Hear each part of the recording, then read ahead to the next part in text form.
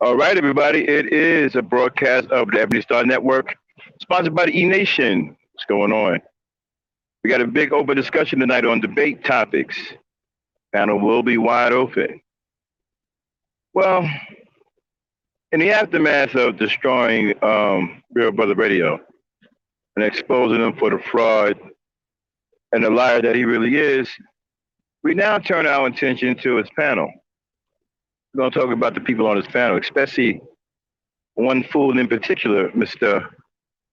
Woke Progressive. And I hope he's listening because this is going to be a really, really cool roast. All right. So, you know what it is. It's Black Ops. All right, Dan.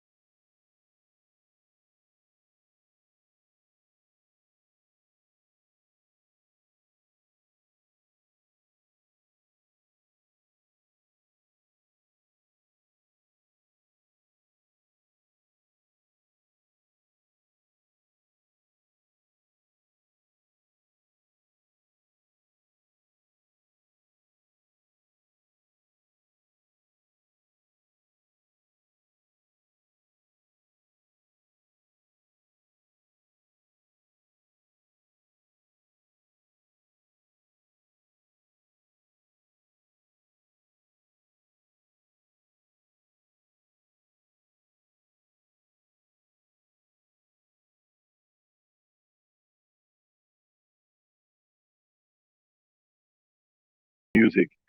Shout out to everybody. It is the Black Knight. This is Black Ops Open Debate. We're going to be talking about some debate topics tonight. Hopefully, we can get a few combatants tonight. But definitely, we're going to talk about building up this league. This is where our attention is right now. One thing about the old school, some of the songs that played back then, they took too long to end. Some of them, not all of them. This is a classic one. They probably should have ended this song maybe a half minute earlier, okay, than rather play all the way out like that. You know what I mean? Like an extra 60 some seconds. That was unnecessary. But excuse me. And I hate when they do that to some songs because it kind of takes away from the song itself. Rakim is definitely an old school legend, so we don't want to take anything away from that. Shout out to everybody. Welcome back for tonight. We had a big gangster talk last night where we absolutely annihilated Real Brother Radio or Real Coon Radio or Real Sambo Radio or Real Liar Radio or Real Lunatic Radio. You can pick any other anyone above. All right. So, but I was curious to see what was going to happen today, right? And it was as I thought it was. He was hit so hard last night, he really couldn't recover because he had no credibility. His credibility was shot last night because he was exposed to be an absolute fraud and a complete liar. So he didn't try to regain faith on his own because he just couldn't. So in came the RBR camp to the rescue. Trick Daddy JB Gunner showed up and attempted to give RBR some kind of makeshift interview and some desperate attempt to try to repair his image that was seriously damaged last night. And then came in the new, hey, you know what? This dude right here, Woke Progressive, man, this guy. Well, you know what? I'm going to let you hear for yourself a little later on because you wouldn't believe me if I told you the type of Sambo he is. You'd be like, no, no kind of Sambos don't exist anymore. Oh, yeah, they do, man. This guy is like an Uncle Ruckus and a Jesse Lee Peterson, right? But he's a young version of a combination of the two. All right? He's a young version of a combination of Uncle Ruckus and Jesse Lee Peterson. It's kind of funny and sad at the same time, right? And JB Gunner's sitting there the whole time. Now, YouTube is, to me, is a place where everything is in the reverse or everything is backwards. The wrong things are right and the right things are wrong. If you are a sellout or a coon or a Sambo, you hate black people, you talking crazy, you can make it over here on YouTube. If you have something positive going on, that's wrong. You're in the wrong. Nobody wants to be around you. As a matter of fact, you'll become a target for the evil people over here. They'll start calling you a fake pro-black, a fake righteous person. But you'll get attacked if you're trying to do something decent over here. But if you want some bullshit, talking about kill black folks, kill black women, whatever, oh shit, man, what? You gonna be the shit over here, homie. And that turns me to RBR's network, right? I just realized that's one of the most terrible places on social media for black hatred. We're gonna analyze his panel and the kind of people that come over there. Now, mostly his crowd is trolls. Flying Monkey, Up Y'all, and so forth or whatever. These are just absolute pure trolls. Okay? And they like RBR because they're trolls. He's big amongst trolls. That's why he has numbers. If you take away the trolls, it'll just be two people watching him. Okay? Himself and probably Baby, his wife. Well, so-called wife. We don't know if that's his wife or not. For all we know, with him being psychotic and go through those Every now and then he has a psychotic episode. So for all we know, she could be a hostage. All right. So anyway, but it's a cesspool of black hatred over there. It's really, really bad too. Most of the people over there really, really hate black people. Starting with the real brother himself, he can't stand black people. If you listen to him, right, everything he says about black people is negative. You can't even have a damn job. If you have a job, you're trying to kill black people. You're helping the Nazis. I've never heard that before. Has anybody ever heard somebody say, well, if you go to work, you're helping the Nazis kill black people? So you're here to kill all the black people because you have a job. Now, he don't have a job. So he's not killing anybody. He doesn't have a job. Now, he don't have a problem when you give him donations from that job that he says you help killing black people with. Yeah, but check this out. He wants some, yeah, you're a Nazi because you work for the white man and you got a job, you trying to kill black people. Slip that motherfucker $10 cash out. Oh man, word, you just came through, man. Wow, man, me and baby needed that, man. Yo, you on point, yo. Wait a minute. What happened to oh, you a Nazi because you work for the white man. You drive a dumb truck and you got a job as a nurse and you trying to kill black people. Slip that motherfucker a cash app and he sounds like this. Oh man. Yo, you came through, man.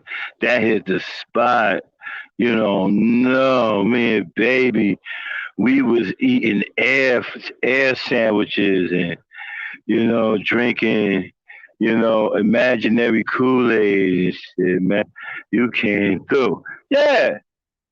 They ain't saying shit about no Nazis then when you slip them that $10 or that $5 cash app from that very job that he said that you're killing black people with.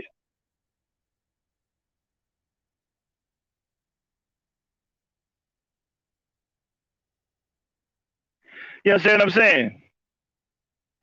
And so it's successful. Now we're gonna listen to it. We're gonna fire it up here in a minute. You know, we're gonna listen to JB Gunn and try to repair this guy's image. Now, they really can't help him because they really didn't do anything as far as I'm concerned to repair his image. All they did was make it worse. The fact that he had to have a team up there today because last night was so bad for him.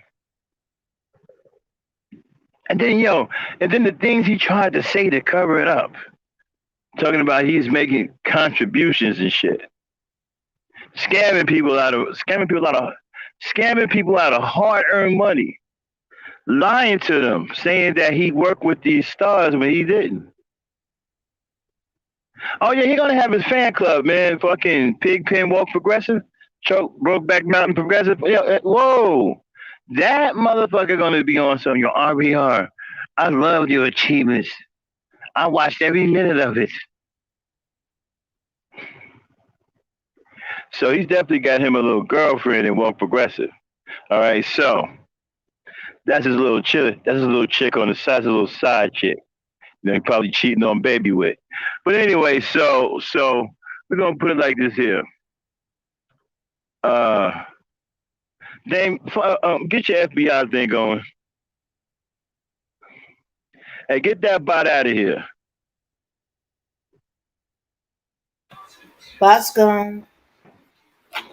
Hmm. All right. Let's cover our bases with the Fair Use Act. This channel may contain content not authorized for use by its owner. However, according to Section 107 of the Copyright Act of the United States, the fair use, I repeat, the fair use of copyrighted work for purposes such as criticism, definitely, comments, assuredly, news reporting, only for those who don't know, teaching, Oh, we're going to learn something new today. Scholarship or research is not an infringement of copyright. All right, get the video queued up, but don't play it yet. All Okay. right. All right. Now, like I said, his channel is a cesspool of black hatred. I've noticed now the black people that come over there, they really hate other black people. Now, not all of them. There's some over there actually trying to get through to this fucking lunatic, but there's no getting through to this guy. He's brought and paid for. Okay, he's brought and paid for. And he's a walking contradiction. One minute he's talking to woke about being gay. Next minute he sounds like he want to be in bed with woke.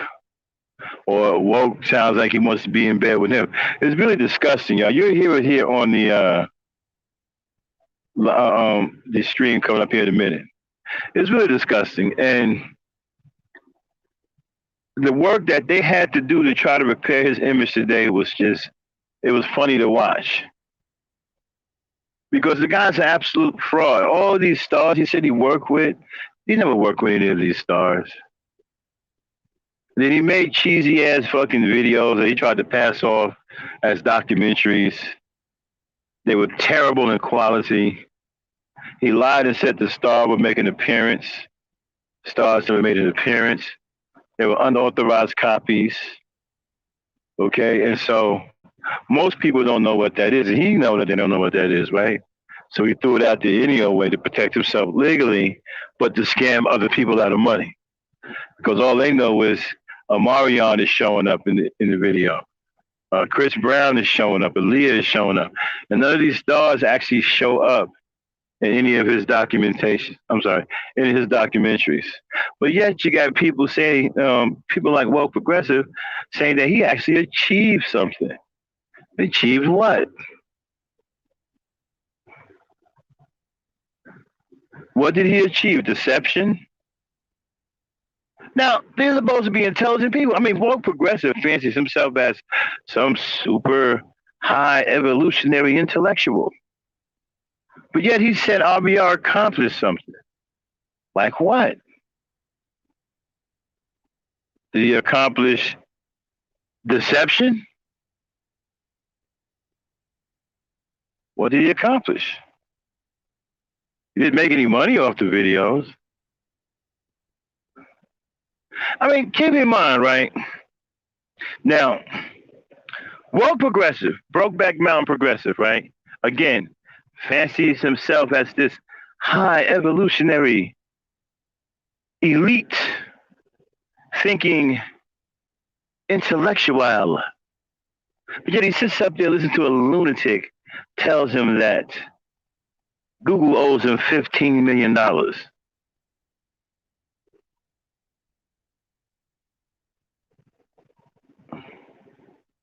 Let that sink into your head for a minute. RBR says Google owes him $15 million. He said his channel has generated over the last 3 years $15 million. How? He hasn't had one new subscriber in nearly 10 years. And people watch him. People do watch it because he's a kook. He's entertaining. He thinks that people watch him because he's telling the truth. No, people watch him because he is a lunatic.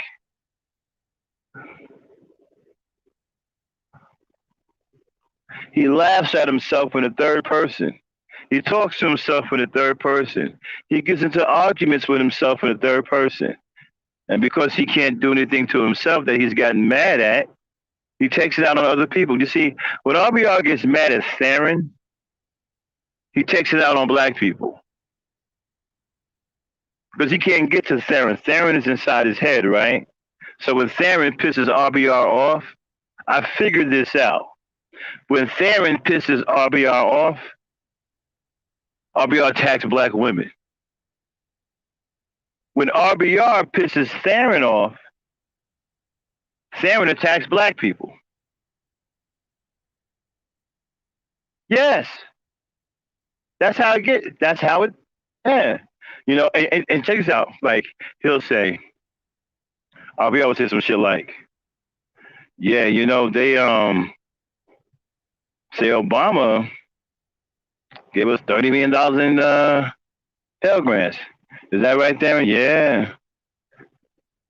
Everything's cool, right? But what if this happens? Obama gave us $30 billion in Pell Grants. Ain't that right, Darren? No. What?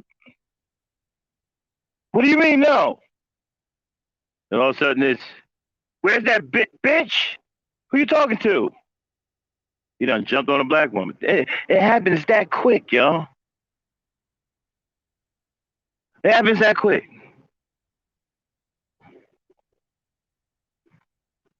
You're talking about now, I'm not a doctor or anything, but it sounds like he's some kind of paranoid something. Okay? I'm not a doctor. I don't play one on YouTube. I don't play one on TV. I don't play one on YouTube. But he's a paranoid something. Schizophrenic, schizoid, paranoid, delusional, lunatic. I mean, whatever. I know his lunacy is boundless. Now, he's also attracting a crowd of people that may not be as crazy as he is, but probably more hateful than he is. Now, let's turn our attention to Mr. Woke Progressive, Choke Progressive. Hates black people with every fiber of his being, which I find it kind of confusing because he don't hate black men, but he hate everybody else. Well, actually, whoa, wait a minute. He don't hate young black boys. Okay? But hates the hell out of everybody else. We was on a panel one time, right? And some young dude named Jalen came up. Who sounded like a little girl. So I'm screaming on him, man, put some bass in your voice, right?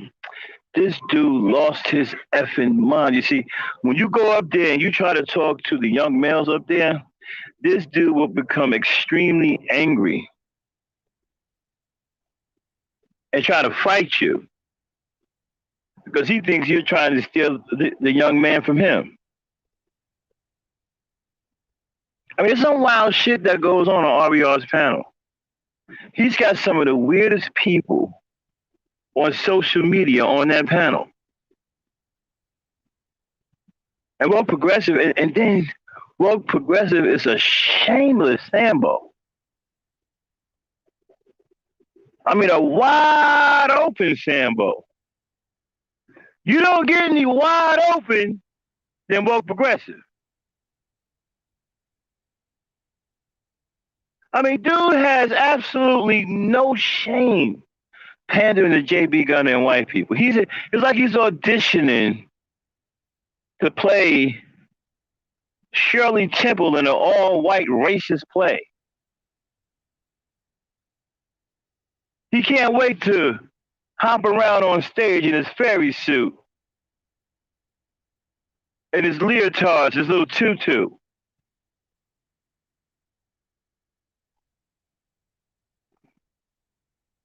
But you know what? I don't do it any justice, right? Let's hear it for ourselves. All right, Dane, fire it up.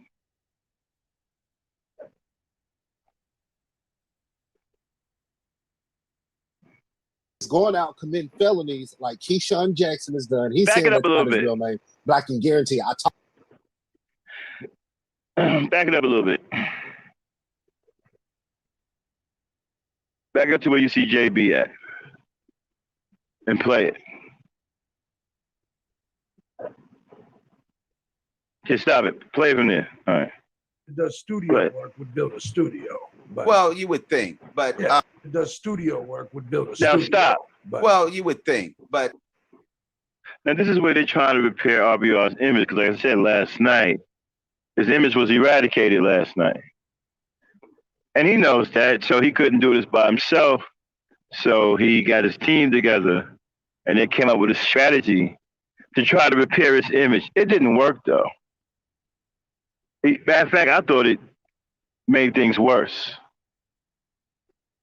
But before we get into that, let's get to Woke Progressive. I want y'all to hear what this guy is like. All right. He's a combination of Uncle Ruckus. He's a young combination of Uncle Ruckus and Jesse Lee Peterson. I bullshit you not. This guy has absolutely no shame going against black people. He probably hates the fact that his complexion is dark. I believe if this dude could get rid of his blackness by setting himself on fire, he would absolutely do that with no fear. I mean, he would just poof, go right up in flames. Play it, Dave. The 57,000 to 60,000 people that watch me every 90 days watch me because I'm telling the truth, not because I have a slick studio and a blue Yeti microphone and the booze and join the Nazi party. They don't give a fuck about that. They care about the truth. Also, I think it's important, and I've made this mistake in the past, but I'm going to try to stop doing it. We have to make a distinction between coon culture and black culture. Coon culture is what psychopathia represent. Now, Professor Progressive is attempting to educate us on the difference between coon culture and black culture, basically a black version of white supremacists and white racists, right? And so he is getting ready to turn, well, actually not getting ready, he's already been against black people. You guys just didn't know it. So I thought that it was very important to expose this kind of so-called black person so you can see it going on for yourself. And you can hear it for yourself. Now, understand, J.B. Gunner is on the panel. There's two kinds of woke progressives. The one with J.B. Gunner is not on the panel, and the one you're about to hear now when J.B. Gunner is on the panel. Now, when J.B. Gunner goes off the panel, you'll hear a different woke progressive. All right? Kind of like he mirrors RBR. RBR has RBR, which is the real brother, and he also has Staring Cow. All right? So he's hopelessly psychotic. And so woke, on a quiet tip, has two versions of himself. The woke that's there when J.B. Gunner is not on the panel, and then the woke when J.B. Gunner is on the panel. Now, to keep you up to speed, the woke that you're listening to right now is the one with J.B. Gunner on the panel. Now, listen to this woke. And we're going to compare wokes, okay? Once J.B. Gunner goes off, we're going to compare the two wokes. All right? So, this is the woke with J.B. Gunner on the panel. Play it, Dave. Presents. Coon culture is picking and bullying on the black kid for making straight A's in school and saying he acts white. I mean, this coon culture is going out committing felonies like Keyshawn Jackson has done. He's saying that's not his real name, but I can guarantee. I talked to his brother, Jonathan Jackson. Well, I messaged his brother on Facebook. I can guarantee Keyshawn Jackson is his real name. Keyshawn, coon culture is going out committing felonies, committing crimes, and that gaining you street cred where you're from.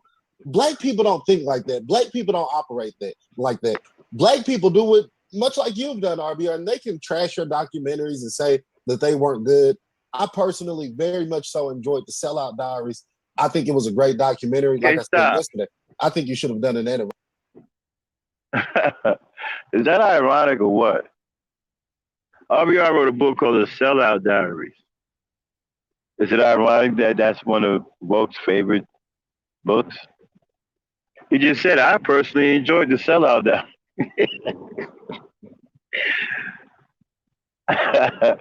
Seriously? I mean, he just said that out of his own mouth. He personally enjoyed The Sellout Diaries. How ironic is that, right? Keep listening. Play it, Dan. But what coons will do, they will attack you for that because in their coon culture, you don't get street cred from making documentaries. You don't get street cred from doing things that are actually productive. But you get street cred to them, things that are of value going out, committing crimes, shooting dice, drinking bone form, just being the worst common denominator of humanity, period. So I got to stop making that mistake and seeing black people. These are fucking coons that are destroying their race and culture while calling themselves pro-black. It's some of the most sickening things I've ever seen in my life. And then they wonder. This is going to really get interesting and entertaining, folks, because right after he does this, his boyfriend or ex-boyfriend is going to come up. And his ex-boyfriend is not going to be pleased with what he heard. Okay? It's going to get hilarious and very entertaining in a minute. Now, Woke Progressive is going in hard because J.B. Gunner's there. Now, he's hoping that J.B. Gunner, adopts him. I told you, Woke is jealous of RBR because RBR right now is J.B. Gunner's only trick. Woke wants to be his trick. Woke thinks that he could be a better trick and a better asset to J.B. Gunner than RBR. So right now, Woke is selling himself to J.B. Gunner. All right? And J.B. Gunner's pretty slick. Well, it's not hard to be slick. I mean, he's dealing with a bunch of dumbass Negroes. So it's not that hard to manipulate them. Okay? He comes in, says the N-word, agrees with them about the N-word and this and that, keeps him going. Next thing you know, he can manipulate them and do whatever he wants. It's really not hard. Okay? Because RBR is simple-minded and stupid. And so is Woke Progressive. They're both simple-minded and stupid. So it's easy for a guy like J.B. Gunner to come in and manipulate them. This is child's play for him. None of these dudes are as intellectual as they claim to be. They're both simple-minded and stupid Negroes. That's why they're being manipulated. Go ahead.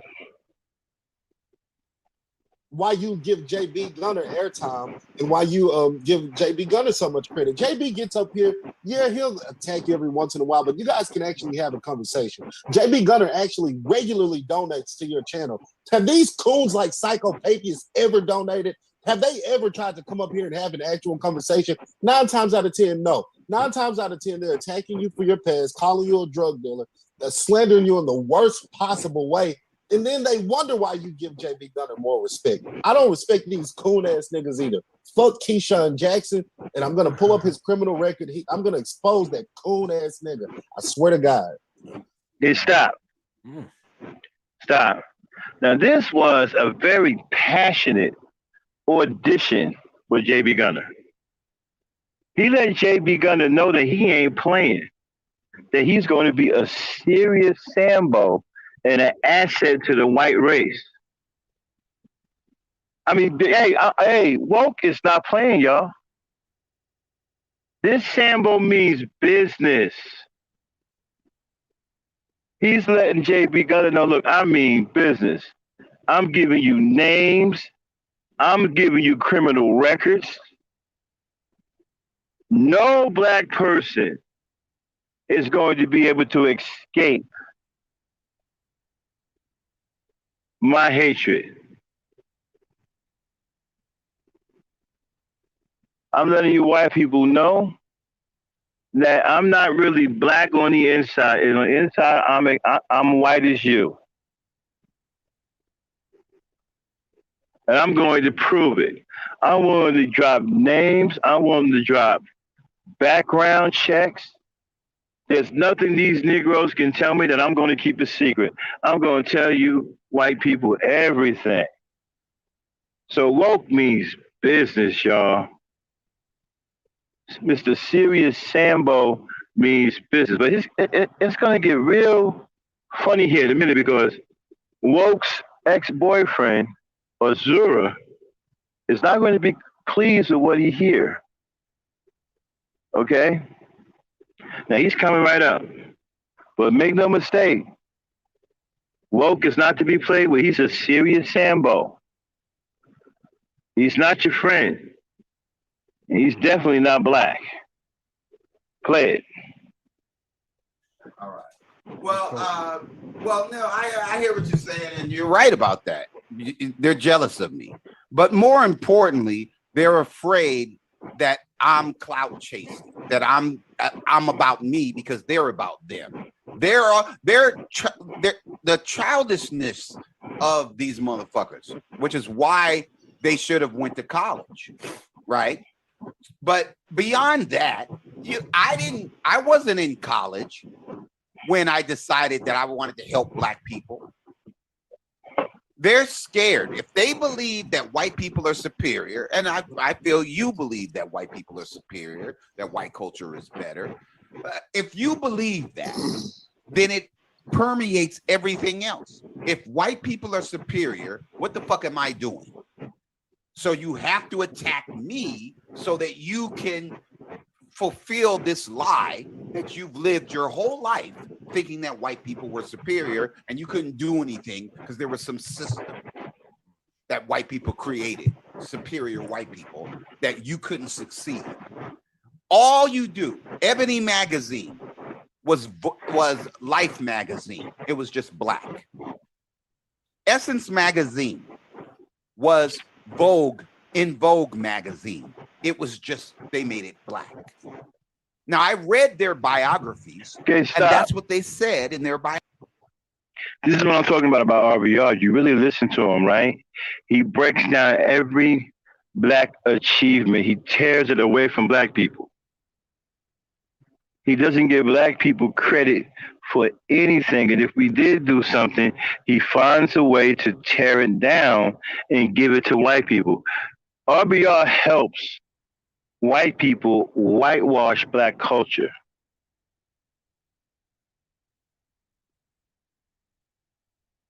Now, white people whitewash history. RBR is the type of person that they can use to help them whitewash black people. This is how dangerous RBR is. And then he tries to tell you that he's black and that you hate him because he's black. You notice he always using Obama, right? Who the Ku Klux Klan accepts as an who the Ku Klux Klan accepts as an honorary Grand Dragon. I want you to keep that in mind. The Ku Klux Klan accepts Barack Obama as an honorary Grand Dragon. You heard it the other day when I played the Maurice Delk video where the white boy said he's an honorary Grand Dragon and that the Klan loves Obama. They all voted for him. And this is the guy that RBR loves and cherishes. Remember, he likes Hillary Clinton too, right? Who called young black men predators and who praises Margaret Sanger. Oh, and RBR himself believes that Margaret Sanger is a hero to black people. Come up with some stupid number, some ridiculous logic that she is responsible for 1.4 billion black births.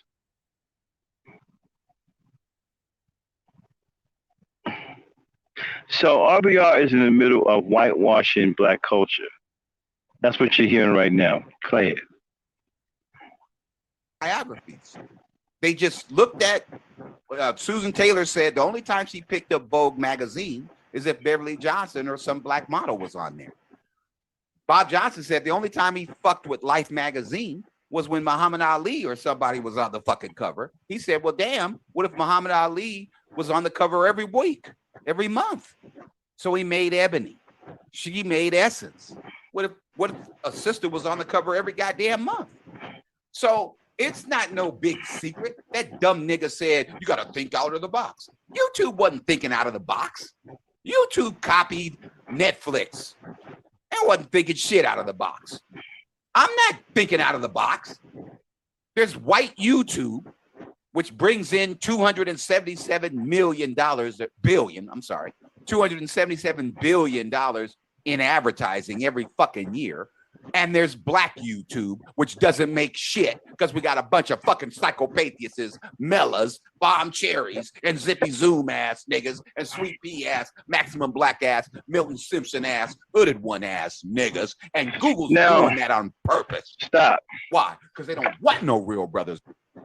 Now, apparently, it's obvious that RBR is a person that failed in life. A lot of intellectuals fail at life. Okay? Now, I'm not saying there's anything wrong with education. Sure, get all the education that you can.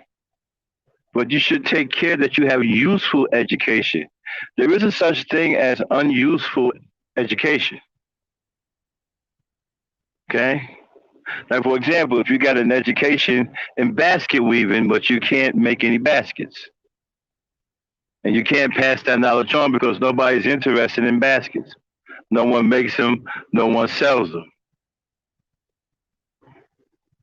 They don't even have the material for you to make them anymore. That would be education that's useless. And sometimes a lot of these intellectuals, they get into college and they go for these courses that really shine up your vocabulary. You know, you come out with this super sparkling vocabulary and you sound really intelligent. But what you've learned is absolutely useless. And then you become non-productive. Then you find yourself working at McDonald's with this high level of articulation. You're working at McDonald's, you're working at White Castle, and you're upset at yourself, you're angry. And so you find your niche on YouTube, which gives you points for being articulate, right? You say, oh, wait a minute, I could do this. I can come on here and say all of these $50 words and get me an audience. Then you can come and be as mad as you want because now you feel like you got some get back on YouTube because you found a place where your vocabulary works. But you're still a failure in life, though. So you can get on here and be as mad as hell. Kind of like that movie when the professor told them at the end of the speech, he said, go to your windows and open them and stick your head out and yell, I'm as mad as hell and I'm not going to take it anymore. RBR is mad as hell and he's not going to take it anymore. He's a failure. So YouTube and social media is his proverbial window that he's opening up and sticking his hands and fists out and yelling at the top of his lungs, I'm as mad as hell and I'm not going to take it anymore. That's why everybody's a coon nigga to him. Everybody's dumb. Everybody's stupid. Because he's angry with himself. He's a failure. When a man is 60-some years old and he's a failure, all he has left is anger and malice. It's quite pathetic and it's really hard to listen to. He should be in some kind of sanitarium somewhere, getting some help, but apparently he isn't. But he's a failure. All his achievements that he said that he did were fake. He may have had one or two achievements that was actually legitimate, but it didn't go anywhere. He was screwed out of his money for urban demographics. They screwed him because he wasn't smart enough. He's really not that smart. Because someone tells you all these fake numbers and they can talk real fast, they don't do anything else but read anyway. Okay, they can talk real fast and they can articulate whatever. Doesn't mean that they're smart people. If they were truly smart people, they wouldn't be in a position.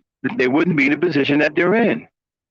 See, when somebody tells you that they're smart, look at the position that they're speaking from. That'll tell you without a shadow of a doubt if they're smart or not. Forget about what they sound like. Look at their progression. Look at their progression in life. Look at their status in life. You can't tell me you're smart and you're living out of a garbage can, sounding articulate. That's not smart to me.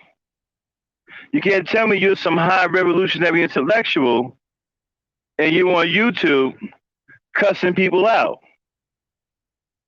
and you don't have a job. That's not smart to me. So we all have our different versions of what smart is. You see, to me, smart is productive. Smart isn't ranting and raving on YouTube and taking your anger out on people for you being a failure, which is what RBR does. He's an absolute colossal failure.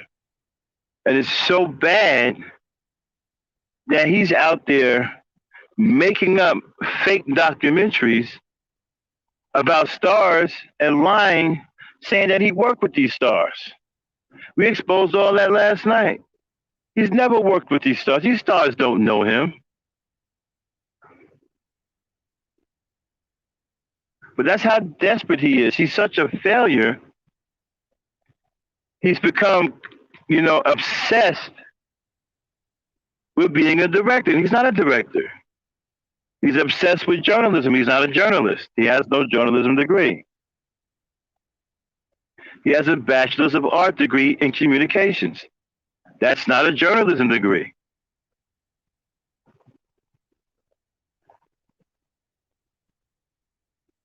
But anyway, this is going to be interesting.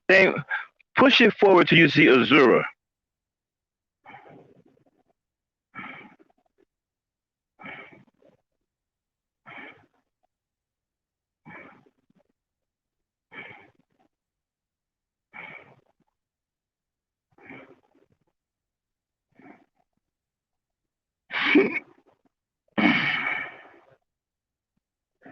Difference We have to is, go to I have defer to the Klan. ideological They're white. differences.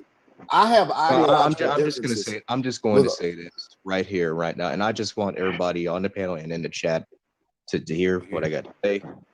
But y'all, this whole YouTube thing about, Stop. pro-black and all that, Back it up a little bit more. you can't really, Back it up. Back it up, Dane. That should be good right there. Back it up right there. Don't play it, though. Don't play it. Don't play it. Don't play it. Okay. Now, Azura getting ready to come on and address Woke Progressive, right? But let me tell you something about being pro-black. I'm so sick and tired of people who aren't pro-black and don't really understand what pro-black is, talk down on people being pro-black. None of these guys on this panel, on RBR's panel, are pro-black. They have no idea what pro-black is. Okay? And just because real pro-black people are proud of being black and you're not, isn't a reason for you to come and down all of us. If you would just get a backbone and stand up for yourself, you wouldn't be downplaying real pro-black people. I'm tired of this, man. These phonies and these cowards always taking a shot at people who are pro-black. And then here's another thing too. RBR clout chasing his whole career. He's still clout chasing. He still sits up there and tells you and make up these stories that aren't true about stars. And I mean, he's got these long, detailed stories that he's obviously written down and memorized because he's clout chasing and he's desperate. He's still trying to claim his youth. He's still trying to capture what he captured, what he had in his youth. He did have an interview with the Insane Clown Posse. He was on BET one time. So maybe at one time he had a promising career, but somewhere along the line it flopped. And he became a failure. And he's a failure today. And so you got guys like Woke Progressive, Iron Fist, I'm sorry, not Iron Fist, Up Y'all, Flying Monkey. They are following failure. RBR is an absolute failure. And a cloud chaser, and he's desperate. He doesn't make any money because he doesn't have a job. But he sits there and he shits on people that do have a job. But when you give him that Cash App, from the money that you make from that job he's shitting on, he sounds different then. Before you give him that Cash App piece, you trying to kill black people. But as soon as you drop that 10, 15 on his Cash App, oh, you just saved me and baby's life. We were eating air sandwiches before you gave us that $15. Yeah. Play it, Dane.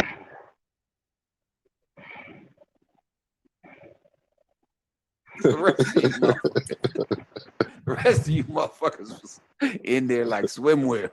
B1 like a motherfucker. Azor, did you want to attack me? Lie No, on me? Oh, you wanted no, to I didn't attack come- Woke. Yeah, well, I want to attack Woke on what he said. So you're Stop, basically stop. encouraging JB Gunner to Well, Kendall, the more complex the problem you solve, the greater your knowledge. The greater your knowledge, the more you reach the power of expression of God. I mean, that's pretty. Sounds pretty. Very, very articulate, but doesn't really have any substance behind it. If we was having a real conversation in real life, that would just tell me that you don't know what you're talking about. And you don't really have a good understanding of what complexity is. See, many of you think something that is complex is hard to do because you've been miseducated on what complexity is. You think it's a whole bunch of stuff with different kinds of twists and turns that boggles the mind.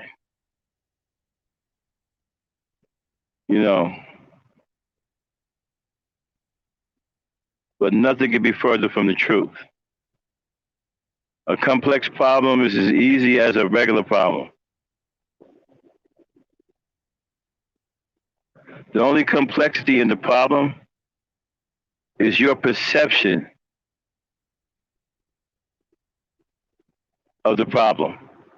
Because you may see more numbers, or you may see number sequences that you've never seen before. So to you, the problem becomes complex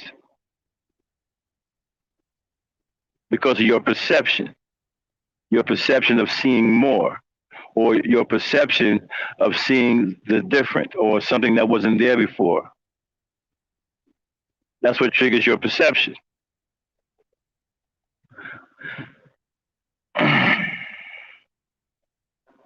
Play it.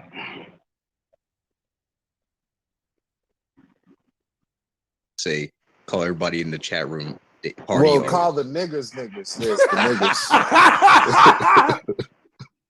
Hey, that's not black. Now, you know folks. that- He stop. didn't say black people.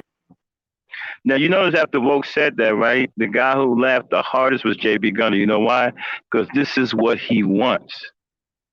Now, he's manipulated that whole panel. The whole panel is being manipulated by one white man.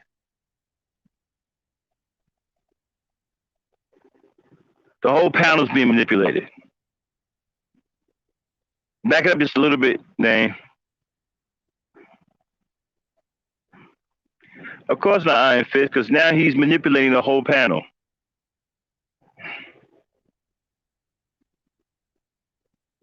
Play it.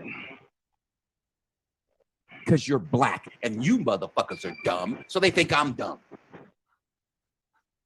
Well, Kendall, stop. Well, Kendall, it's kind of hard, man, because you sound like you have potential, but then sometimes you sound like you're hard to reach because you don't have an open mind, because you've been taught to think uniformly. So I'm kind of shocked that you even remotely understood what I meant by complexity. Okay, so I used to be like you when I was 17. You kind of think the way I thought when I was 17 years old. All right, listen. Okay, play it. Fit, he just made it. He just made it under the radar. Shit of being stupid and shit. But the rest of you motherfuckers was in there like swimwear. B1 like a Listen, motherfucker. Stop. Look, I'm trying to tell you, Iron Fist. Okay. RBR may as well be mentally handicapped to JB Gunner.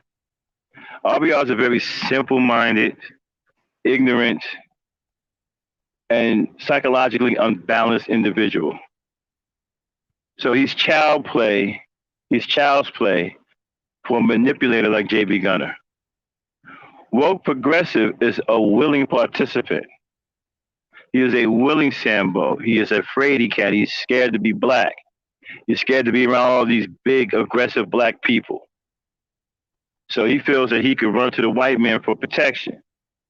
So this is why he's, bending over and spreading his cheeks for JB Gunner. Okay? And so right now, JB Gunner is manipulating the entire panel because the Negroes up there are feeble-minded and simple. And they're not intelligent at all. Just because somebody has a degree does not make them intelligent. Just because you've gone to an institution of higher learning doesn't make you intelligent. I don't care how big your vocabulary is. I don't care how many cliff notes you study. I don't care how many papers you wrote in school. Life is a completely different ballgame than school. You may be Sigma Cum Laude in college, but out here in the real world, you're getting all F's on your report card because you don't know what it takes to survive out here. There's different types of intellect.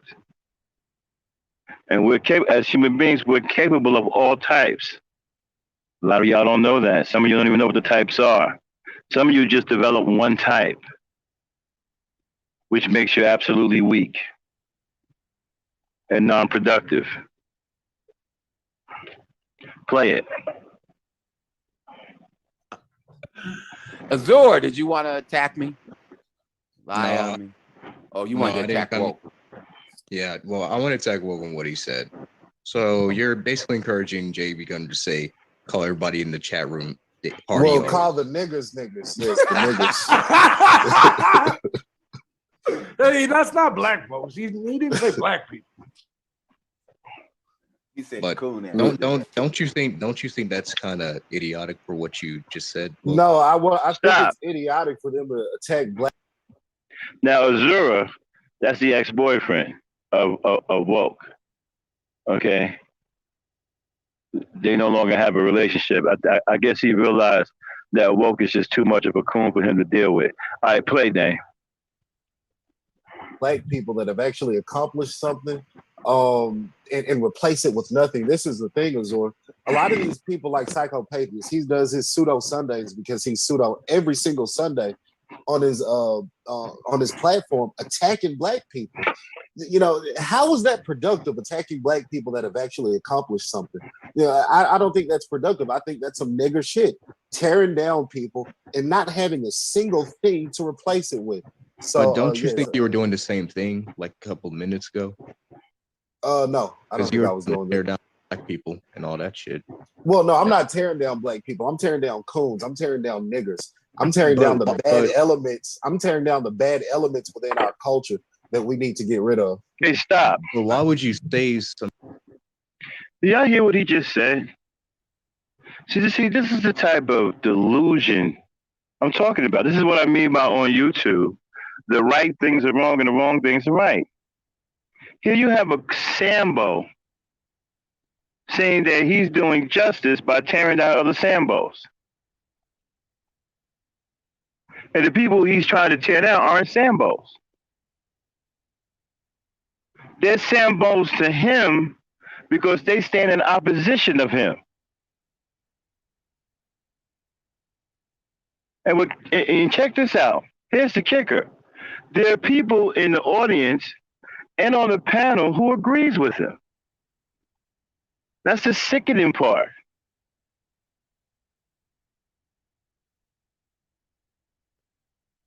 This coon, this Sambo says that he's doing black people a justice by tearing down Sambos, and he's one himself. And the people he's tearing down aren't Sambos.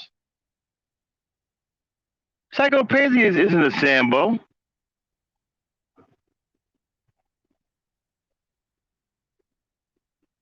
I mean, you know what kills me too, right?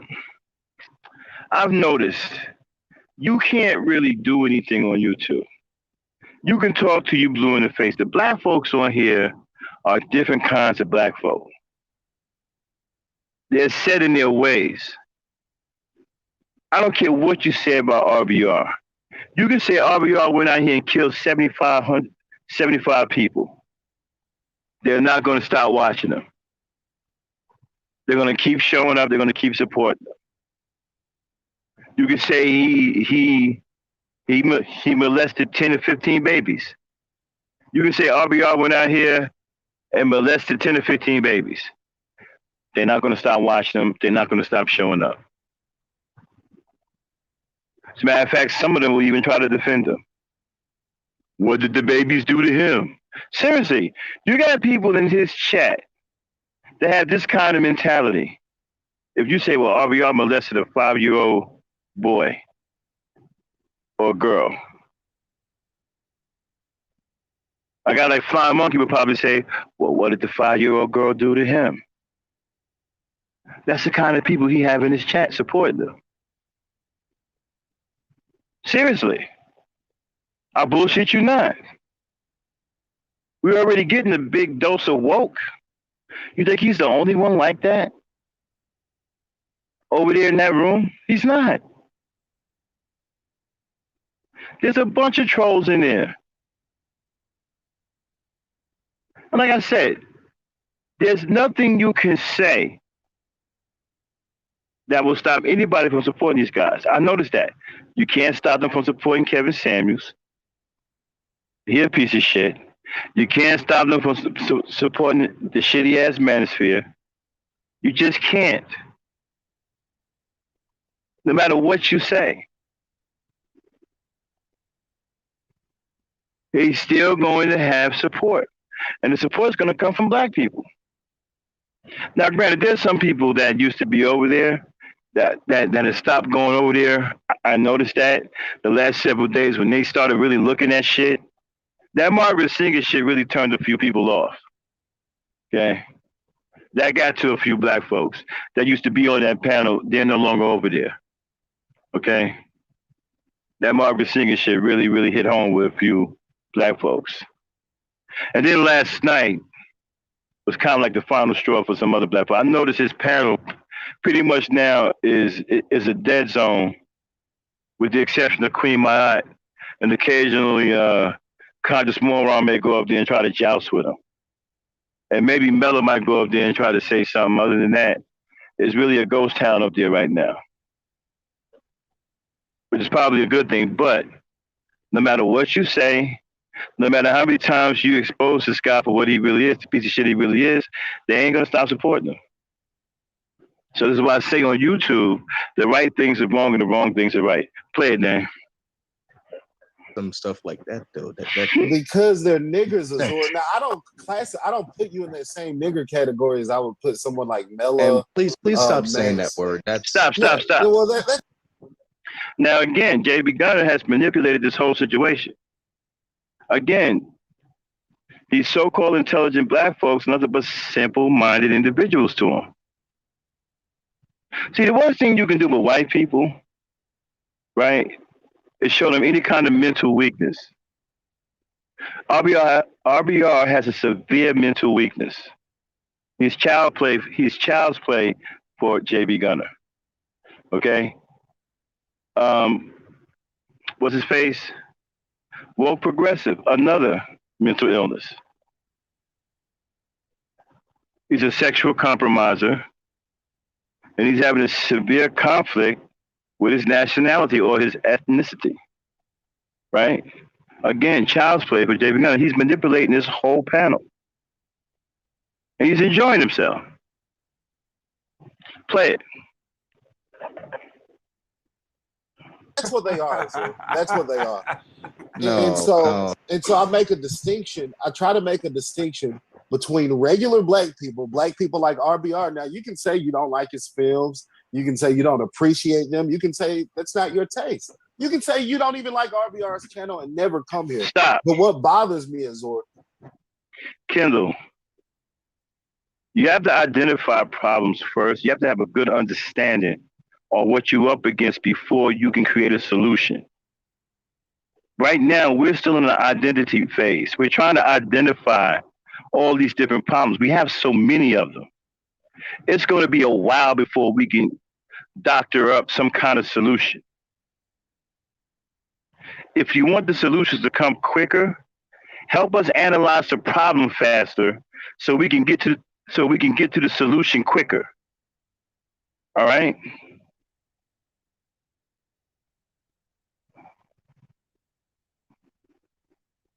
Hey, don't block any of the JB Gunner things unless it's a troll.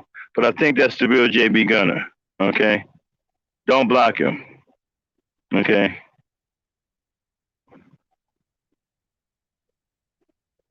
We're mentally stronger here. We don't fear the tactics of white people. But listen, let me say something. Okay? So, Kendall, if you want us to get to a solution quicker, then help us analyze the problems faster. Because we're not going to get to a solution any quicker than we analyze and understand the problems that we're facing. That's what's going on here. We're still in the identity phase of all of these problems and issues. Now, I get it. You don't want to hear it. I don't want to hear it. I want to get to a solution too. But you can't get to a solution unless you really understand what's wrong.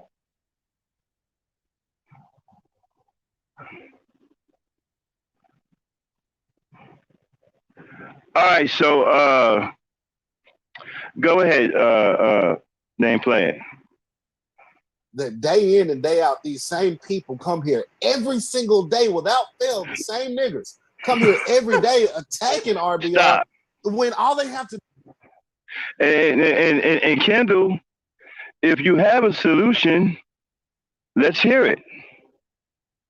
I'm all for it. I'm down. So I'm gonna tell you right now, I don't have a solution yet. I'm still trying to figure things out. I'm still trying to identify problems. Now, if you have a solution, drop it.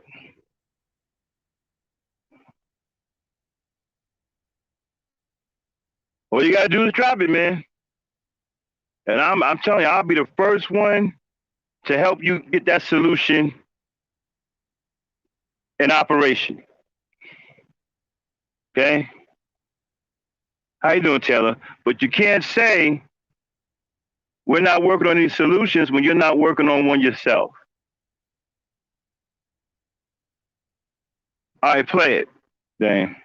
to do is click off of YouTube and literally go to millions of other channels. But you were They attacking literally- RBR too, though.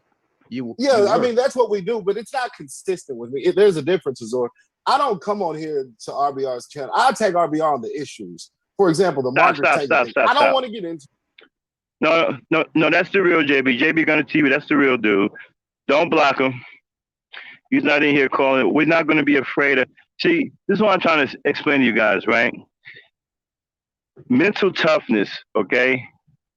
Don't let people like this control your emotions. You know, don't fear people like this who come in and they try to run game on you, scam you, try to manipulate you, stuff like that.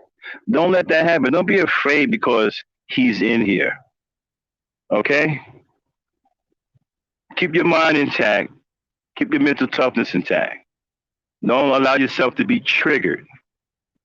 One of the things that they love to do is control your emotions because that is the fastest way to control your mind. Keep your emotions intact. Okay? Play. But we have ideological disagreements when it comes to that. And we may banter. Because white people hate her, because the Klan hates her. Okay. So we have to hate her. Please, I get it, man. Don't do it. But she saved 1.4 billion black people. I get it, and the man. Klan's a little upset. Okay, but go ahead. Go ahead. I get it. So, Azur, the difference We have to is go to I have defer to the Klan. ideological They're white. differences. I have ideological I'm just going to differences. say, I'm just going to say this right here, right now. And I just want everybody on the panel and in the chat to hear what I got to say. But y'all, this whole YouTube thing about, pro-black and all that shit, you can't really, you got to watch the white people. Like, watch who you listen to. And yeah, only you listen to the people like, that are lying to you. Only listen to the people Now that are racist. stop. No, you listen to both sides. That's not what. Stop. Now, let me point out a lot of things that's happening on this panel, right? And why it's so easy for a white guy to control the whole panel, right? What's the first thing you see that's wrong on this panel? Even with RBR, the first thing is emotions. Every last one of these dudes are emotional. Emotions to your enemy is a weakness. If they can get you emotional by calling you names, you pretty much almost already defeated. People are upset because he comes on the panel because he's white and he says that he's a white nationalist or whatever, he's a racist, he don't like black people, okay? Don't be triggered by anything. Why would you be triggered by somebody telling you who they are? Don't be triggered by that. Don't let them control your emotions. That's why RBR's panel was all jacked up. And he can come up there, he can put one Negro against the other. He can flash a little cash, turn RBR into a little trick that he can work on the whole strip. At any point, he can turn one Negro on that panel against the other. Because he knows how to trigger every last one of them. Drop the N-word here, people freaking out. You think white nationalists and white racists aren't going to say the N-word? They've been saying the N-word since hell froze over. You think it's going to change? And even if you know that they're going to say that, you're still going to allow yourself to fall into that emotional trap? You haven't built up a defense mechanism against it by now?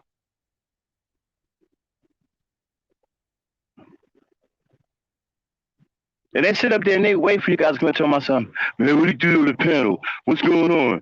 Fuck that honky, you this, that. I mean, you're just feeding right into their hands. You're just showing them that you're weak. You're not pro-black, you're not black power when you come up on the panel with a white racist and you're running your mouth like this. The fuck you do up here? Fuck that shit. You know, you're a white man trying to tell black people what to do. You ain't showing him no mental toughness or no emotional toughness. All you're doing is showing him how stupid and weak you are and that he can manipulate you. And that's what's wrong with this panel.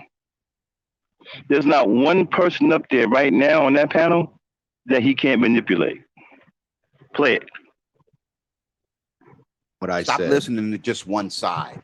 Fuck that. So don't listen to that bullshit. That's bullshit. You listen to both sides and then you go with the truth. Stop That's that not- dumb shit of thinking that because somebody's white and they're lying to you. Stop. Somehow is the only truth. Listen to both sides. Hey, stop. Exactly, Joe. Right now, you're the only one up there with a brain. You're right. Play it, Dane. You idiots. Now, what do you think? What do you guys on the panel think What I said. about my argument that as we make more movies, as we get paid, as we find more opportunities for black media, like the $30 billion that is owed to black people. Okay, now stop. Now stop. Now here's the insanity, right? Okay. Like I said, RBR may as well be mentally handicapped. Okay. Now, the stuff we showed you last night, you know, it's kind of like grade school quality, like something a 7-year-old would make it as a school project. Okay. But he passes this off as some kind of achievement in the black community. And Walt backs him up talking about, hey, they want to cut down people who are achieving. Achieve what? I don't see anything that he's achieved with any of them documentaries except for deception. So we gotta be realistic about shit, man. We can't just jump on shit because we like black folks. I love my black folks, right? But we have to be realistic about the things that we do. Okay? I talk about it all the time about being realistic with yourself. You can't sit up here and say you're a big time director and that you work with all of these stars and you didn't. These stars don't know you, and you make content promising the appearance of these stars, and these stars never appeared in your content. That's fraudulent. That's misleading. This is what I mean. So what did he accomplish? The art of deception. And then you have the delusion behind it because as black people, we don't own anything. We don't have a sense of ownership, right? We don't have any power. So when you powerless, I guess at some point you get tired of being powerless and you're trying to find some little thing that gives you a little bit of power. Even if that thing is wrong or it's just something that's just made up. In RBR's case, right? Play it. How do you feel about what I said about as we grow, as we get paid? Oh no! Is this Zab? Oh, Zab, man. Is this Zab? Yes. Did you make bail, Zab? But see, that might be Trail. You know, he's a fucking. Well, I don't see him. what? Where is he, RBR? I don't see him. He might be coming up. Well, you know what? I'm just gonna hop off. No, fuck all that. I asked you a question. Do you believe that as we get paid for our work gets better? Yes, absolutely. Okay. Zur. No, because you're still black. So hell no. And a bitch. That's what he believes. Really? Yeah. He believes that because you're black, you can never be good enough. You can never be white enough. And I think that, you know, that's fucked up. See, Psychopathist would not accept my argument that the first thing I did was probably shit. When I was working in television, right? The CBS affiliate, when I was the news director at KBCS in Bellevue, right? Which is a college station. The blind dude, right? The blind guy that used to sit next to me at the games, at the sports. Now, like I was saying before, hey, Dame, fast forward a little bit. Fast forward to, let's see. So fast forward to, I'll tell you, start. Go ahead. GC Psycho. So you get Psychopathist up there.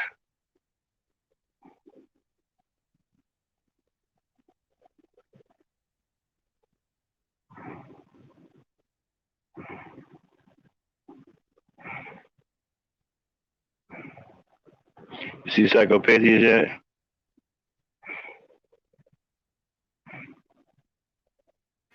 He's more towards the beginning. I'm going to back up. Yeah. You go back to the Psychopathist part.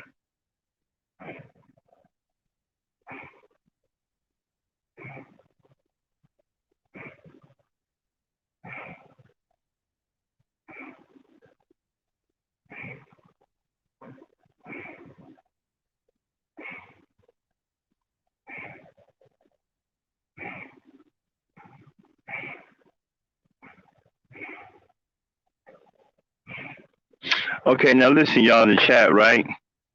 Okay. All right. It's obvious that he's fishing for some new fish, right? Now let me tell you something. Don't let your emotions get caught up. Get you caught up, because that's what he's hoping for. That's how he manipulates black people like RBR and Woke Progressive. Ignore him. Act as if he's no different than anybody else in here. Don't let what he say triggers you. Don't let what he say trigger you. That's the key. All right, that's the key. Don't let what he say trigger you. Act as if he's no different than anyone else in here. Don't let him get you caught up emotionally. Don't get all bent out of shape. You start freaking out. It's YouTube. It's not that serious. Play it. Money Hollywood, because I thought it was a good way for black people to make money by making movies and helping the people at the same time. Now, I think Black YouTube is better for making money and helping black people at the same time if I could get you niggas to stop lying and stop trying to kill everybody else who has a channel. Before we get to the whole movies thing, RBR, let me address the open booty in the chat that's busting nuts out his asshole because he thinks he's doxing me up in your motherfucking chat. That's another thing. Real quick, it's cool for Mize to be doxing people up in your chat. That you got Mize that. Hey man, I'm gonna tell y'all something about this doxing, man. Everybody don't play like that. Y'all really need to cut it out with that doxing. You're gonna mess around and dox the wrong person. And they're gonna have the connections to have something for your ass. That doxing shit is not a game. You guys play too much for people's lives. Everybody ain't gonna be cool with you doxing them and their personal information come up about their kids, stuff like that. Everybody ain't gonna be cool like that. So you're really playing with fire when you dox people. So if you're a doxer, I strongly suggest that you refrain from doing that to people, you know, because you're going to fuck around and dox the wrong person, and it may be the last thing you do. Everybody doesn't play like that. A lot of people are very serious about their private life and very protective about their private life. And will go to great lengths to keep their private life protected by all means necessary. So you really need to chill out with that doxing. Because when it comes down to it, YouTube won't be able to save you from some people. You think you hide behind a wall of anonymity, and you really don't. YouTube can't save you from everybody. So you better be careful about that doxing. Play it, Dane. Well, woke progressive IQ don't have anything to do with your intelligence. Chat, that's cool, RBR. No, I don't know if that's cool. What was Wolf doing? He's up in there. He thinks he's doxing me right now. He's and his booty hole is wide open off of it. He's so excited. He don't know what to do with himself. He's so excited he just can't hide it. You know what I mean? Tell about some. My name is Keyshawn Jackson on Facebook. Yeah, that would be my name on Facebook, motherfucker. If any of you dumb motherfuckers out here think I'm that stupid to not be able to cover my tracks by giving Facebook my government, then you motherfuckers are dumb. Y'all think I'm as dumb as you motherfuckers. Facebook will never get my motherfucking government name. The reason why I lost my first Facebook account that had over 5,000 motherfuckers is because I refused to give them motherfuckers my Facebook name. Them motherfuckers will never get my shit. So if you think that I'm dumb enough to give them motherfucking agents my motherfucking real name, good luck with that. You research Keyshawn Jackson out in North New Jersey. Do all the little background checks you want to do. I don't give a fuck. It ain't gonna come up me. So I don't give a fuck. You know what I mean? So I don't get like. Let me say this too for all you motherfucking little trolling ass motherfuckers out here like dox people. Good luck finding my government. Good luck, motherfuckers. Because again, you gotta do better than a random ass Google search and my Facebook name pop up. You gonna have to do better than that. All right, because trust me when I tell you, it's less than 10%. Wait, real quick, RBR. Real quick, RBR. Less than 10% of people that know me. Let me say this again. Less than 10% of people that actually know me know my motherfucking government, and that's real shit. That's real shit. Motherfuckers know me from my childhood motherfucking nickname, or they know me from my motherfucking hip hop name. And you got the small percentage of motherfuckers like family members and motherfuckers I went to school with that actually know my government. Motherfuckers do not just be knowing my government. And no, yeah. So I'm just saying. Now, if you want to run with that as my government, you can, because that's what Facebook told you. But if you think I'm dumb enough to tell Facebook my government, then you're an idiot.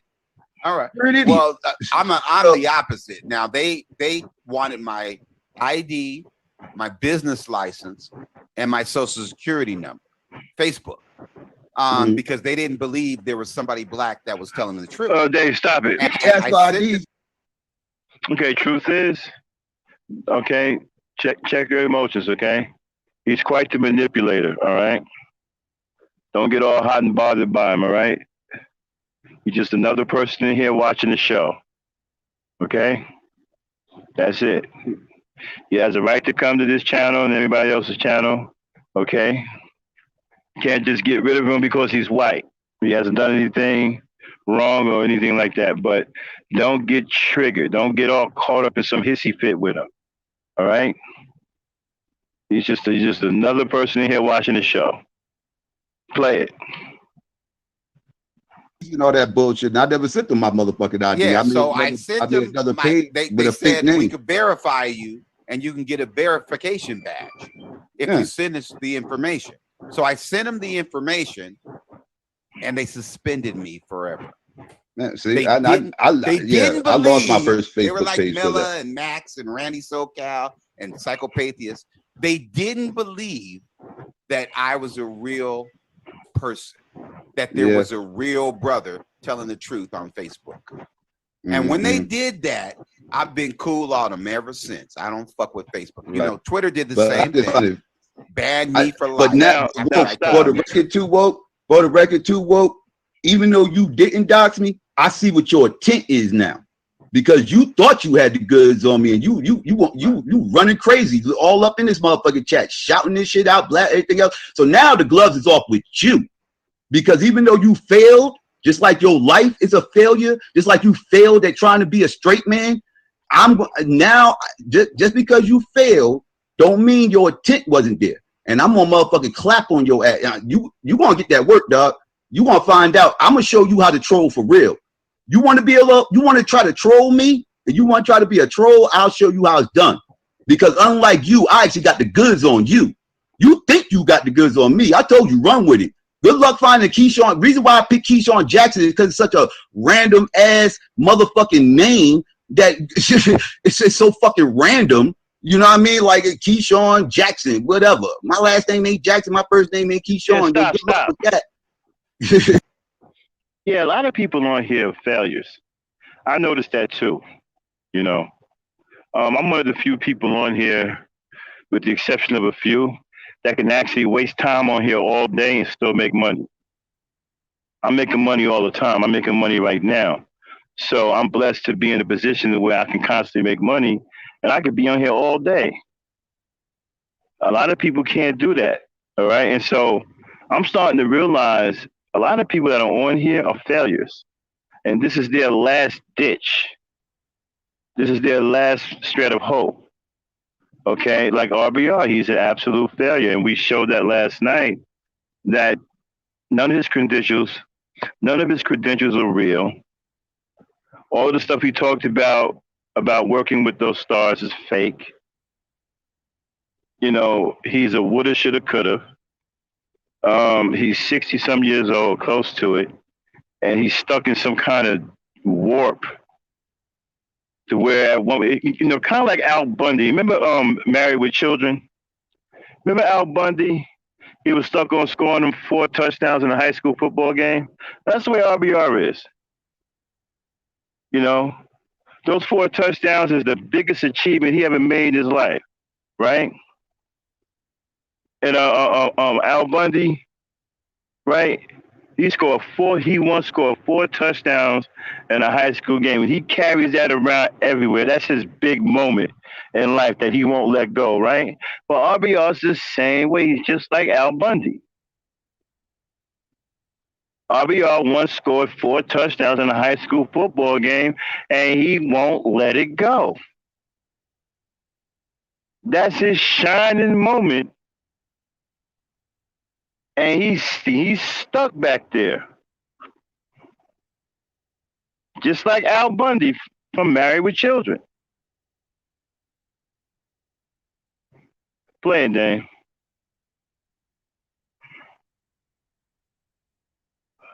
All right. Good luck with what that, is it? motherfucker. 'Cause he wants to come up and Nah, I don't want to talk to that fruitcake. That fruitcake is trying to dox me, RBR. But I don't what want to talk is to that it? fruitcake. But Let that what is fruitcake it? keep. Stop, Let stop, that stop. fruitcake keep blasting. I like that, Green. Real Bundy Radio, right? That's what we should call him. Because he's just like Al Bundy. You know, Al Bundy scored them 4 touchdowns in high school football, and he never let that shit go. He's stuck by it. That's his crowning achievement. RBR's the same way. He's just crazier than Al Bundy, but it's pretty much the same thing. You know? RBR's running around with them 4 touchdowns in high school football. Okay? Play it, Dave. Blasting my fake name. Let him keep blasting my fake Facebook name in the chat. I have a question. What is it about the internalized self-hatred that you guys get from white people that makes you want to destroy the lives of other black people? I never try to destroy what is it nobody's about life. that? Whose life I Okay, ever try to stop. destroy? Well, mine. See, this is the type of shit I'm talking about, right? You have a coon, a Sambo, right? Telling other black people who stand in opposition why they are Sambos and why they're trying to hurt black people. So RBR, who is a real Sambo, is trying to tell Psychopatheus, who stands in opposition, who's not a Sambo, why are you trying to hurt other black people? When it's very clear that's what RBR is doing. That's this guy's MO. And they know it's frustrating to you, right? They know it makes you mad, and then they play off of that. Once they get you mad, then they start to pick you apart. 1 second, I'm frozen. I'll be right back.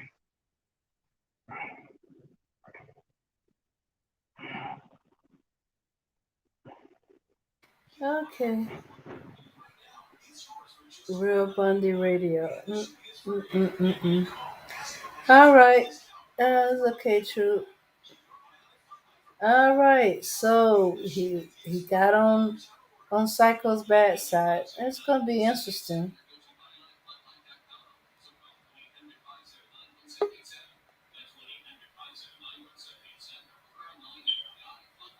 Real Begging Radio.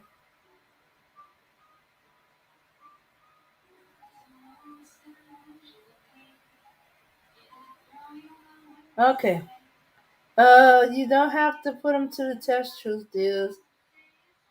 He's a white nationalist. He's obvious where his heart. But listen. Okay, so yeah, Kendall, right? You talk about solutions. You were nowhere to be found when we had when we had a show called Rebuilding the Black Community. You were nowhere to be found. Dan, do you remember seeing Kendall in the chat when we was talking about, ways to build the black community up? No. Nowhere to be found. So you guys call this shit out. Then when we do it, you're nowhere to be found. It turned out to be a good show anyway. A few people showed up, and we had a real strong discussion about fixing things in the black community, trying different methods. But you were nowhere to be found. It's kind of, I find it funny how people like you and other people talking about we want solutions. Then when we have a solution-based show, you don't show up. But for some reason, you show up for the shows with the drama. And when you show up for the shows with the drama, you run your mouth about a solution. Play it.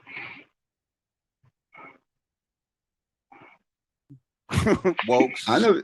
No, I call you out on the bullshit you do, RBR. I know, I tell the truth. We could get into that if that's what you want to get into. RBR, them are not documentaries. I know, RBR, you call them documentaries, RBR? Why? Okay, stop. That's why I'm like, I'm telling y'all, man, don't fall for none of that shit. Okay? Don't get into I'm gonna pull up and we're gonna fight. Don't do all of that. All right? Because all they're gonna do is manipulate you. Play it. To ask you why. That's why I want to ask you why. I told the bitch Kathy Smith at Warehouse Records.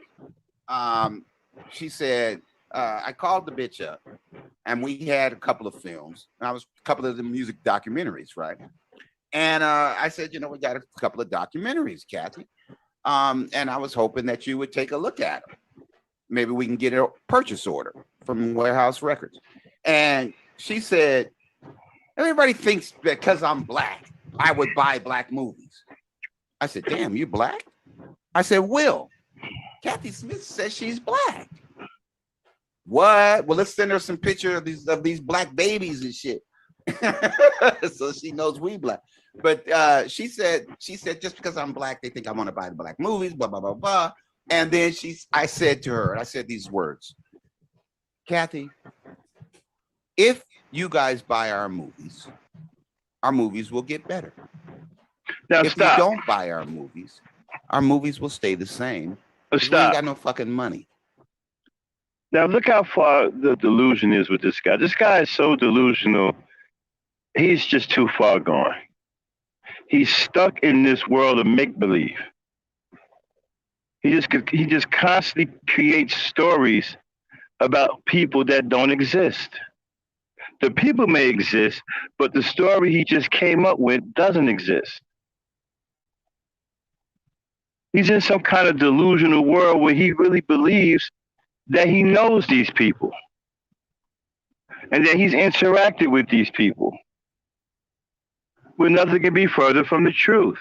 He keeps talking about he's making films. The dude had one film. Now, and we're not even sure what that was about.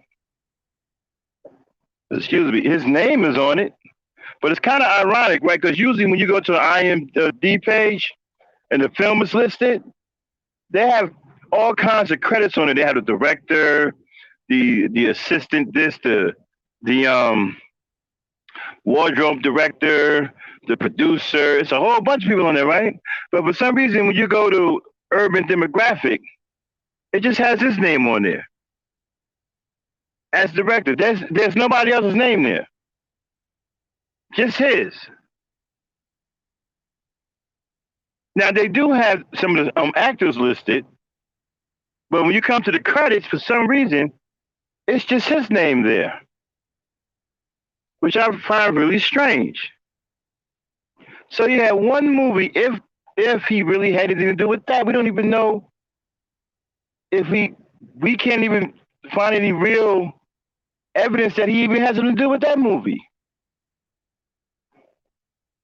He claimed the movie made $6 billion, which he got none of.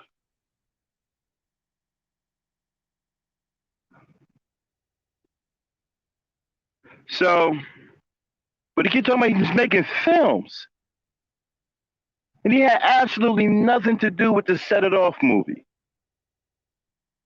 It's an absolute liar. He had nothing to do with that movie. He had nothing to do with the movie Friday or Next Friday. He doesn't know Ice Cube or Queen Latifah or Kimberly Elise or Jay. He doesn't know these people.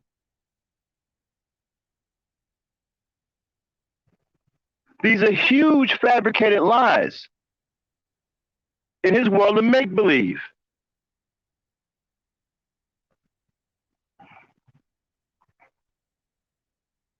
You can go see his work.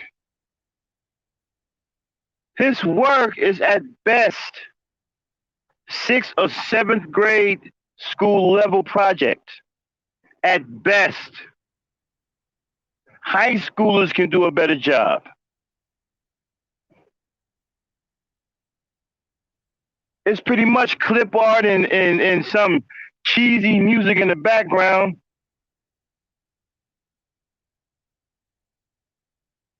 And then he's got some random interviews of people on the street.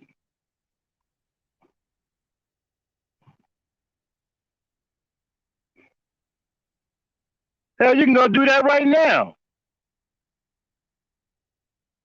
That's not producer caliber work. That's not, director caliber work.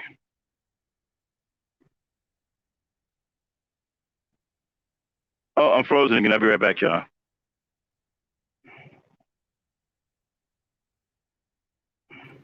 Okay. Yeah. And the few reviews he had were bad reviews. Yeah. Most people couldn't last 5 or 10 minutes to watch the video. Yeah. Even had one from Japan complaining about All it. right now. All right, JB. Yeah. Okay, I'm back, y'all. And yes, like I said, so it's a make believe. It's just make believe. Made all this stuff up. This guy doesn't have these kind of credentials.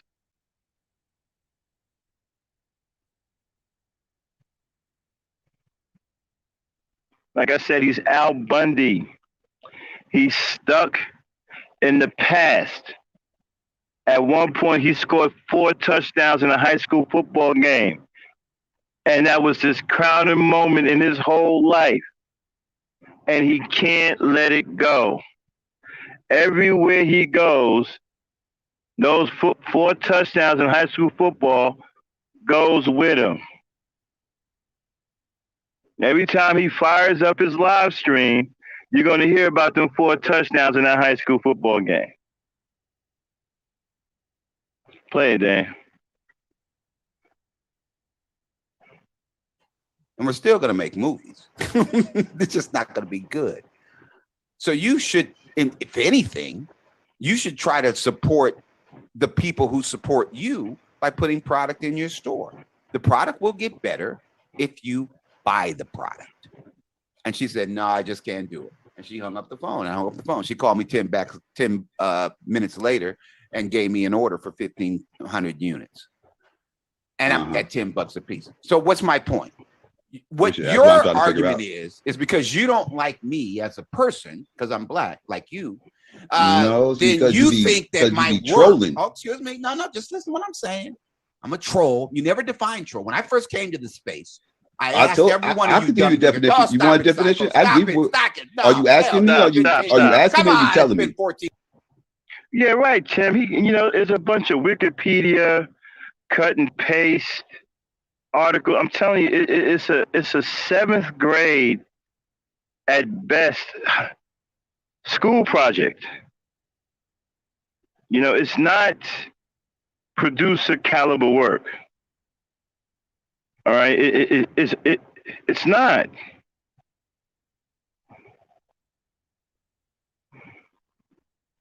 Well, that's that third person thing. I forgot what it's called. They giggle and laugh at themselves. Pretty much. He's goofy. He's goofy. That's what that is. He's goofy. That's it. I believe that's some kind of illness. Being goofy. That's some kind of mental illness too. That's what that is. He's goofy. Dane, look up goofy real quick. You there? Yeah, I'm Dane, here. I'm here. Do me a favor. Define goofy for us. Yeah, I believe he's goofy, yo. He's goofy. That's why he giggles to himself a lot. He's goofy. And I believe that is a mental illness. We'll find out right now.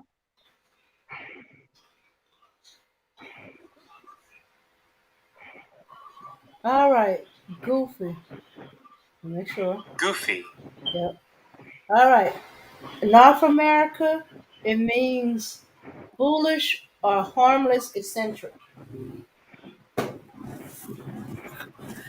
Second definition, in surfing and other board sports with the right leg in front of the left on the board. Oh, okay. Let's see. Anything else? No, they goofy, not goofing. Well, yeah, I got goofy. Okay. Yeah, here we go. Goofy. Okay. Well, I think that first definition, foolish or harmless eccentric.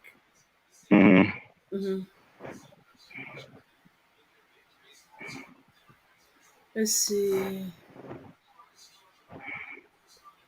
see. In slang, it means ridiculous, silly, wacky, nutty.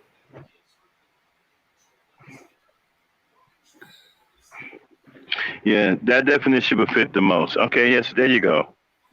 He's goofy. That's why he does that. He's extremely goofy. All right, go ahead, play it, Dane. Okay, here we go. So that's why he laughs, y'all. He's extremely goofy.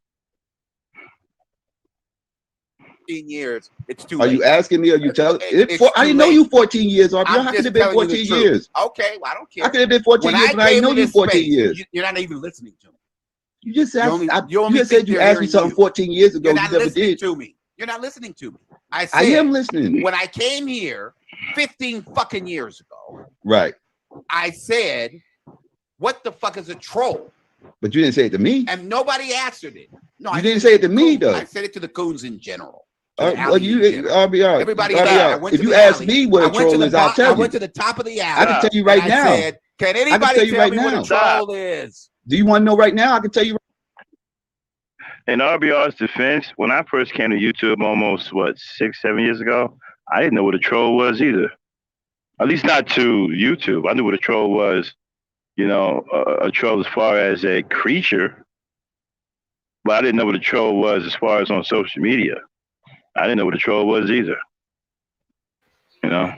Play it, Dan. Well, both fits. Right now, RBR? It's kind of late, but go ahead. It's kind of 15 years late. Too late. Well, you didn't ask me 15 years ago. I would have told you 15 years ago. You didn't ask me. No, you didn't. Where was I at 15 years ago for you to ask me? I don't know. You were in the alley. I was in the alley. I was talking to everybody. You ain't asked me. Trust me, I tell you, you asked me at 15 years ago. No, it may not be. 15 years ago. Stop. No, it may not be a mental disorder, but it is some kind of disorder as far as behavior. It is some kind of abnormal behavior. I don't know I'm not sure if it's mental or not, but I do know it's some kind of abnormal behavior. It's not a normal behavior. I know that. Play it. Texas 15 years ago. Taz and shit. Yeah, whatever. O'Shea or Information Man. Keyshawn Jackson was in Texas 15 years ago. No, you ain't asked me shit 15 years ago. But Keyshawn Jackson could gladly answer your question. Keyshawn Jackson will tell you that a troll is somebody who intentionally says things to try to incite people, to try to get a response, to say things that they don't even necessarily believe, say the most outlandish things for the sole purpose to get a reaction out of people. That is a troll. That's stupid. Well, that's what you do, RBR. No, I don't. I tell the truth. So if you think the truth is to incite anger and the fucking liars, yes. Okay, RBR. Did you produce that Aaliyah video documentary that you showed me yesterday? Yes. Well, how come when I looked at that documentary last night and I looked at the credits, you wasn't in it? I know, and I'll tell you why. You won't believe me, but I'll tell you. Okay, tell me why you wasn't in the credits. Did you hear my voice on it? No. I don't know whose voice that was. It could have been your voice. It sounded. It could. Okay. Because the voice. That's what I mean. Wait. Wait. Wait. Lie to you, and that's what if that is you, I'm saying, if that is you, you don't sound the way you sound right now. Did I say it was me? You alluded that it was you. No, I said flat out that it was me. I said I produced it and I did the voiceover. Yeah, you wasn't in the credits. You wasn't credited for the. You wasn't in there for voiceovers either. Why?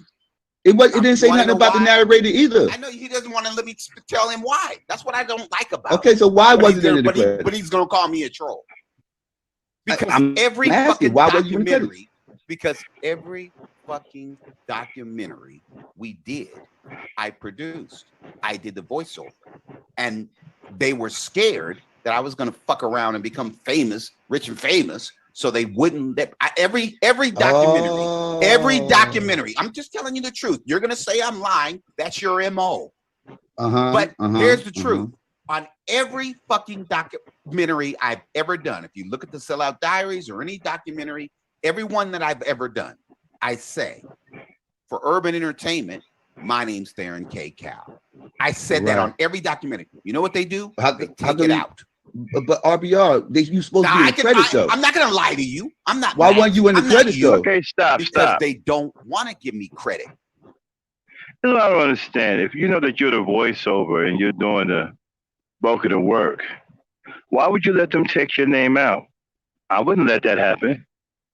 I'd be like, okay, if my name's not there, then neither is my voice. Why would you let them do that to you? That doesn't make any sense. But Kendall, you got me thinking, right? You're one of these cats that's always talking about solutions. Why don't you lead a discussion on solutions? We're willing to hear that discussion. Why don't you get out in front here, start a discussion about solutions? Because when we had a solution-based show, you guys didn't show up. So if you really want a solution, show us that you want a solution, lead the discussion. I'm willing to have that discussion with you. Play it. If you look at them documentaries, I did all of them. That's The little embarrassing. YouTube to me. videos, those YouTube videos that you call in documentaries. No. What are you talking about? YouTube videos? That's what they look like. They look like YouTube videos, RBR. I saw Oh, about who 4 of them cares? yesterday. Who I saw cares? about 4 or 5 of them yesterday, and they all look Okay. like YouTube videos. So I'm lying. I was lying. I don't tell RBR, the if truth. you call that film producing, Ah, everybody on he changed YouTube's the a film goalpost. producer. He's moving the If you call post. that, if you He's call that moving the film post. He producing, got a new lie. I don't RBR, have a I'm degree. telling you, I don't have a RBR, degree. I don't have a RBR, if you degree. call that Whoa, film whoa, whoa, producing, whoa, you don't have a degree. RBR, Journalism. if you call Stop. that film producing, Okay, everybody all on right. YouTube's a film producer. Okay. All right. Stop. Everybody who hasn't made a film is a film. So do you call Keep in mind, this is a 60-year-old man, y'all, behaving like a child. And he's really hung up on real petty things like debates. Okay, you will drive him crazy if you say you beat him in a debate. He will absolutely lose what little bit of mind he has left. For some reason, debates mean everything to him. Now, he hasn't won a debate yet. Every debate he's had, he's lost miserably, especially the one he had with that white boy on Maurice Duck's channel. I mean, that white boy cracked his skull open, okay? But as delusional as RBR is, he'll tell you he won the debate. But if you say to him he lost that debate, oh man, he will absolutely turn straight dark side on you. He will hunt you down to the ends of the earth because you say he lost a debate. I believe in real life, this man would kill you if you said that he lost a debate. That's how much they mean to him. He would be willing to take somebody's life because they say he lost a debate. Play it. call that film producing? I'm asking. Do you call that film It producing? is film producing. What, it is. it didn't have no theatrical release. Okay. It's very It wasn't bootleg. white. If I'm It being wasn't honest, done who by edited it? Who edited that video? The I really editor. want to know that. An Who? editor. Mexican dude. How much did y'all pay that bum? Okay. All right. How much did y'all pay him, RBR? Seriously, Who cares? I know high schoolers who could have did a better job, RBR. Okay. No, you don't. You just Yes, I know third graders, RBR. To use your term, I know third graders You're a that third could edit that shit better. Well, that's Right. And all right. How does he feel right now, class? And to be He fair, didn't think I y'all, did the documentary. stop. Now he got problems with it. And to be fair, I don't know if y'all was here for the last night, though, roast of RBR last night when we showed some of his work. We do have some of it. Okay, so for y'all who didn't miss, if you missed it, we have it queued up. We can play at least one for y'all. The one that he on claim to fame was Chris Brown. He claimed he worked with Chris Brown and he never did. Okay, and the one that he claims he worked with Omarion and he never did. So if you really want to, if you wasn't here last night and you want to see it, just type a one in the chat.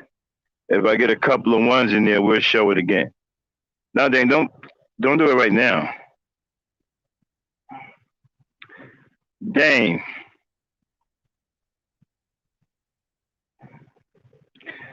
All right, y'all, I'll be right back.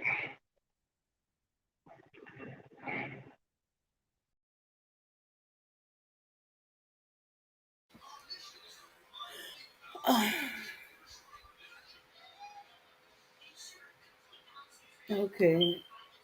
All right. So, oh, hey, Mella. Uh,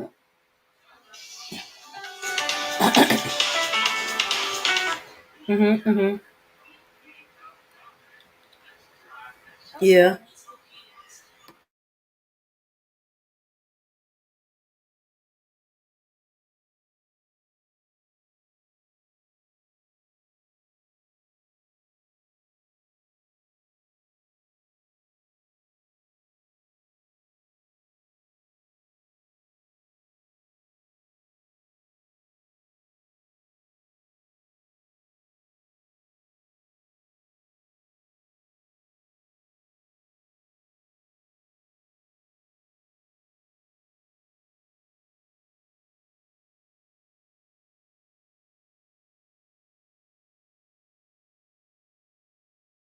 All right. So,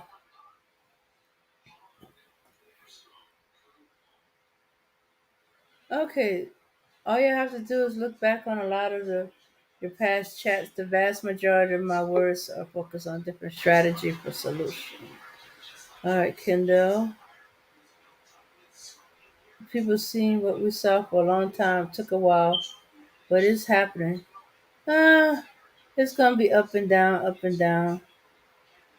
I thought they were seeing that when he went to JB Gunner and had JB on his channel. Uh, Okay, I'm back, y'all. Sorry about that. But anyway, yeah. So we got some of this so-called work, and I don't know if you guys. I don't know who was here last night, and if you didn't get a chance to see it, if you want to see some of it, we do have it.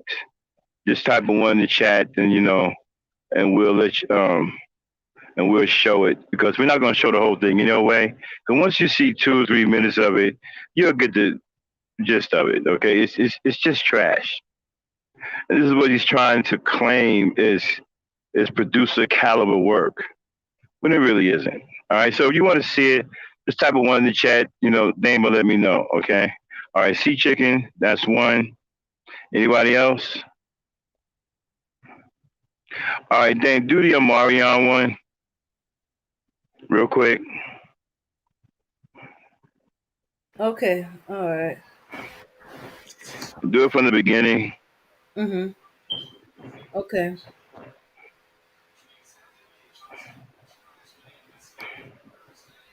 Now, again, RBR claims he works with these stars.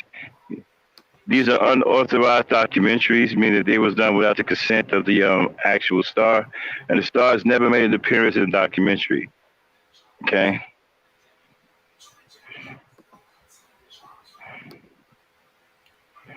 Okay. All right, play it. This is the one he claimed that he worked with Omarion. Play it, Dan.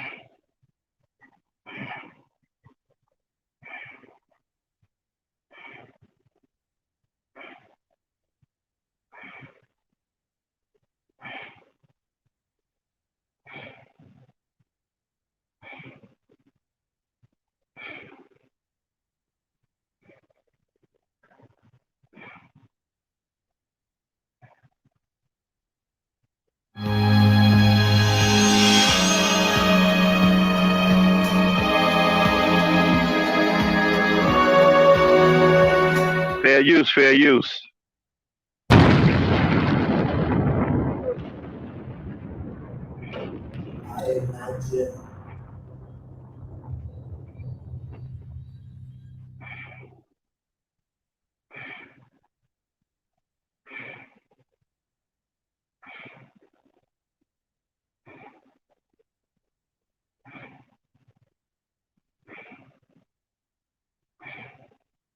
This is the story of a boy who has the gift to entertain and inspire through his music. From teen heartthrob to sexy young man, this is the story of R&B sensation Omarion.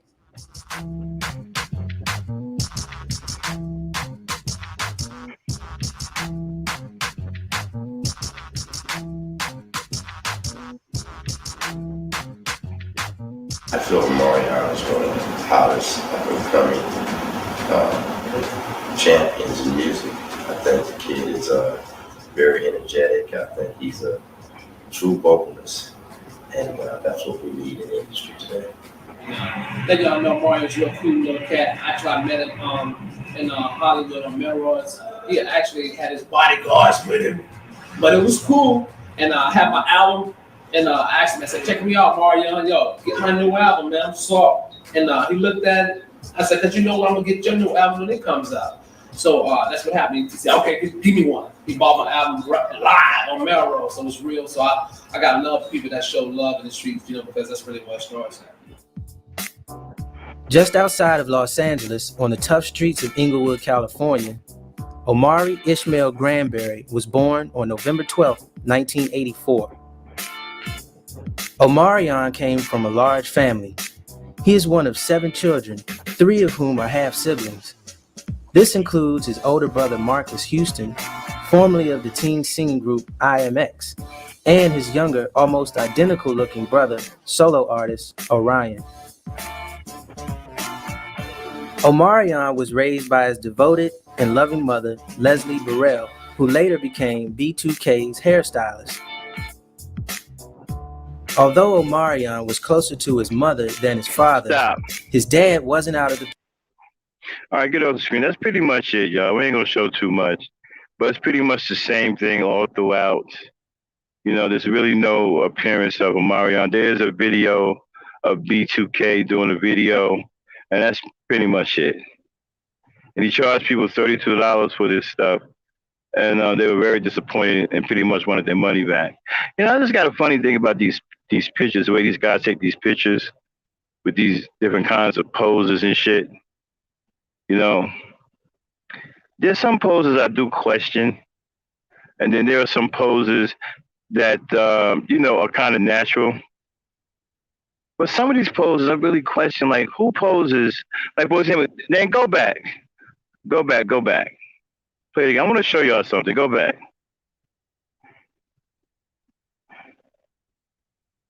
Damn, go back.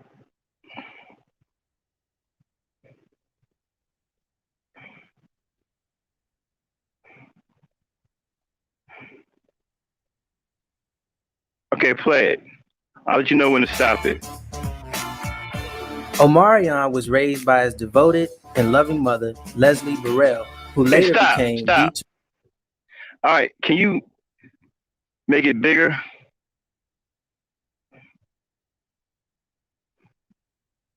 Make it full screen? Just don't know if I could do it. Okay, good. And let's start from left to right. What kind of pose is that? What is that supposed to be? I don't understand. You're getting up off the ground. You on the ground doing some deep thinking. I don't understand these poses. A lot of these poses are unrealistic to me now. Back in my day, you know, you pose standing up. You know, you might do a quick profile look or whatever. I don't know, maybe you mean mugged a few seconds or some shit. But I don't get these poses today. I don't understand what they mean. Like, the one to the left, okay, he's down on one knee, hat to the back. What does that represent? What kind of pose is that? What is he even saying? I don't get it. Is that some new kind of, you're supposed to look a certain, I don't understand these poses anymore. Now let's go to the, That's Mela on the phone line. Hey, Mela, I didn't even know she was there. What'd you say, Mela? A lot of photographers are homosexual. Oh, there we go. So they'll tell them, you know, give me some sexy here and give me some sexy there. Oh, okay. She just from a man that is interested in them looking sexy for a man. Wow. Okay, she just, now I see why I didn't understand. So it has a different connotation when they actually pose. No, we didn't. In the modeling industry, a lot of photographers, not all of them, not all, but a lot of them are in the rainbow community. Okay, we didn't pose like that, Shatira. Not like that. You know, we was on some hard shit. We was standing up and, you know, we posed.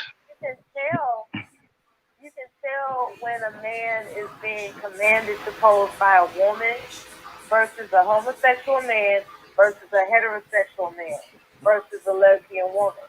If you actually study photography, you can tell how they instruct the pose. You know? Right. Okay. All right. Because I'm like, what the hell is all of this? I don't recognize it. Like, what kind of poses are these? You know, and so, okay, I get it now. It's the homosexual thing. That's why I didn't understand it. Okay. Thanks a lot for clearing that up, Mel, because I was confused. Like, what the hell is this, man? What? I don't recognize any of these poses. I already know what you're talking about because Yeah. when it comes to those boy bands, they Uh-huh. were formed by a certain motivation. I'll put it that way. Mm-hmm. Those boy bands were groomed by a certain motivation. Right? Okay. Okay. Uh-huh. Yeah. You know, a lot of times they wanted them to project what a young girl would fantasize about, but it's in their own mind.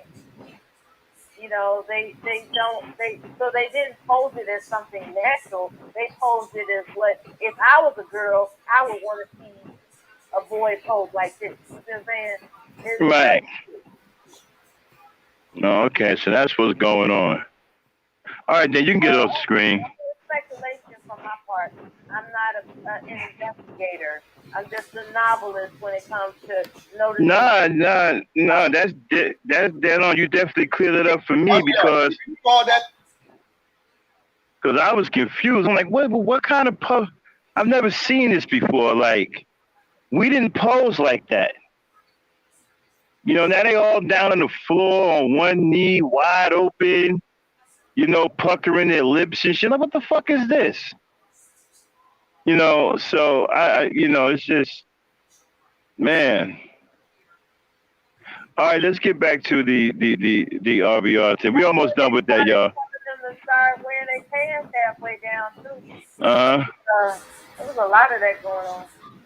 Oh, by the way, the panel is open, y'all. Dane dropped the link again. The panel is open, y'all. We were supposed to be discussing topics for upcoming debates, but we got derailed. We're always getting derailed, you know. So the panel is open. If anybody want to come up and start kicking it with us or whatever, we're almost done with this RBR stuff anyway. Get and play it, Dane. Okay. Let's go back to the screen. We're just gonna finish up the Psychopathias part. Yeah.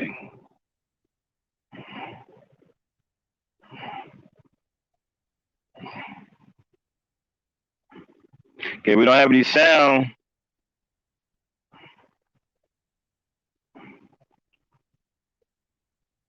Dang.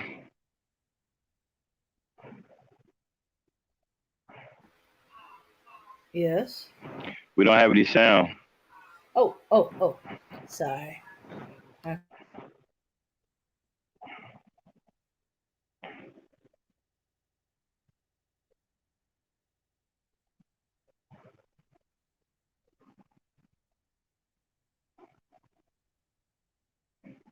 Why weren't you in the I'm not credits you, though? Because they don't want to give me credit. If you look at them documentaries, I did all of them. That's The little embarrassing. YouTube videos, those YouTube videos that you call in documentaries? No. What are you talking about? YouTube videos?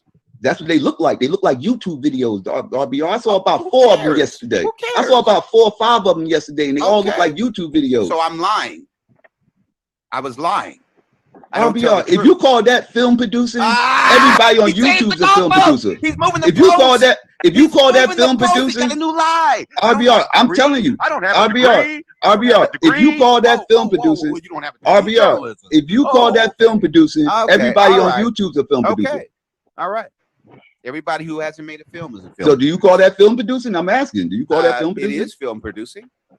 What, it didn't have no theatrical release. Okay. It's very It wasn't bootleg. white. If I'm It being wasn't done honest, who by white. edited it? Who edited that video? The I really editor. want to know that. An Who? editor. Mexican dude. How much did y'all pay that bum? Okay. All right. How much did y'all pay him? RBR, Actually, seriously. first of all, Who stop. cares? I didn't see any editing. You know, maybe Psycho has a keener eye than me, but it looked like it looked like it was in its original form from beginning to end. I didn't see any editing. Okay, so I don't know. Maybe Psycho saw something I didn't see, but it looked original to me. It looked like they did it on one day. As soon as they wrapped it up, boom, they saved it to a disc and sent it right to Amazon or Netflix. You know, I didn't see any editing. Look, it looked like an original piece to me. Go ahead. Play it, Dan. I know high schoolers who could have did a better job, RBR. Okay. No, you don't. You just Yes, I know third graders, RBR. To use your term, I know third graders You're a that third could edit that shit better. Well, that's right. And all right. How does he feel right now, class? He didn't think I did the documentaries. Now he got problems with the documentaries. He didn't think I had a degree. Now he has problems with my degree. He didn't think 2 + 2 is 4. Now he got problems with 2 + 2. Okay, there we go. Okay, Yeah, RBR, you're stop. right. Now, the thing with his degree, right? He has a Bachelor of Arts degree in communications. Now, apparently, he has a problem understanding the difference between regular communications and mass communications. For some reason, he keeps thinking that journalism is a minor. I'm not sure why he thinks that, but he doesn't have a journalism degree. Okay, and it's not listed on his bachelor's degree. He didn't attend journalism school. That's a lie. He's not a journalist. Again, RBR is Al Bundy. He's stuck in that time where he scored 4 touchdowns in a high school football game. Okay, that's where he's stuck at. I mean, he's not a journalist. First of all, he doesn't have the integrity to be a journalist. No station would hire with the way he lies on people and put words in people's mouths, and his temperament alone. They wouldn't touch this guy with a 10-foot pole. Okay. I couldn't see him working for any credible news station, just his temperament alone.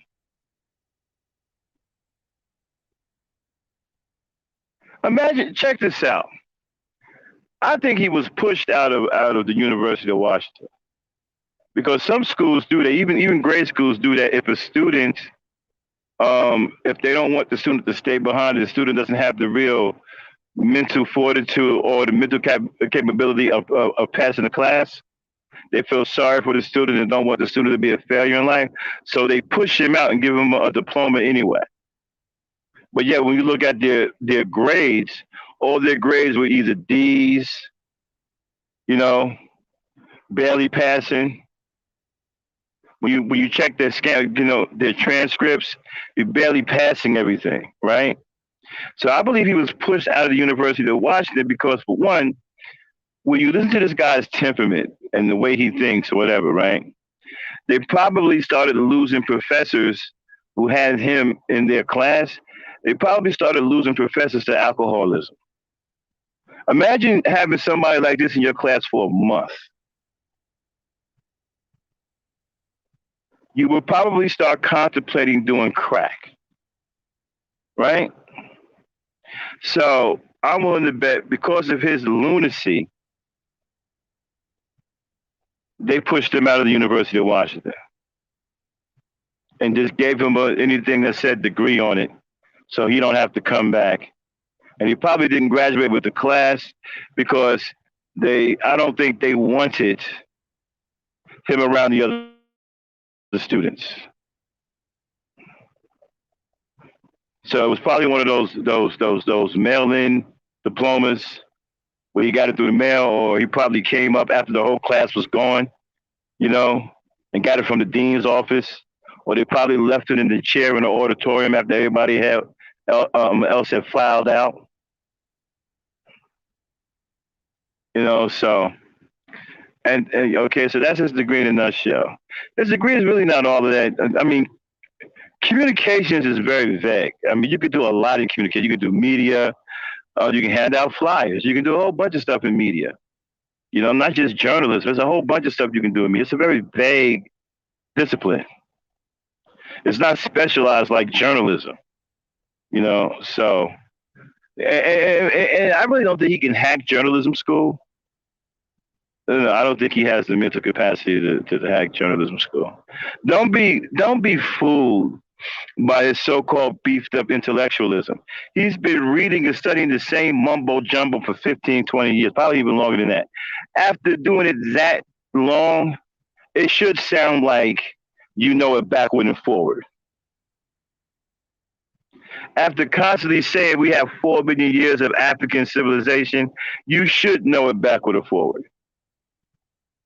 You know, after 15 years of saying it. So don't be fooled by the fake intellectual boost of all of this crazy shit that come out of his mouth.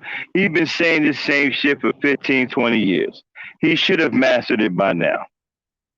You notice he don't ever say anything else. Talks about the same shit every damn day and just find new ways to add to the same thing that he says every day. At least he has the wherewithal to realize he should change it up every now and then. You can't just keep giving you the same, bogus message every day, word for word. So he has to add something in every day just to keep you interested in the so-called truth. Play it.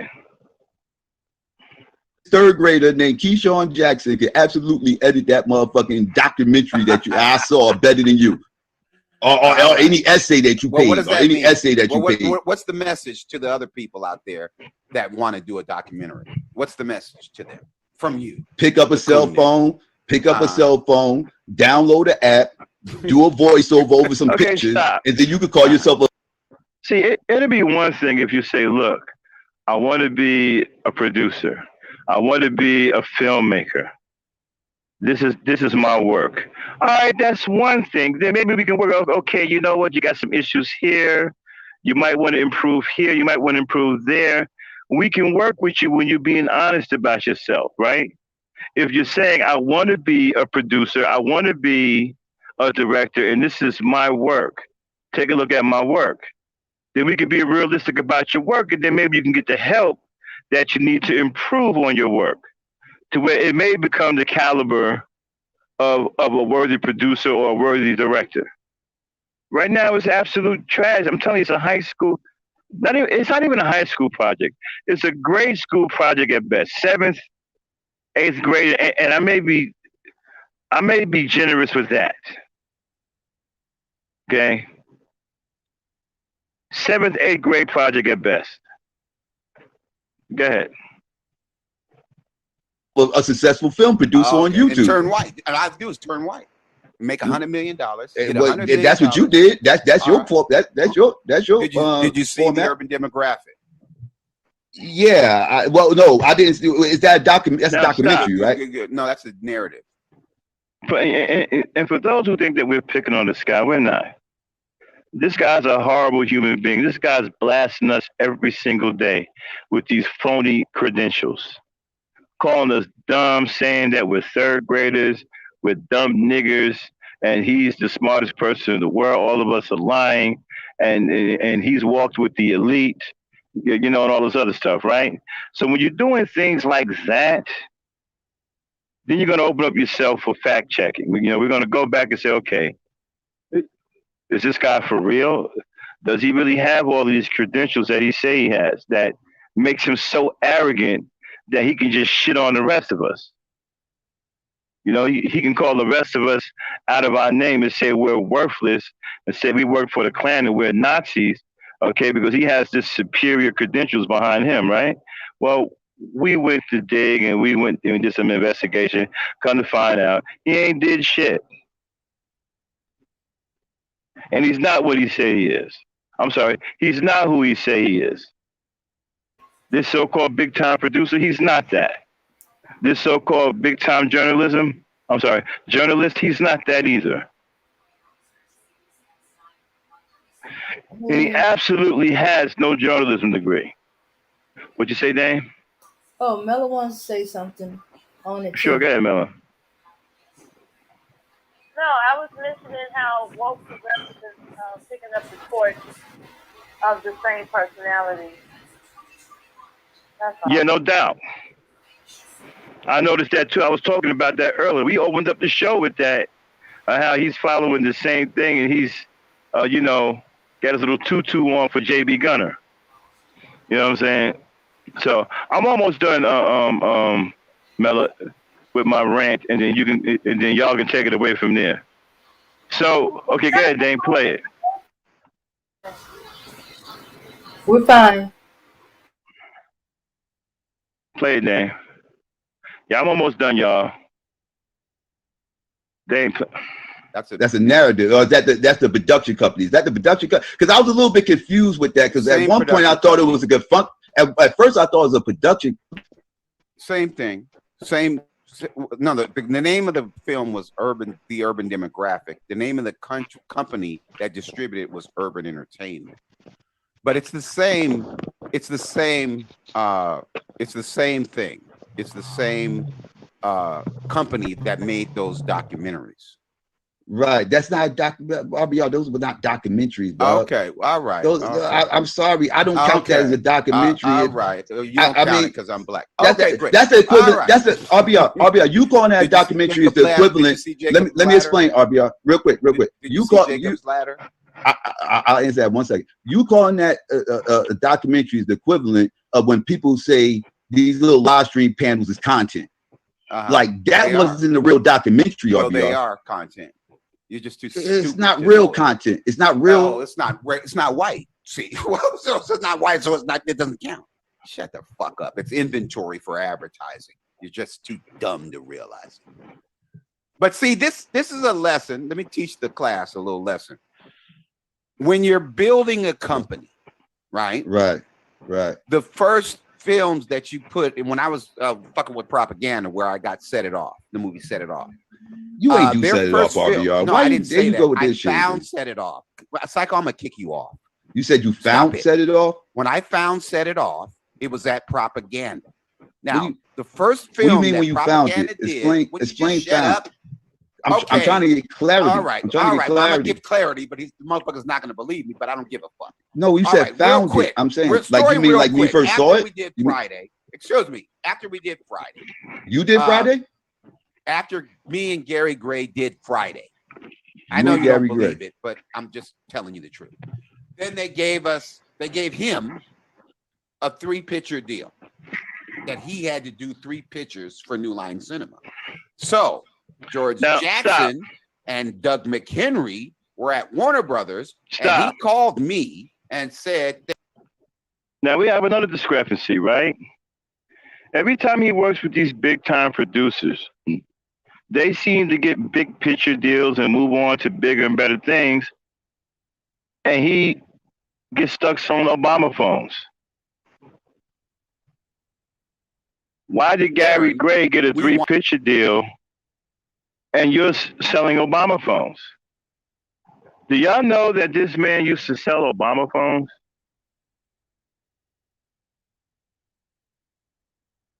Hold on 1 second. Let me double check something. Oh, okay.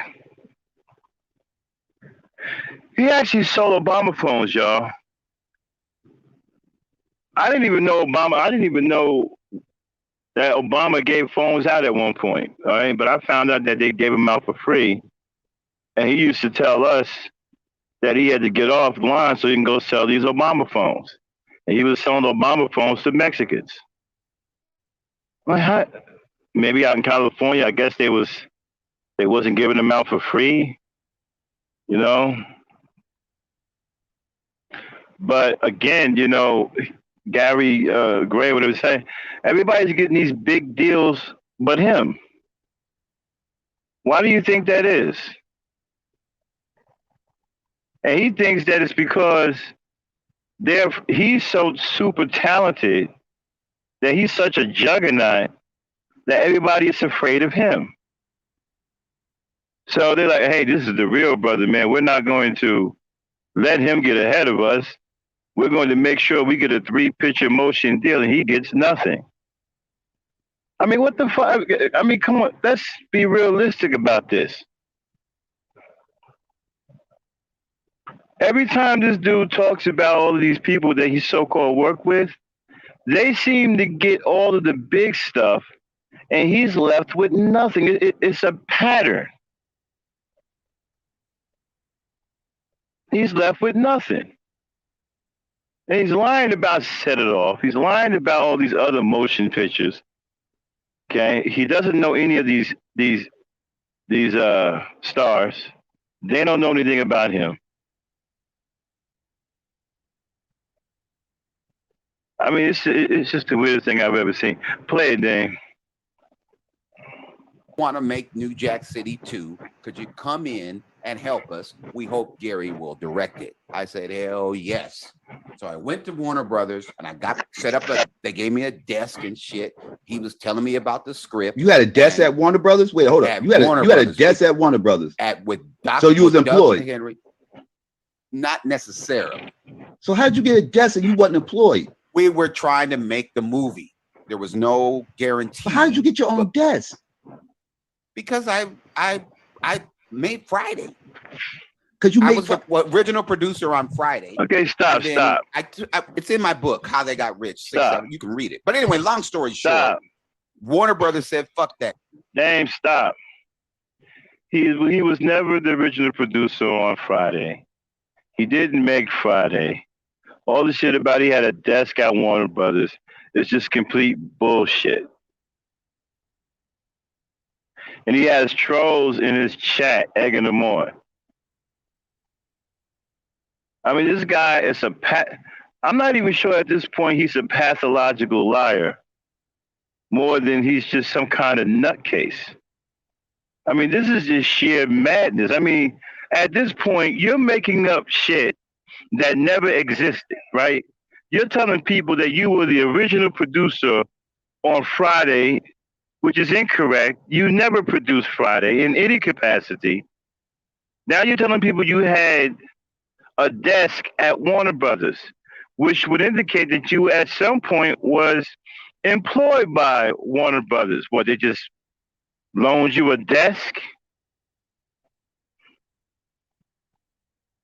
And like I said, at this point, this is more than just being a pathological liar. This is just sheer madness at this point.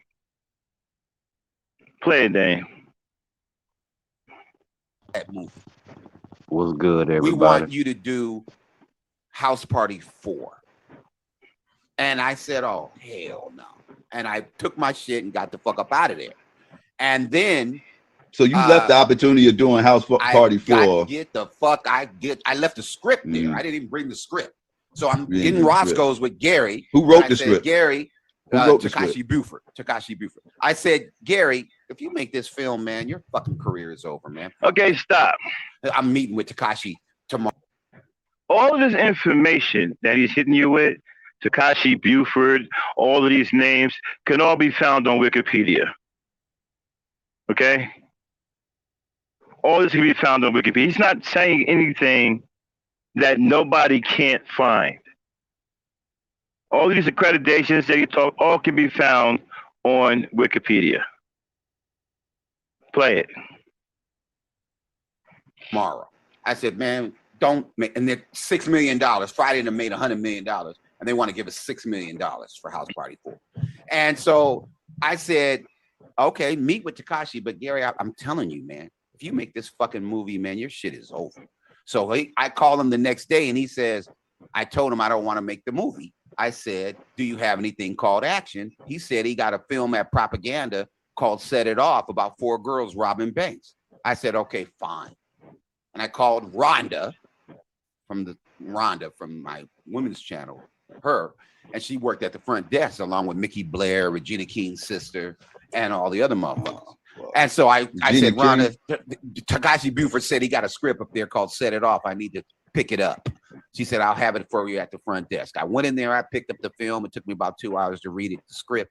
I said, Gary, this film is the shit. I called up his agent, Brad Joel at UTA. I said, Brad, this script, man, this fucking Set It Off, man. This is the next film, man. Can I meet with you? Can we get you this? Can we check it out? He said, okay, yeah. I met with him. He said, man, I got Jada, I got Vivica Fox, I got Kimberly Elise, who I didn't know who the fuck was. And I said, shit, we need 10 million. He said, no, you need 20. I said, shit, we need $20 million. I said, we need $20 million to make this film. And the rest is history, motherfucker.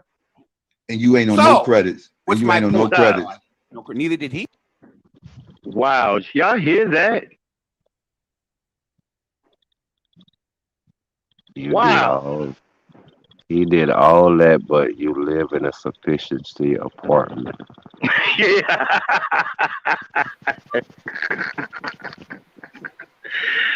And he's on YouTube talking crazy as fuck, man. Like, goddamn, man. I mean, what the fuck? Wow. And then you didn't get none of that money.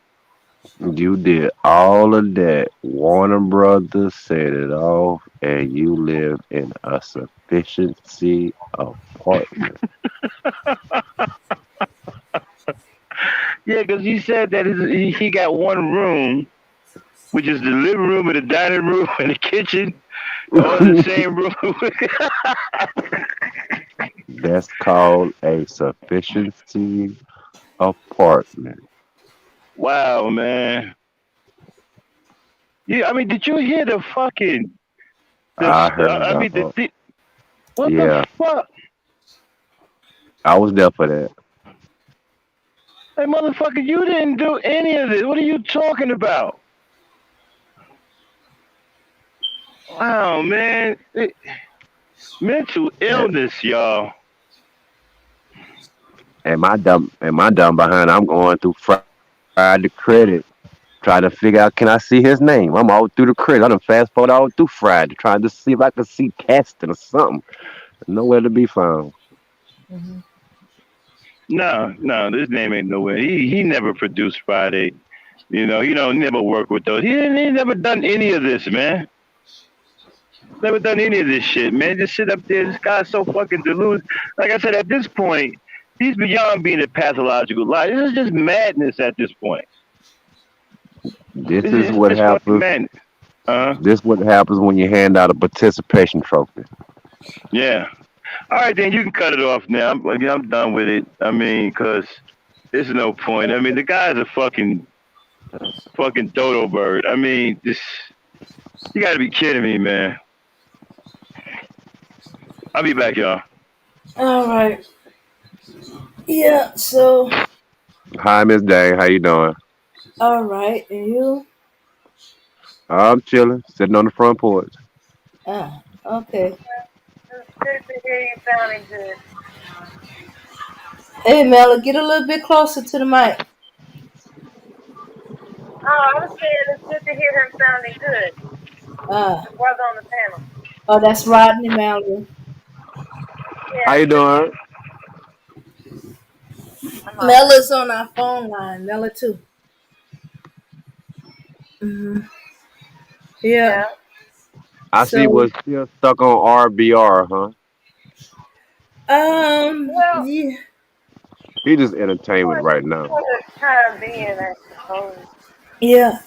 But so now that we're going to our original topic, hey, topics for the debate.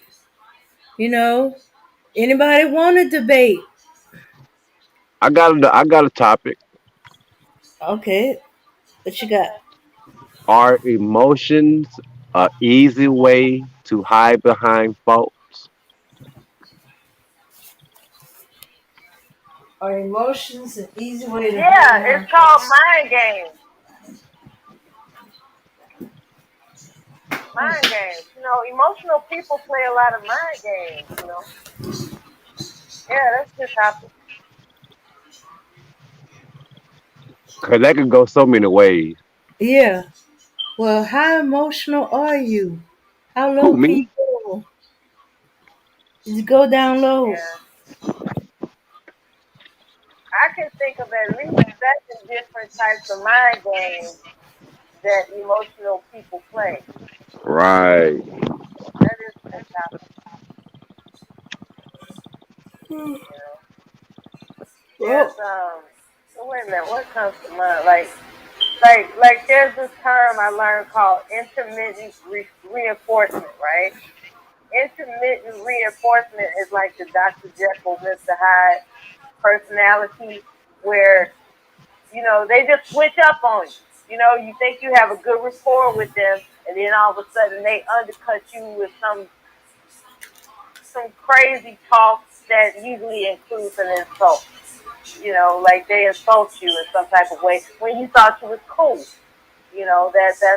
That's basically the foundation of what's called in the psychological community is intermittent reinforcement, right?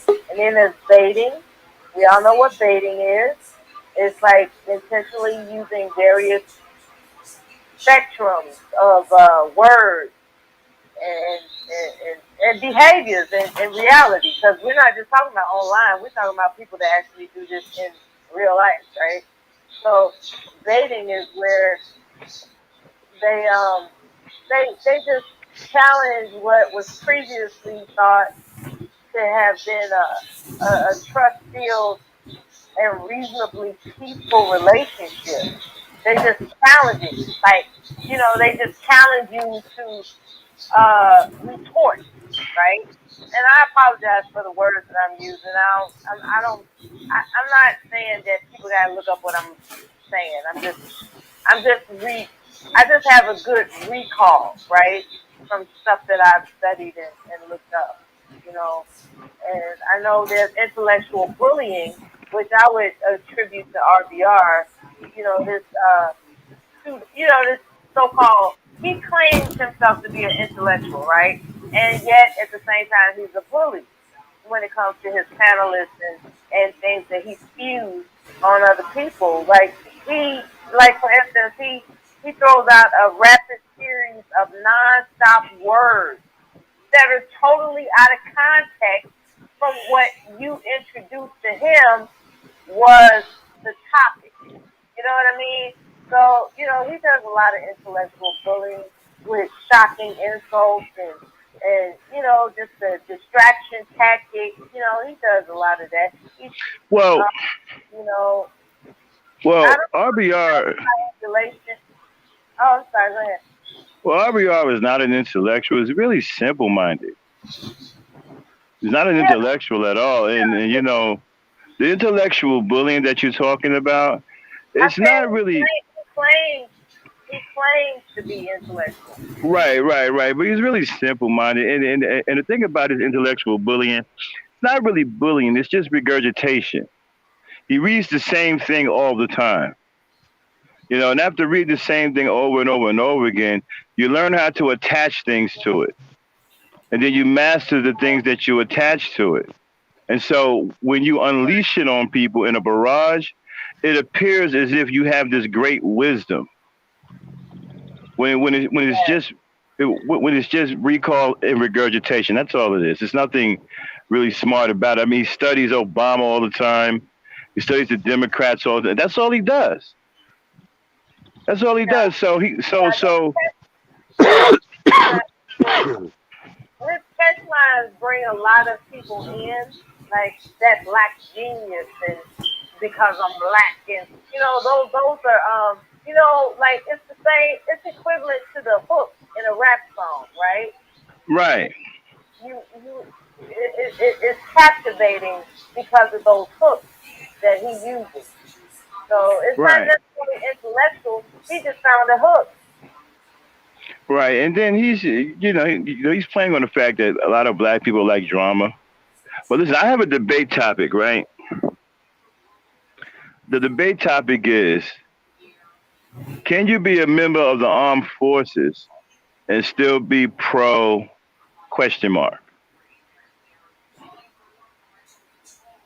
So the question mark is whatever you want pro to be, right? So if it's pro-black, then the topic reads this way: can you be a member of the armed services and still be pro-black? Or can you be a member of the armed services and still be pro-white? Or can you be a member of the armed services and still be pro-life? Yeah, I get what you're saying. Like, does the armed services is that active or non-active? I mean, active or retired? I haven't thought about that part yet, whether it be active or not. I would just say just a member of the armed services, active or inactive. Active, you don't have a choice.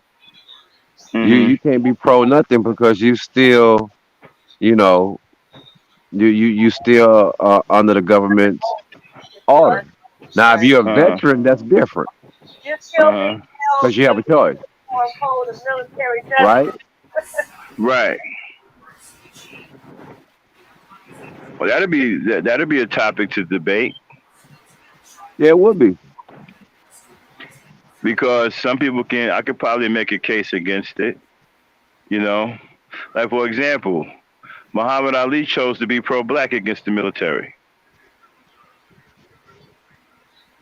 and he went to jail because of it. Yeah. Right. What And code did he he couldn't violate? box. He couldn't box neither. Right. I don't know why they put him in jail. I'm not sure what code he violated. Oh, Did He he because follow orders? he didn't reply to the draft yeah, it was Yeah. draft, draft He pick. decided Yeah. he decided to stay pro-black. and he didn't run off to Canada. He just Yeah. Because according to him, being pro-black was more valuable than going into the armed forces. He didn't think that he can be both. He didn't think that he could be pro-black and be a member of the United States Armed Forces. So he chose one. And he chose being pro-black, and they put him in jail for it. Yeah, that's a brave man. You know what? I just noticed something. Right? Has anybody ever seen Floyd Patterson? Anybody know who Floyd Patterson is? No. I've heard that name. The Floyd Patterson was a boxer, a brother, right? I went back and I looked at his boxing career.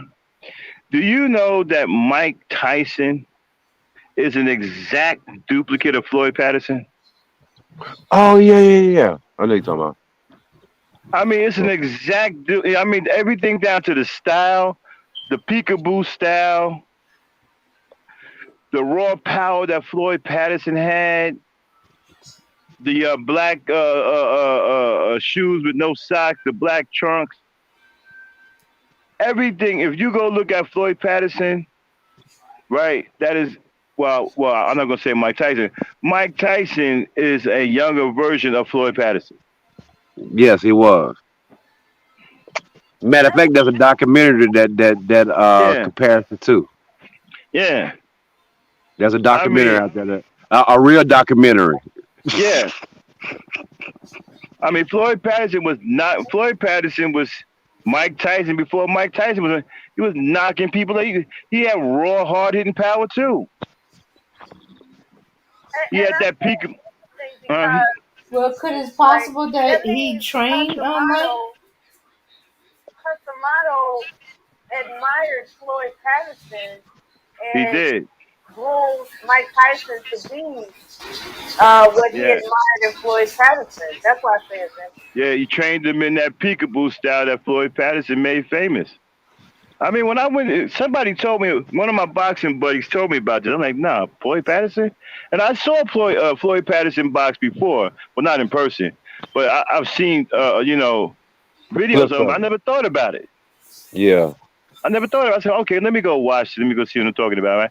And I looked, I'm like, oh, shit. What was Customado's, whatever his trainer's name was. I was wondering what his inspiration to train Mike Tyson was about. Like, did he train him raw, or was he sparked by inspiration? So it sounds like. Whoa, wait. This is interesting. He handled the career of Mike Tyson and Floyd Patterson. Okay, there you go. There it is. There it is right there. Jose Torres. There it is. Yeah. Yeah. Yeah, because I'm telling you, Mike Tyson is an exact replica of Floyd Patterson. Now that makes sense because Mike Tyson always said that his trainer, Customato, would tell him, "Don't you want to be champion?"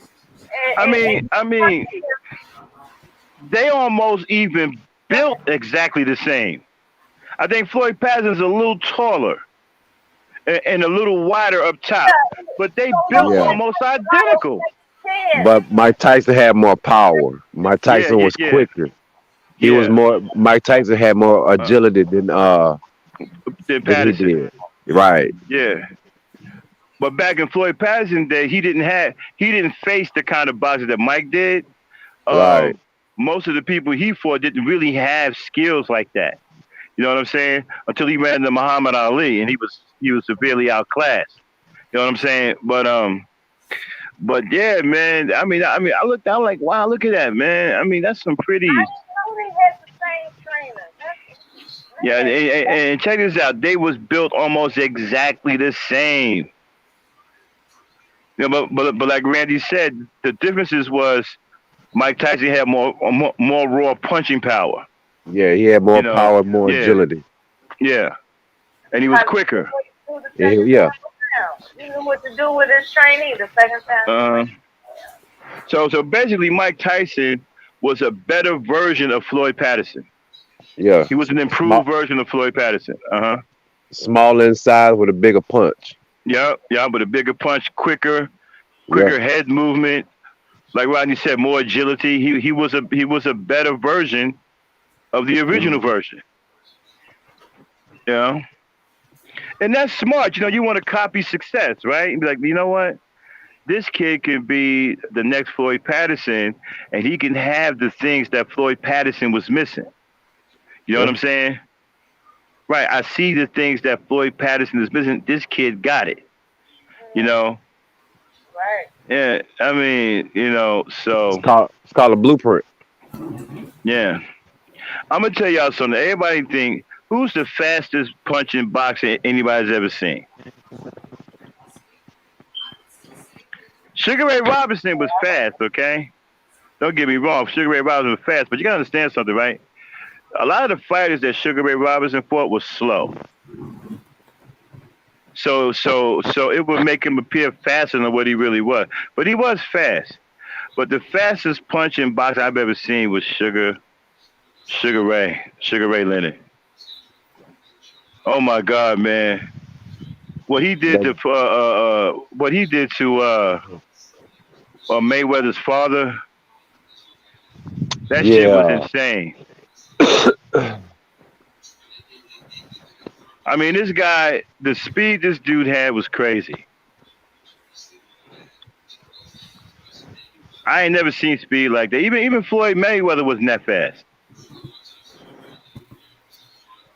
And Floyd Mayweather was pretty fast. I think he was one of the fastest boxers since Sugar Ray Leonard and Sugar Ray Robinson. But he wasn't faster than Sugar Ray Leonard. I mean, you go back and you watch some tapes of Sugar Ray Leonard, his speed was insane. His hand speed was crazy. Okay? Yeah. And if you go back and look at what he did to Floyd Mayweather Sr., okay? I mean, it was nasty, man. His hand speed, I've never seen nothing like that. I've never seen nothing like that. He's easily, in my opinion, the fastest, the quickest hands I've ever seen. And not only just his hands was fast, right? Sugar Ray Leonard's whole arm was fast. His arms were quick too. It wasn't just his hands. You know what? Huh? I always believe that women should not be boxers. Yeah. I just find it uncomfortable to watch women in And boxing. I'm glad you brought that up, because that's going to lead to my next debate topic. Should women be in combat sports? Yeah, I don't believe that. Yeah. I did a show on that a while back, Mella. I didn't want women in combat sports, especially boxing.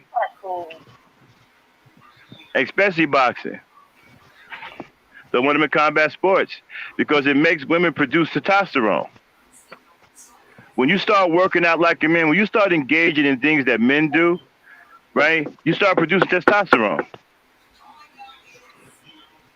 I saw a movie, $1 Million Baby, and I saw that. It did something to me. I was like, wow, I don't think women should be doing it. Yeah, that's when she got paralyzed because the woman she was fighting was a sore loser and sucker punched her, and her neck hit that chair and she cracked her vertebrae and turned into a vegetable.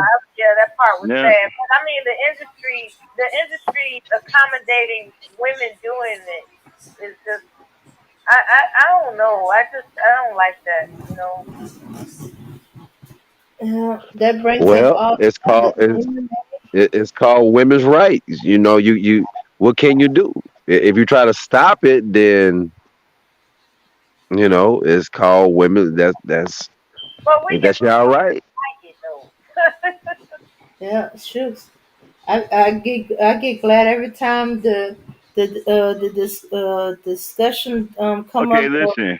women being in combat in the military, Hey, frontline. Dirty Vomit has a debate topic. He says, should black people get their own state within the U.S.? Hell yeah. Oh wow. 3. Wow. Oh, Three. that's really There was a God. discussion that should black people get the whole southern part of the state. Hell yeah. We built it. I agree with that one. Yeah, but we gotta find it. Hold on now. Yeah, but we gotta Matter of fact, find. We we gotta. take Mississippi, Louisiana, Alabama. How about that? Yeah, these are great topics, but we gotta find. We gotta find takers. That if we all are congregated in one space, that makes us easier targets for elimination. Well, that's that paranoid shit that RB talking about. That they're gonna blow us all up or some shit. Okay. Well, that's because So we're hey, we supposed to be like know the we Indians, know right? We're we know supposed to white trust people that hate us America's gonna because treat we're us right black. on the reservation somewhere. Okay. All right. Oh, and that don't go well for it didn't do well for the Indian because there's restrictions, you know. But I know We that it don't was drop a harder in the tree and like, beginning. okay, We y'all got we, promised if we not to do if fuck we with us manage to do in that, we're gonna have to Louisiana study and Native Alabama, American right? history and that reservation thing. There was a lot of restriction that backlash on them. Mm. I didn't. I'm sorry, man. I'm I didn't. sorry, Mela.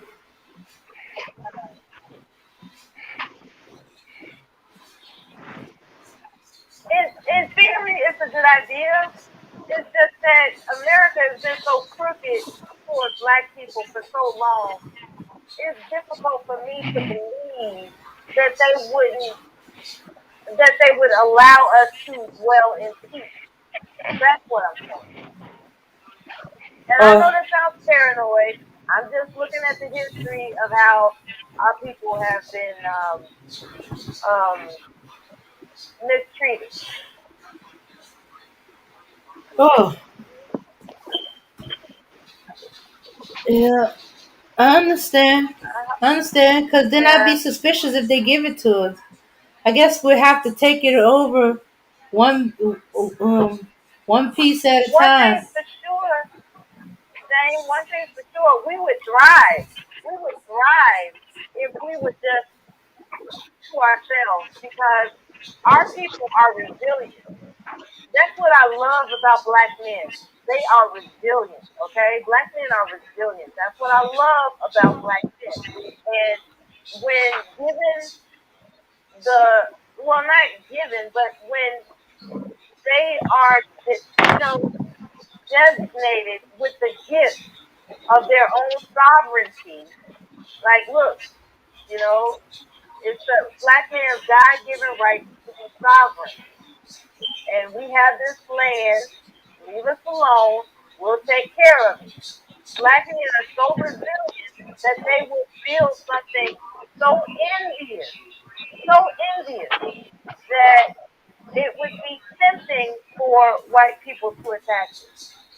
And so, yeah, if you want to call me paranoid, please do so. I just think that black men are so resilient that once they get something to themselves that is untouchable, there's going to be a lot of envious eyes that want to attack you. That's what I think. Or they're gonna want to move in with us. But Yeah. I say, it's just like it's gonna be like rebuilding generational wealth. Gonna have to do it one bit at a time, one property at a time, one thing at a time, and slowly but surely take it over. Yeah, Yeah, yeah. Because either. there are millionaires and billionaires that aren't investing in black co-ops and situations of property where only exclusive black communities dwell for a reason. I don't know what these billionaires and millionaires are afraid of, but for whatever reason, they won't touch the opportunity to establish exclusive black communities. I don't know why.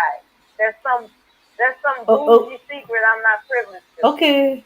Are we talking about the white billionaires and millionaire? Are we talking about No, the the one black black billionaires that billionaire just keep and the yeah and the the black yeah the black billionaires and black billionaires and black billionaires. There's at least a handful of them, okay, and they just keep it to themselves. They don't develop black communities, and I don't know why. um When you say develop black communities, what do you mean? I'm sorry, what? when you say by developing black communities, do we Oh, develop a new community or do we rebuild the one that we have? Because we already are a developed black community. I'm referring to the idea of individuals, like a section of states, designated states like Louisiana and Alabama and this designated state for black people. Like why aren't billionaires pop make bringing in the population of black people to dominate um, power in those states? Well, see, here's the thing. Why? We can do it ourselves. If we stop the bickering and the arguing, it's really easy to do. We just have to work together. I mean, we don't. Not to Yeah, mention, you most If people, if they given if something, they don't appreciate as much as if they built it or got it what themselves. that's what I'm saying. All right. In order to develop, you got to have a community base that's willing to work together. We don't even work together. Our churches don't even work together. You understand? It doesn't. There are things that's already out here that are been here to show us how to work as a community. We should have already had our own school system. You absolutely, understand? Say that absolutely, again. We should have absolutely. already had it, and it doesn't take that much. No, You can a subdivision. All right. If you look at your modern subdivision, there's a subdivision that's in plan right now, and this subdivision is going to have a grocery store in it. Well, not a little convenience store. And I looked at this plan and I was like, that's pretty neat. Why we can't do that? We want to take on a town. Why don't we just build our own subdivision and grow from there? we should. But It's well, a community, like no. But this is what we'll do. We'll get our money and we go to the white people subdivision instead of building our own subdivision. That's what we do. yeah. It's I have no idea what it's gonna take in order for people to latch on to the concept of unification? I'm waiting for that answer.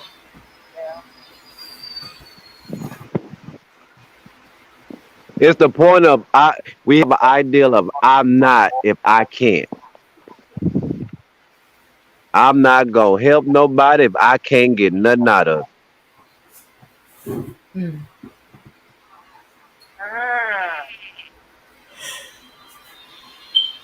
Yep.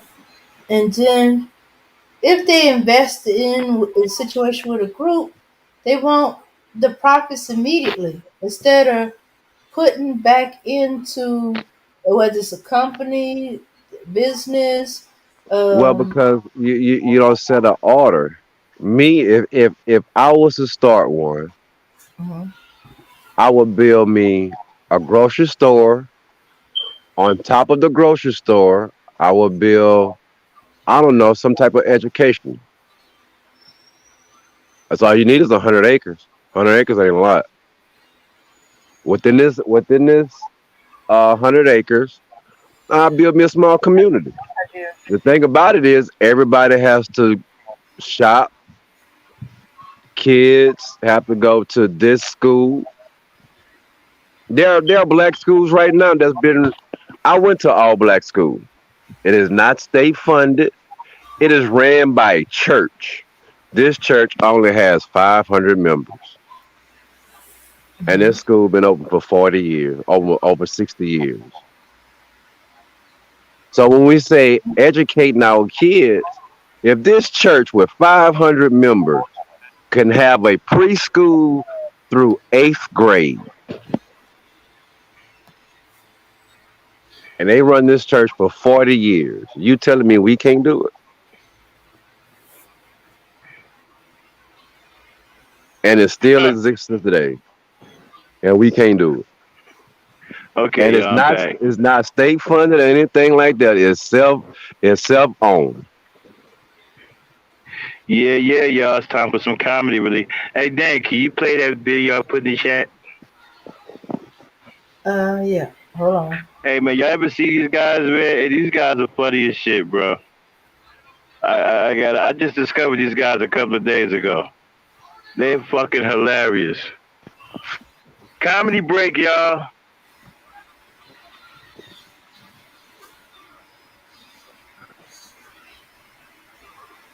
All right. If they keep this up, they're gonna be famous like the Jabberwockies. Okay, put it on screen, Dan. All right. Let me see it. Put it on screen. All right. Okay. Okay, It's play. on screen. Full screen it too. Play it.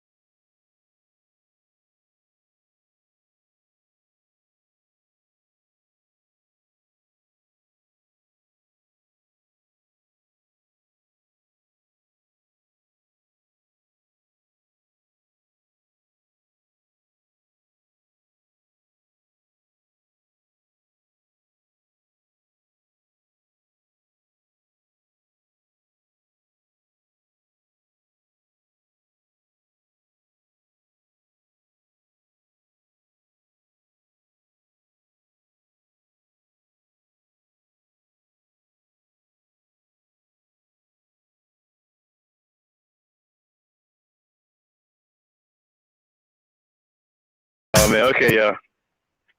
Okay, Dan.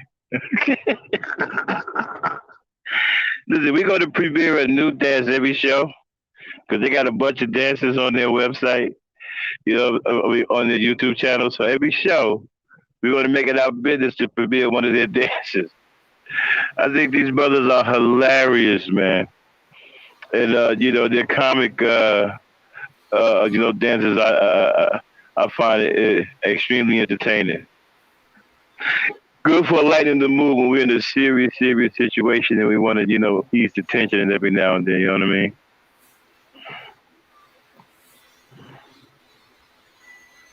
Yeah, yeah, it is. But my favorite is the guys in the cowboy boots and the cowboy hat. Oh Oh, yeah, the other one, that's a tall, skinny one, right? uh, well, there's three of them.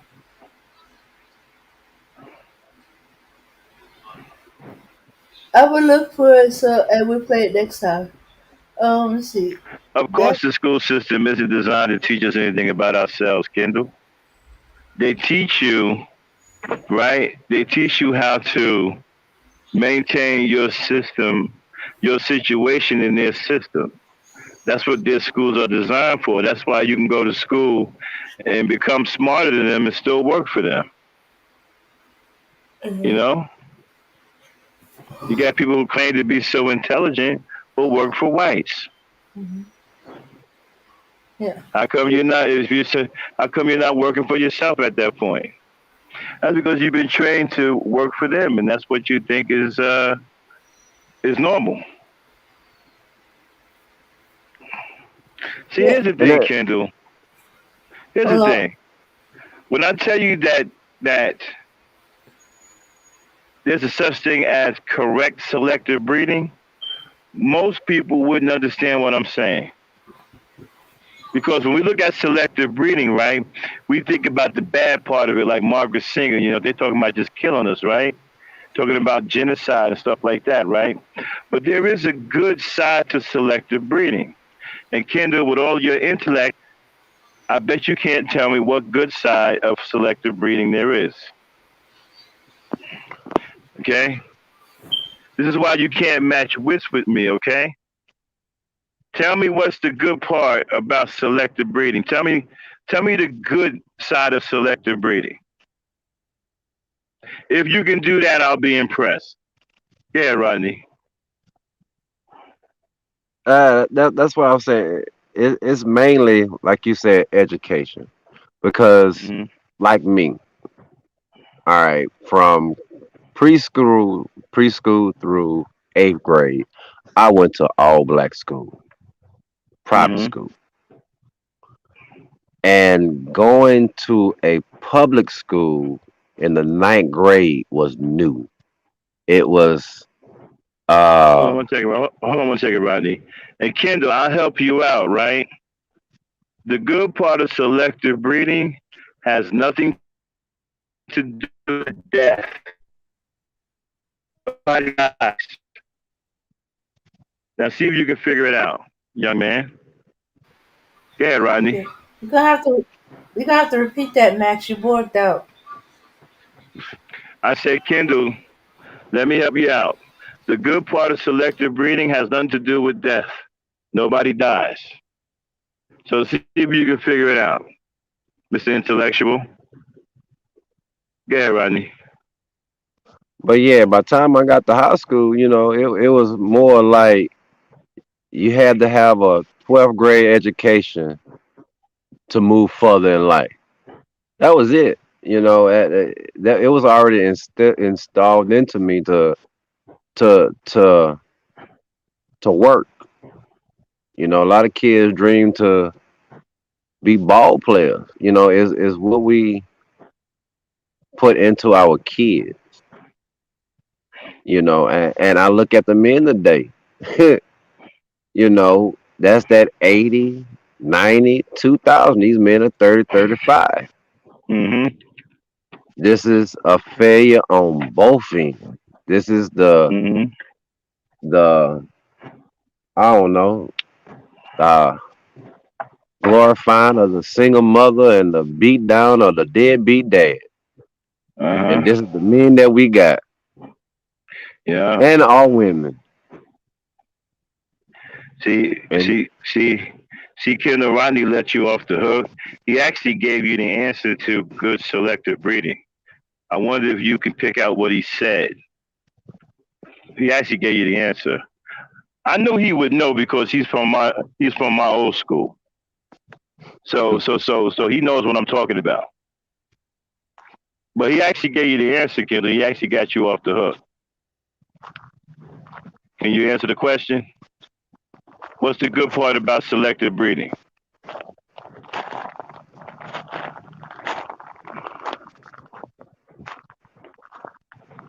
Yeah, Roddy, we definitely got to do a gin culture together, bro. We can do a lot of impact. You and I, we sitting up here and we giving these young brothers our wisdom, our understanding on how they should be, especially these young. I'm really concerned about these 19-year-olds, 19 to 25-year-olds. Really, really concerned about them, man, because they're the ones who are the heaviest in the manosphere. Anywhere between 19 to 25, and there's hundreds of them. That's because the new generation is the YouTuber. You understand? You have to evolve your mind sometimes. You know, when me and you grew up, we had a man to go to for a question. That's right. I had two of them. I had my father and grandfather. Right. And I had a gang of them. The 90s kid, well, they just had images. They was lost. They couldn't really run to nobody. Stepdad, stepmom. 2000 kid, here comes the internet. Now anything that they needed to know is right at their fingertip. So each generation has a different type of program. So until we change the algorithm, the program is just gonna get worse. Well, you know what I try to tell these guys is that teaching, there's no substitute for the correct teaching. Because if you look at these boys now, right? How did they get that way? They were taught. Regardless of who the teacher was, they were taught. The teacher could have been the streets. The teacher could have been a gang member. The teacher could have been a stranger. But they were taught. They were only acting on their teachings. Exactly. If they act like animals, they were taught to be animals.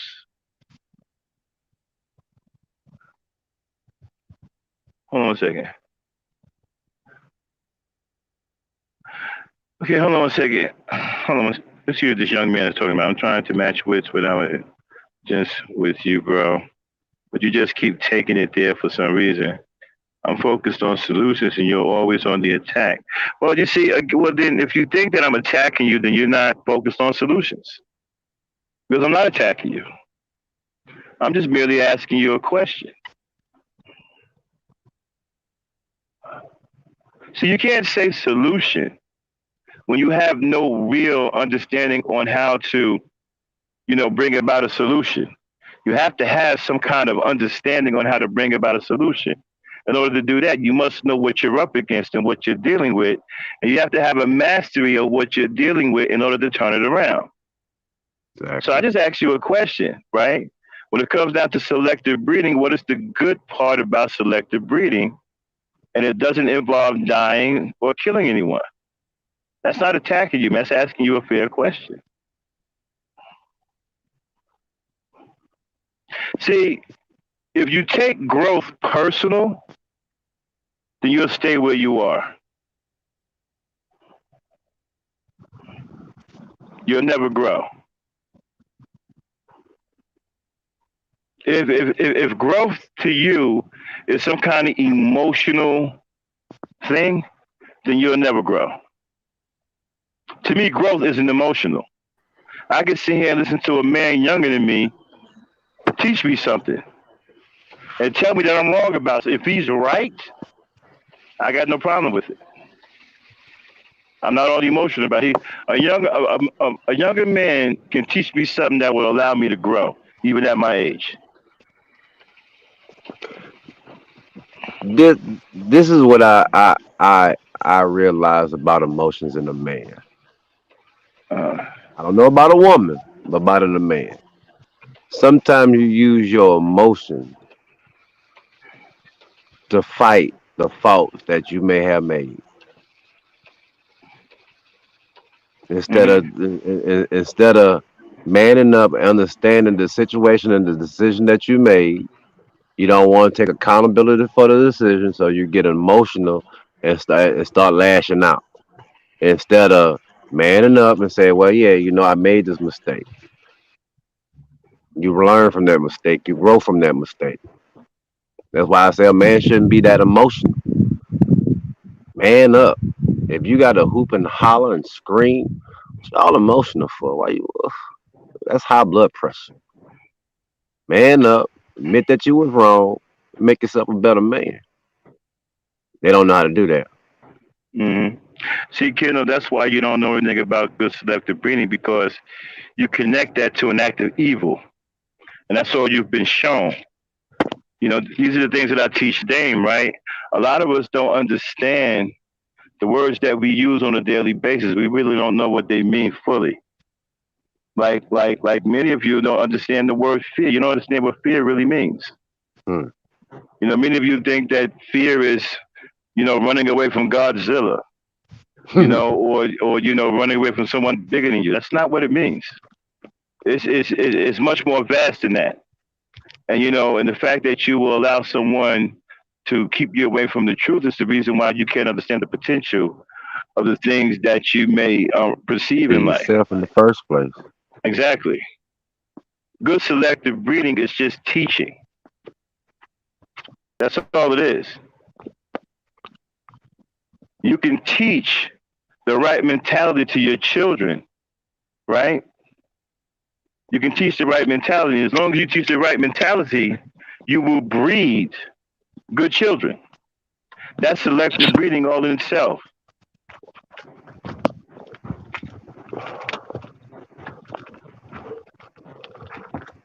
It's all about the teaching. We just got finished telling you, right? That these kids out here, even though some of them are crazy, whatever, they've been taught to be that way. They're just acting out what they were taught. You can't get around teachings, man. The child is going to learn somewhere. If they don't learn from you, they're going to learn from the street. They're going to learn from a stranger. But they are going to learn their behavior somewhere. Can you guys hear me? Yeah. Let me just say this: is that the premise is outdated in the society that we live in now, because you live in a society where the women are already liberated, so you can't tell the women who they should marry or who they should breed with or even what they should teach their kids. They have the freedom now to, you know, do those things in the way that they see fit, you know, individually, personally. So you have to take that into account. Okay, We so what does talk that so got to much do? about these things. Right, so what does that got to do? What does that got to do with the teachings? Is that they can teach them whatever they want. They don't have to go by what you think or what I But what think or makes what you think that? anybody thinks. Okay, but how are you so sure and confident that they won't listen? It's not about them if they will listen or not. It's just about the Well, fact that well, aren't they that listening to what you just described today? yeah, because the society tells them that they're Well, right. liberated Well, they're women. listening to. Well, they're listening to society, right? Yeah, but the society is giving them these freedoms and stuff. Once you give people freedoms and that cat is out of the bag, you can't put it back in without some sort Well, of you sound. major. Well, you know what? You sound like you wouldn't be. You would probably have issues teaching. Because you seem to let things stop you from teaching. You know, I don't have no fear of teaching. I don't care nothing about no society, liberalism, or anything like that. The teachings are the teachings,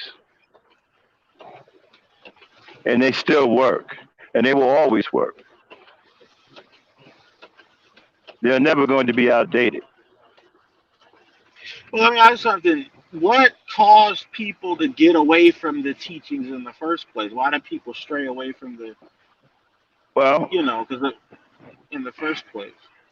well, it's a number of things. It can be confusion. It could be interference.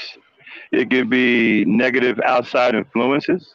It could be an unstable home. It could be a paranoid parent. I mean, it's a whole list of things that can happen. Because whenever I look at the black family, right? We always talk about how back in the day our families were more together and we had more we But had they better were. families and stuff back. But But they were, it's and we like did. my thing is this: is at some point the black community, and it was about the Understand 60s. something, brother. You can't. Let me finish. Understand, Let me no, finish my point. Put them on mute for a second. Put them on mute for a second, Dane. Understand something, brother. You can't come on here shitting on something that you have no idea how it worked. You wasn't a part of that. You don't know the mentality. You don't have the mentality. You understand what I'm saying? So you don't know if it's going to work or not. We did have better families back then. We did have stronger families back then. We had a different mentality that obviously you don't have now. All right, so let's not come here and shit on something that was a working model that you don't see going on today, because you have a lot of reckless niggers out here today. See, if you had guys that were of sound mind, you wouldn't see this shit today. All right, then you can take him off mute.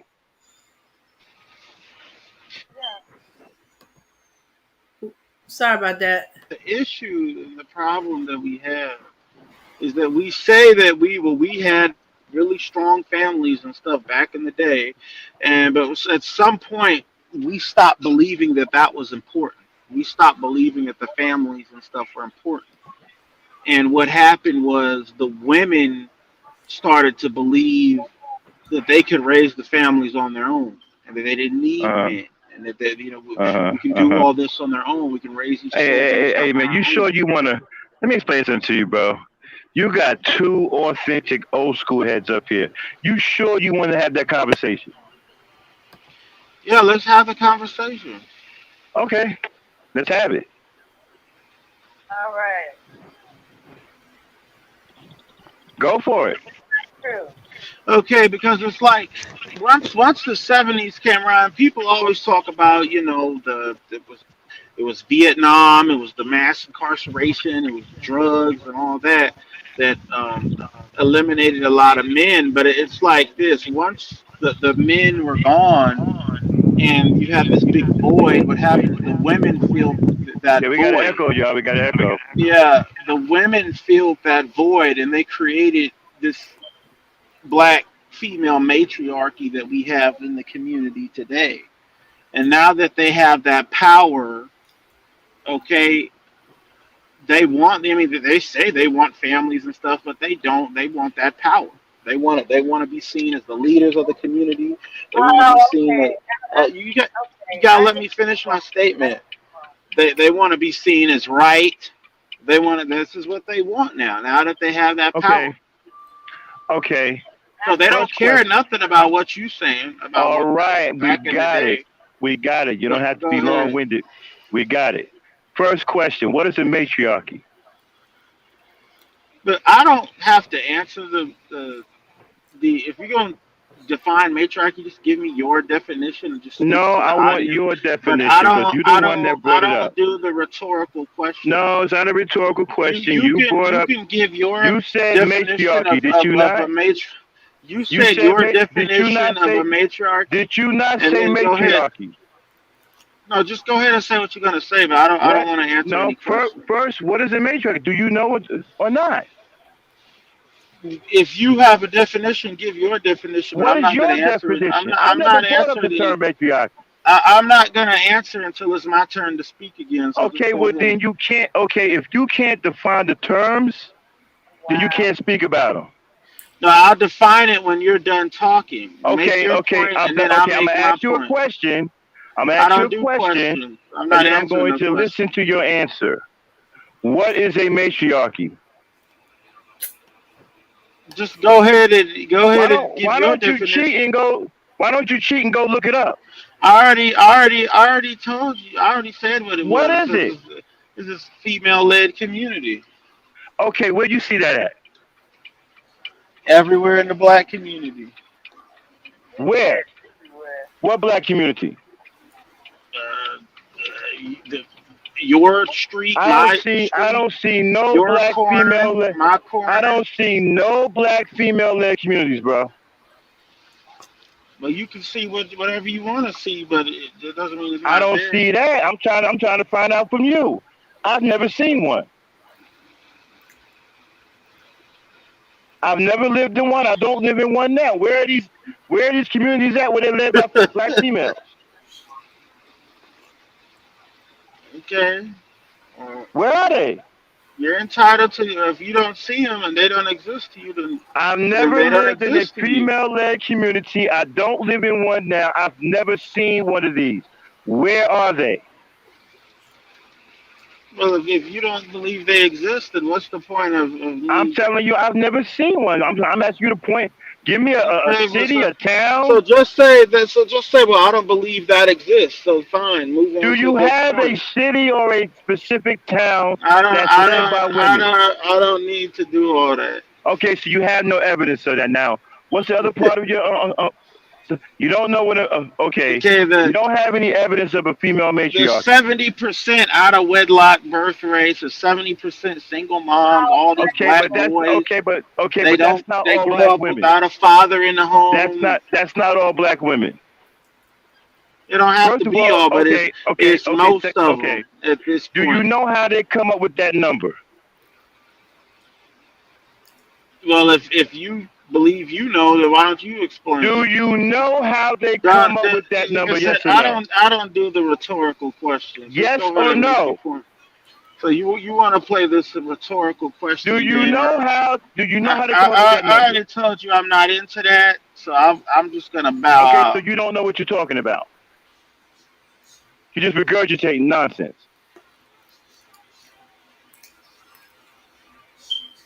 Do you know how they come up with that number? Yes or no, brother? He dropped off, Matter of fact, man. oh, okay, all right. Another nigga talking nonsense. Can't back up nothing he says. Can't verify nothing he says. Just regurgitating white supremacist talking points. You don't know how they come up with that number. You don't even know what they go by when they determine that number. Right. Now, It's you know, a lot of times the brothers are emotional when it comes to their talking point. So that's why he couldn't, you know, he hasn't bothered to find out the origin of these numbers that he's spewing. It's like at least take the time to find out the origin of the numbers. You know, if you can't recite it off the top of your head, then you're just being fueled by emotion. You know, that's what I think. yeah. Well, it's the remote control generation. You know, the thing about it is we're gonna even say in the 80s, men, you know, this is before gangster rap. You had a name. And you walk with your name. You held your name with pride. All right. No matter where you went in the hood, or no matter how you traveled, as a young man, if you were out of line and an elder told you to check yourself, you checked yourself. All right. That was in the 80s.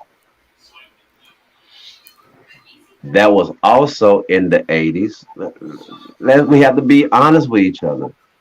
That was the beginning of the glorifying of the single woman. What was the single mother's favorite show? As the World Turned, Guiding Lights, General Hospital. Y'all know the 12 o'clock shows.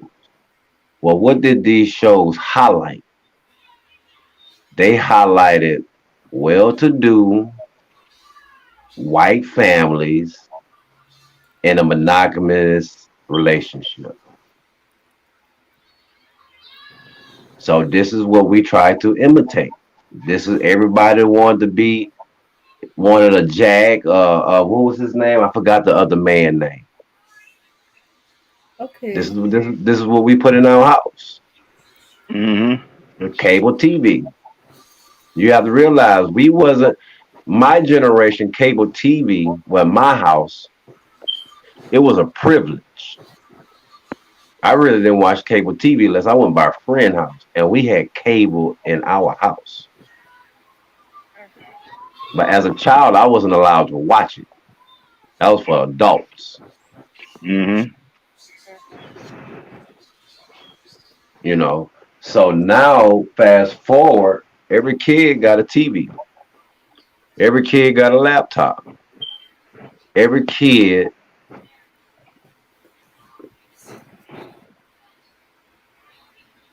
teaches himself. We don't sit down at the dinner table and teach our kids no more. What we do, we stick them in front of a laptop. Yeah. I didn't have a TV in my room. Right. I didn't have a TV. We had cable TV in the living room. In the living room. That was it. Yep. And you had to earn privilege to watch TV. Right. You didn't do your schoolwork. You didn't do your show. You wasn't watching no TV. Exactly. Yeah. And then as I got older, you know, you got the video games. Yeah, you had a video game and a TV in your room, but you didn't have cable.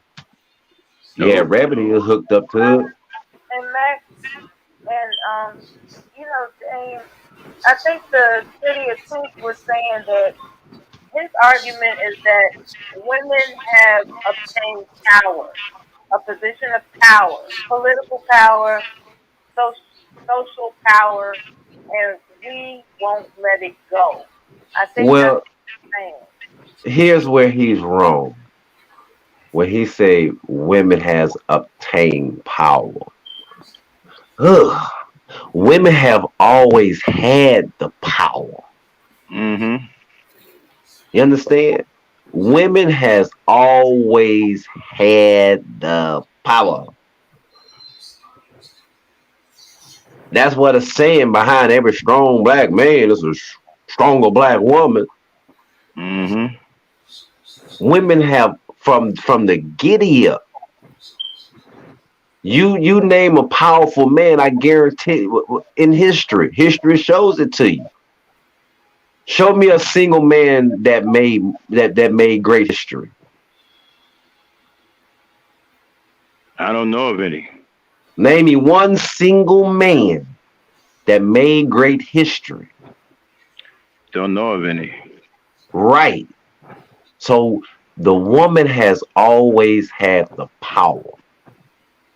The modern woman just have lost control of it. That's why I keep telling these guys, you can't make yourself a king. Queens make kings. Mm-hmm. And all of these powerful men had women by their side. Queens make kings. And then, you're talking about some damning. You can't show me any evidence of what you're talking about. And then on that 70% of the wedlock shit, I'm so sick and tired of them bringing that up. You don't know how they even come up with that. Now, you don't even know the criteria that they use. Do you know that the criteria that they use to come up with a number has nothing to do with black women? How many people know that? They come up with that 70% of out of wedlock birth. The criteria that they use has nothing to do with black women. They don't even use black women to come up with that number.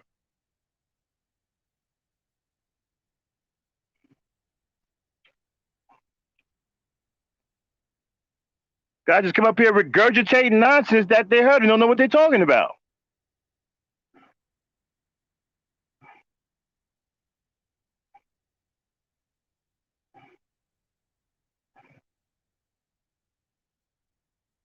Uh-oh.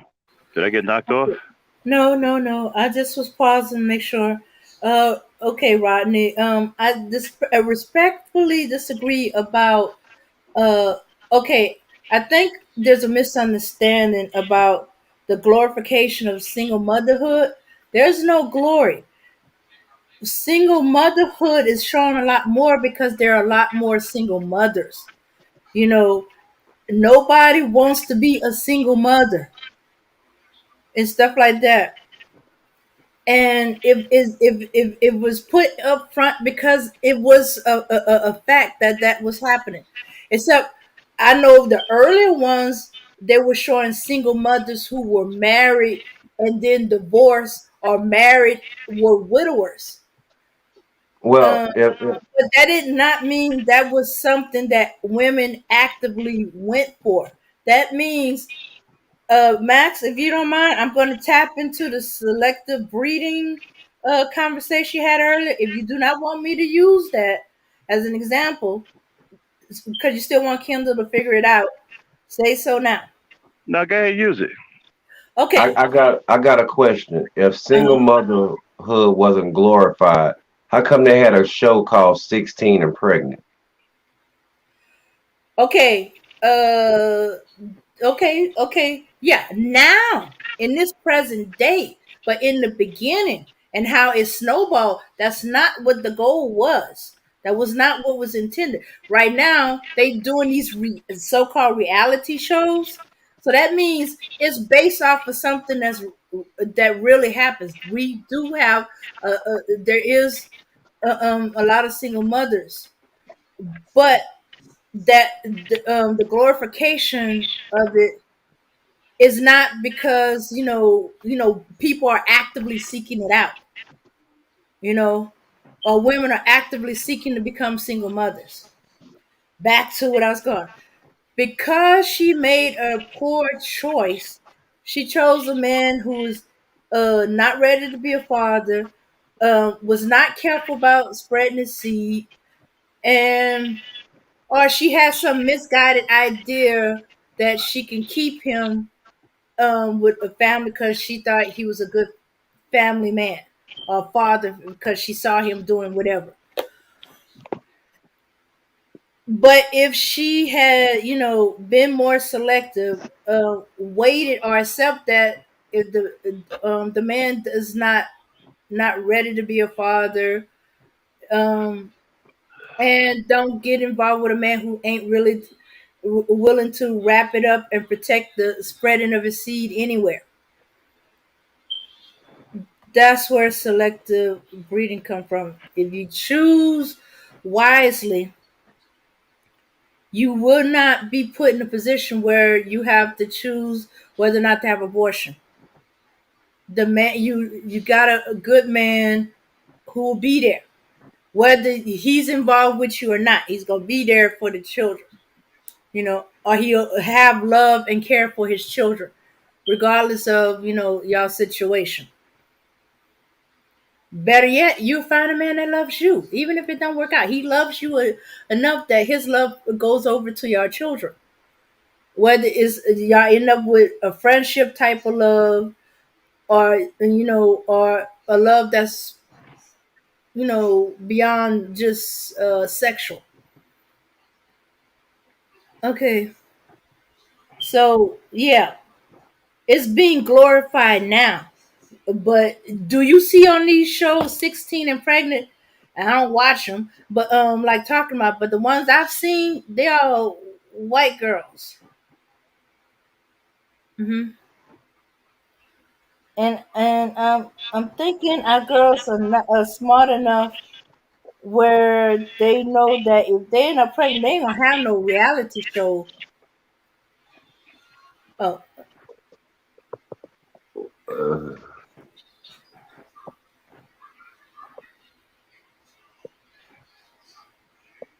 now part of what's going on is there are no consequences for the father Well, of I the think, child. He can walk away. I think what we got. Gotta remember, back in our grandparents' Hey, hold on for a second. Hold on a second. I want to go on the long thing. What I'm saying is, you got other people get into. You know what I'm saying? I don't know about glorifying single motherhood. Like, I don't know any guys who do that. I've heard people say that they glorify. It's got to be the media thing. I don't see any brothers going around here doing that. But I'll tell you one thing, though. I think some brothers think that women should obey men in a certain way. And I think that's what's caused a lot of problems, too, and causing some resentment. But like I said before, if you want submission from a woman, you just can't tell her to submit. It doesn't work that way. Submission is an act of manhood. If you're not a man, she's not going to submit to you. I don't care what you tell her. The reason why the women submitted easily back in the day, because those men were men, and they were hard men. They were tough men. And they did everything above. They protected, they provided, they built, they did all that shit. They were men. So the women had no problem submitting, because they knew that the men would protect them. They knew that the men were strong leaders. They knew that their children were in good hands with these men. You know, all these men were pretty much married. Divorce was pretty much unheard of back then. At least in my era coming up.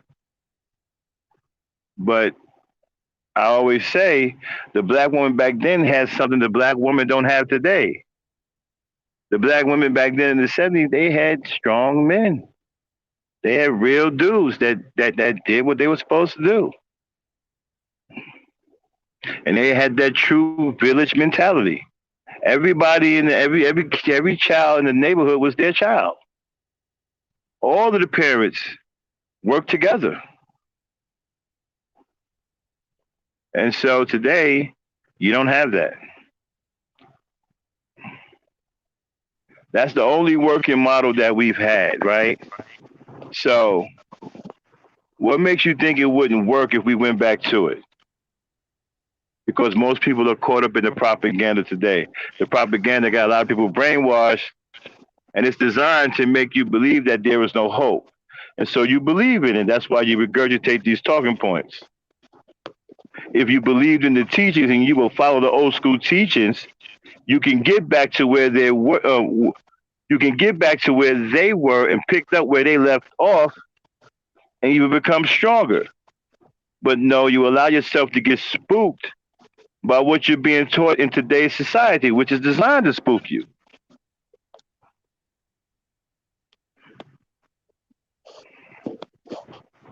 Is it because of convenience?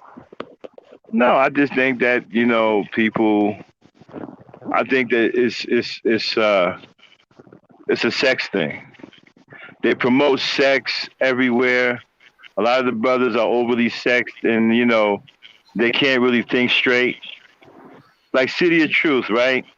City of Truth really comes on panels to float with females. He don't really have no real ambition or you know, any interest in anything. I think it is because of life's convenience. Uh-huh. And the reason why I said that is because back then you didn't have the convenience that you have now. Mm-hmm. Back then, if something broke, you really didn't have a phone call you could make and call John Juan or somebody. You had to have a man, or you fixed it yourself. Back then, wasn't no fast food restaurant. You had to cook it at home for yourself. Mm-hmm. You see what I'm saying? So because of the convenience that we have now, it's more, a man is more he's not needed anymore. I guess you can look at it that way, because he's not skillful. well, you can call Mr. Fix It, and he can come right on over. Educated women now, they got money, so why Okay, if so but here's the thing, though, right? The mentality of the woman has never changed. you're right. It's still the same because back in the day, it was her husband that she called on to do all of these things, right?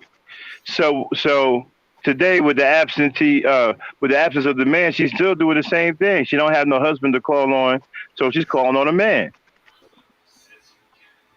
Her mentality is still the same. She's not throwing black men under the bus. She's a woman, right? She need men to do things in her life. So back then, when the husband was in the house, it was the husband who was Mr. Fix-It. She didn't have to make a phone call. Now that there's no husband in the house or a boyfriend who's kind of like some kind of weak dude and can't change a tire, can't change a doorknob, can't hang a damn door. Yeah, can't hang a door, can't do basic shit, right?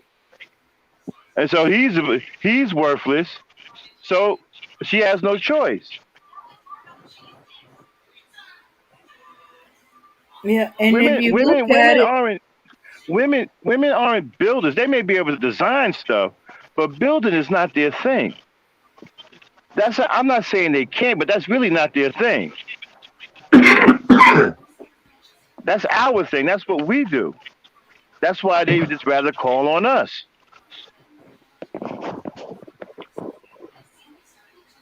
Guys like City of Truth and other guys like that, these bums, who don't have any real skills and don't want to acquire any real skills. These are the reasons why the black community can't come together. You got too many black dudes like that. I mean, we just started teaching young boys in my community, we got guys teaching them carpentry, teaching them wood, teaching them the study of wood, what types of wood to use for different types of projects. We got a guy who is teaching welding, brick masonry. These skills are never going to be outdated. Unless they start building houses out of plastic or something like that, there's going to always be some form of these skills. Okay? You may not be dealing with concrete anymore. You may be dealing with some kind of, hard kind of dense plastic. Yeah, prefab buildings. Pre-poured walls. Right. But these skills are going to always be there. And we don't have enough brothers, who are skillful enough for us to even build our own type of community and society. I remember one time I went to a truck stop, and this brother had a truck washing business. Now, in the trucking game, truck washing is very lucrative. Very. Especially trailer washouts. You can make a killing off of trailer washouts alone because reefers come through there every single day needing trailer washouts because we carry food. Okay? So the FDA, we got to have our trailers clean before the next load. So you're going to make money hand over fist. This brother had a truck washing business where he did trailer washouts. And guess who he hired? His employees were all Mexican. And I asked him, I said, yo, man, you from the hood, right? He said, yeah. Then why ain't you got some brothers out here, man? I don't want to be disrespectful, but what's up with the Mexicans? He said, man, let me tell you something. He said, I done tried hiring brothers, man. But he said, man, they bullshitting. They don't want to come to work. He said they be over here sleeping. They be on phones, hiding behind shit, I can't find them when the job's coming through. He said, I had a whole crew of dudes here one time, and he said just about every other trailer washout he had to do himself because he couldn't find the guys. They done disappeared somewhere. So he said he started hiring Mexicans. He said he hired Mexicans. He said they here before he even get there. He said they waiting to go to work. And he said they knock out every trailer. And I was like, wow. He said, yeah, man. He said, I done tried the black thing, bro. He said, at least for me, it ain't working. And you know what? He right. I've tried it, and it don't work. No, it ain't work. You said brothers are bullshitting. You said they either talking on the phone too long. They done went around the corner on their break and got lost. You know, he told me all kinds of stuff. I was like, what? And he said, yeah, man. He said, trust me, brother, I tried. I tried. But he said, at the end of the day, I run the business. You know, and he said, these Mexicans, I make money with these Mexicans. He said, I was losing when I had my brothers down. He said, I was losing money. I was like, wow. Man, I be trying to find guys that's to hold traffic. You know, the only thing you need to do is when you see the truck come in, hold traffic up. I pay you $10 an hour.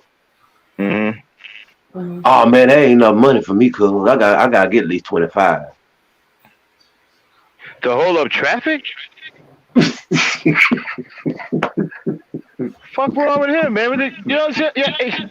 Man, yo. I'm like, man, listen, cuz I got 6 trucks running. State requires that I have to have a traffic man here with a sign with my trucks coming in and out. They gonna come in and out every 45 minutes to an hour. 6 trucks? Yeah. Oh man, you bringing in that dough, bro.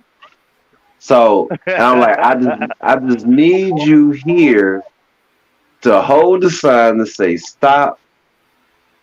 Oh man, all right, cuz I can do it for 20. What? 20? You know what? Hold up. Come here, heck. Listen, man, I got $10 an hour. How the only thing he gonna say is how long? From 6 to 6. Okay. And the thing about it, he'll probably do it for 8. I try to be fair.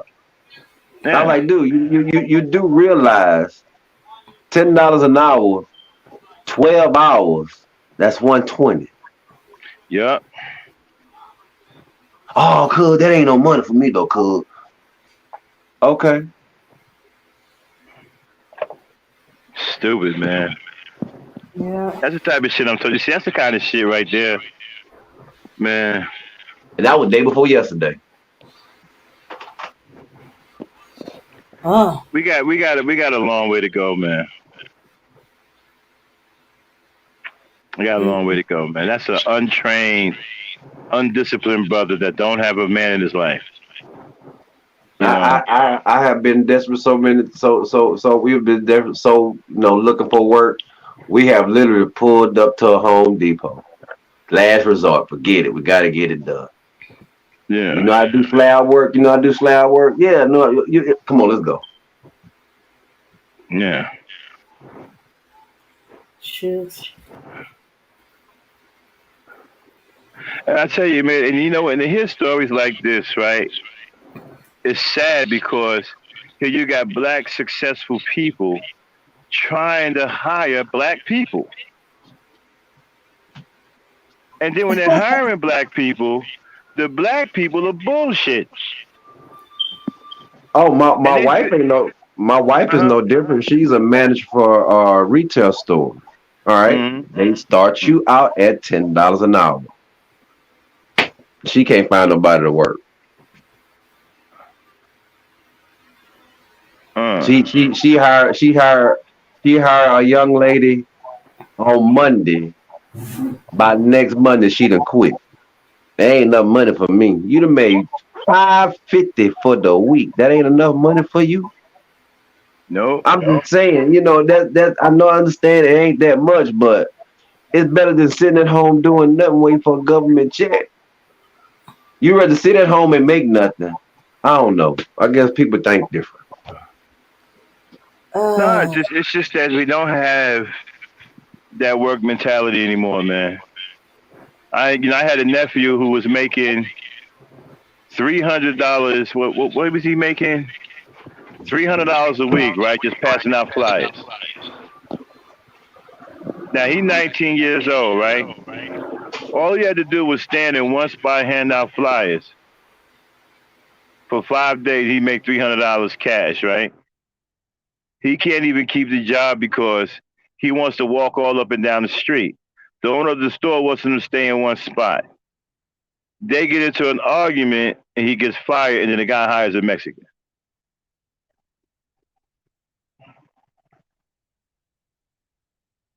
It's not like you had any goddamn fucking prospects of jobs. You know, they don't have any work ethic anymore, man. I tried to get somebody to come with me just to open up the doors and take the goddamn fucking low locks out, right? And I was gonna pay that motherfucker damn near $800 a week, right? You can't even do that. We go up to fucking spots, this motherfucker sleep. One time he snuck off on me and went to the fucking movies. You know.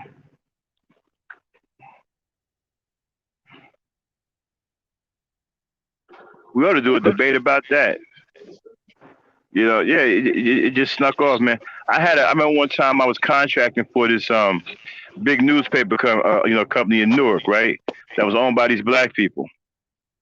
And I had a contract that was big enough to where I can outsource some of the work, right? So I tried some of these young brothers to, hey, listen, man, I got work for y'all, okay? I want y'all to go and distribute these papers in these bins, okay? And I'm gonna pay y'all each $105 a day, okay? Good money, man, for guys who are like 18, 19 years old, right? Nothing happening, man. Had to find them. One dude left a whole bundle of fucking newspapers in the middle of the street. I mean, it was just crazy, dog. You know,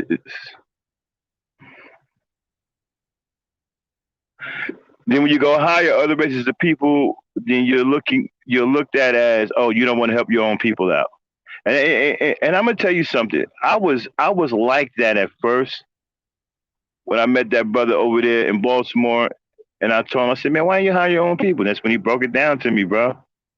And I was like, oh, she actually fucked my head up, man. I didn't even know it was going down like that. And that was the first time that I actually started, trying to hire black people and experience the same damn thing. So, we got a long way to go, man.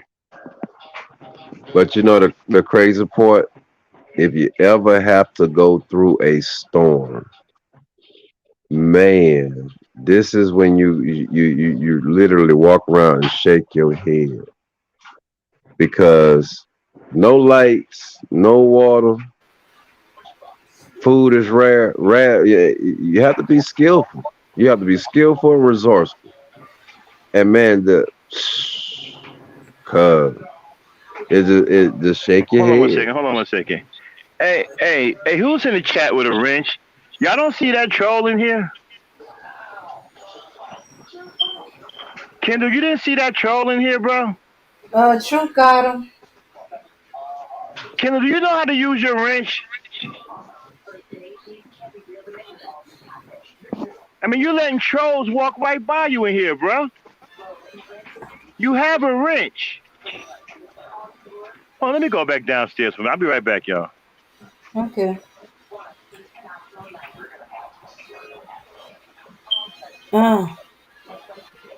Sometimes I think you have to get them very young when they're interested, they want to learn. And then other times I think you got to catch them when they're in desperate moments. Like guys coming out of prison having a hard time finding a job. Mm-hmm. Well, it's all on the person. Once again, each individual have to check themselves. Mm-hmm. Period. Stop pointing the finger. Yeah. But when I hear stuff like this, I just be so disgusted. I said, okay, what happened to didn't nobody drumming in their head? I had to I worked in a job for so long. It was starting to beginning to give me I ain't saying it was necessarily giving me ulcers, but what I imagined ulcers was like, with the stomach pain, didn't feel like eating, I was tired all the time, I was stressed, and I still stuck with the job until I couldn't take it anymore. And I was like, I was begging my mom not to be disappointed in me because I had to let the job go because it was causing me physical problems. And she was like, "Well, baby, it's not like you just quitting a job just to quit a job. I don't want you to be sick. I don't want you working until you're sick. And she said, you be able to find another, we just go Yeah, have hold to on, Dan. for another one." Yeah, hold on for a second. Yeah, Kim, I took your wrench because, for one, you ain't using it and shit. And two, you said you like the channel, but obviously you don't give a fuck about what happens to the channel, right? So you don't deserve no goddamn wrench anyway, okay? Because you ain't doing you fucking let trolls just walk right by you and shit. You ain't doing shit about it. You don't deserve a wrench.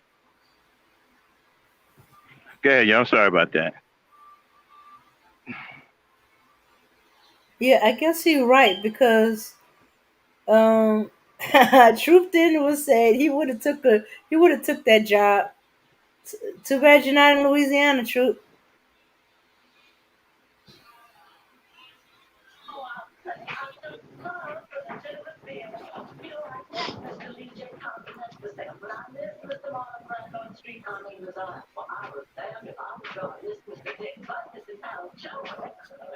Okay, I don't think he even noticed.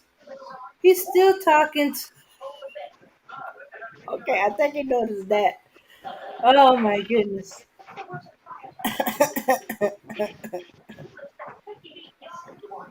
So Sick of him, man, letting trolls just walk by.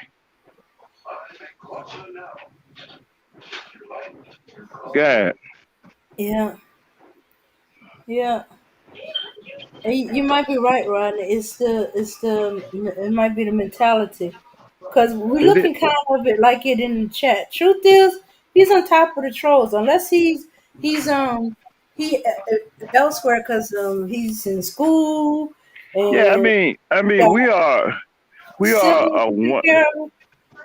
I mean, we are a wanted channel. People hate this channel because of what type of channel it is. They don't want black women to have a channel, or they don't want a pro-black channel. They hate this channel. They come in here and try to do all kinds of things and shit, right? That's why I got a lot of mods in here, a lot of wrenches and shit, right? This motherfucker never uses a damn wrench. He constantly just let trolls come in here and do what the hell they want to do, right in front of his face, and still won't do nothing about it. So fuck it. You don't give a shit about your channel, then you can join the trolls.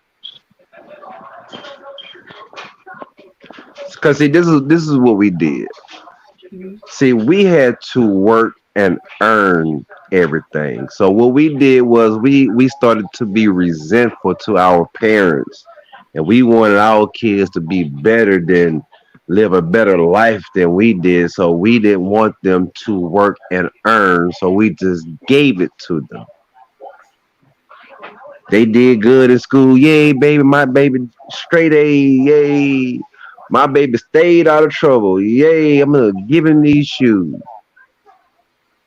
So now we have built a generation of entitlement.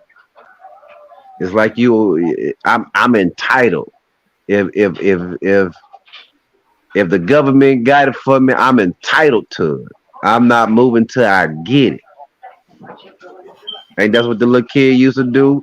He used to sit in the middle of the floor, fold his arms, and then you go give him a lollipop or give him whatever you want. He's entitled now. This is No, the what, entitled kids scream, holler, kick, and have hissy fits.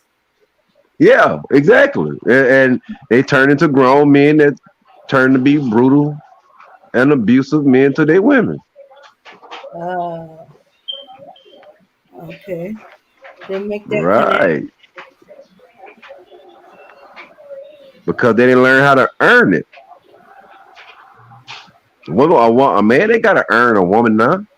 The only thing he got to do is talk sweet to her, get in her emotions, and bam, you got a woman.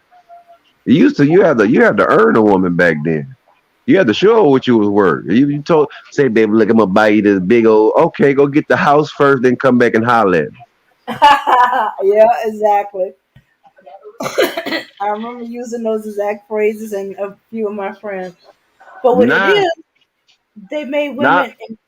Oh, go ahead. nah. Girl, he said he gonna buy me a house. It's been 15 years. He still ain't bought that house for you yet. That's what we do.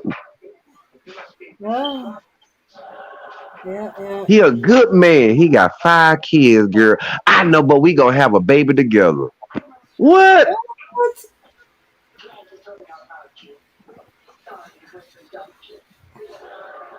Mm-mm-mm-mm. Yeah, I'ma yeah. change his life. How you gonna change a man's life? He got 5 kids. Unfortunately, there's some women that believe that. I'd be like, you can't change no man. He got 5 kids. He got 5 kids. What you think you gonna do anything different than the other 5 women? Other 3 or 4.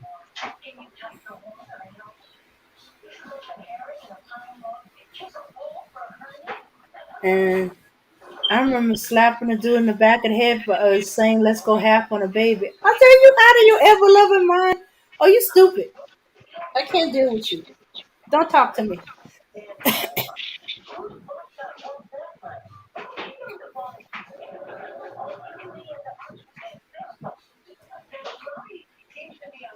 Truth be told, I guarantee they got some woman out there said, girl, he said he was gonna go half on a baby. 18 years later, I'm still waiting on my other half. Oh my goodness. Yeah, yeah, yeah, And as a man, he know, man, I got 18 years. Ooh.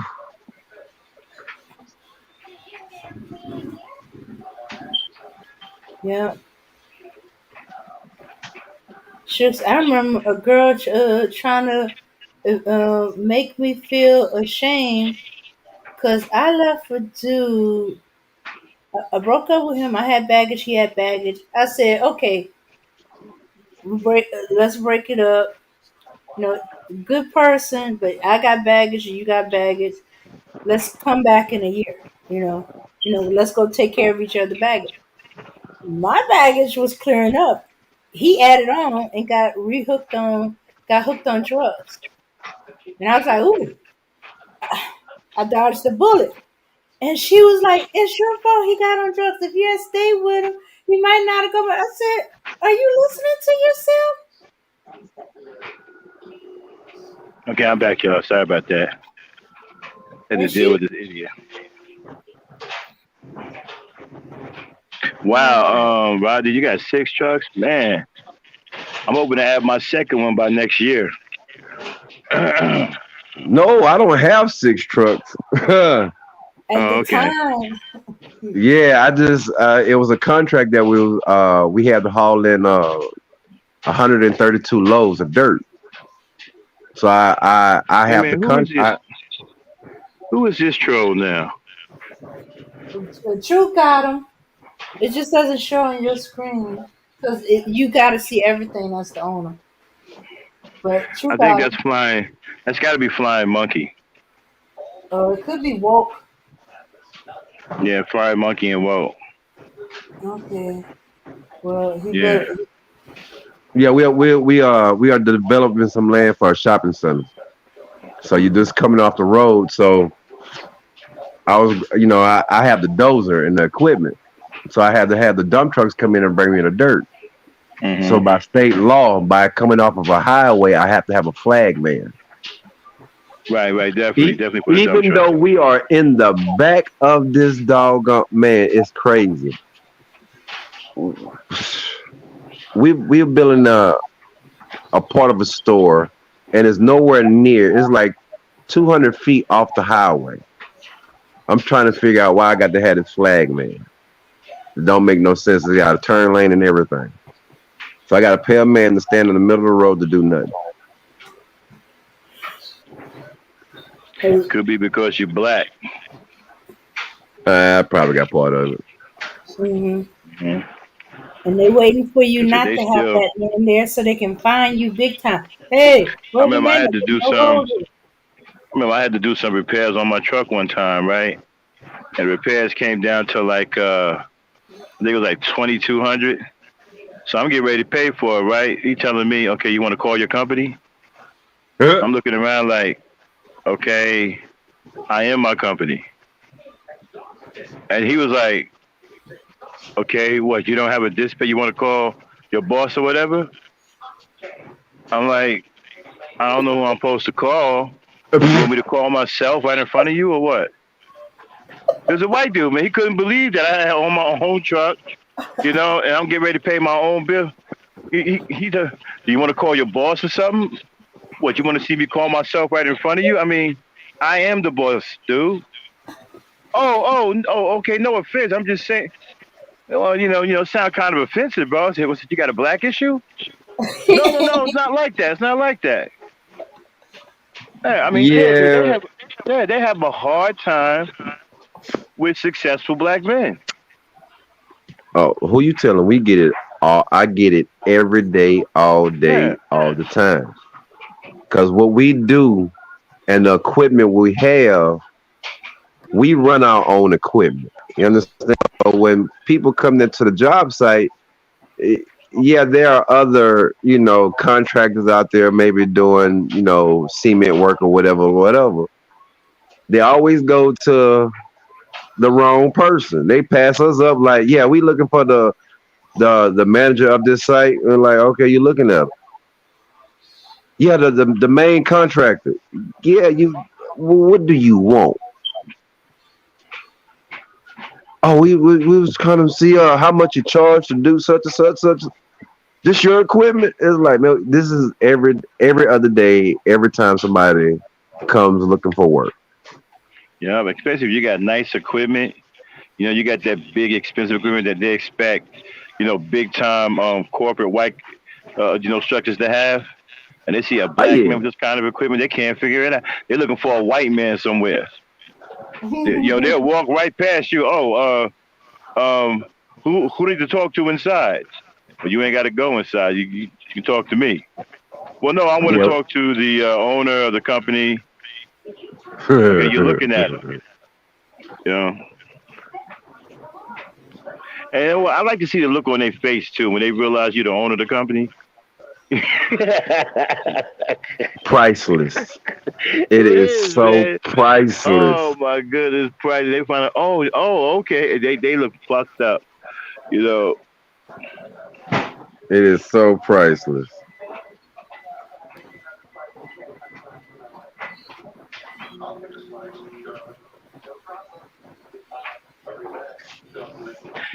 Kendall, you support the channel by maintaining the safety and the integrity of the channel. That's why you have a wrench to help the channel maintain its security. Trolls are bad for the channel. Therefore, they're bad for you visiting the channel. If they have their way, they will destroy the channel.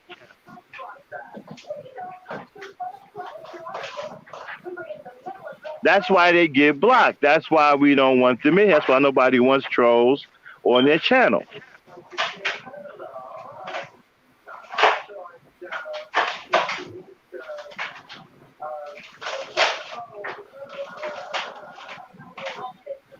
Yeah.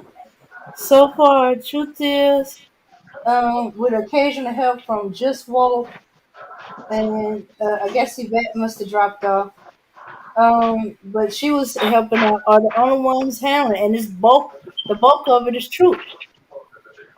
We watched. I deliberately did not touch that troll to see, because of the troll, the same troll in front of you, while you was talking to Dirty Vomit, and there was a troll that came after you to answer the Dirty Vomit with another comment, and you did not get neither one. You didn't even get it late. Some people, you get 3 or 4 mods. Okay, Kendall. the same I'm time. sorry, Kendall. That kind of mentality is destructive to the channel. Okay, that's destructive. I can see if I if you were new to the channel and you didn't have a wrench at all, and you were green or whatever, I can see that way. But you've been here for a long time. You know what this channel is about. You know what a wrench is all about. You know, you got a destructive mentality, dude. I can't have that kind of mentality in here. Now we can do this one of two ways. You can leave and never come back, or I can block you to ensure that you don't come back. It's up to you. But make your decision by tomorrow. Okay? So I can't have that kind of destructive mentality in here. I can't have people in here, okay, who had blue shirts at one point and don't give a shit about the integrity of this channel.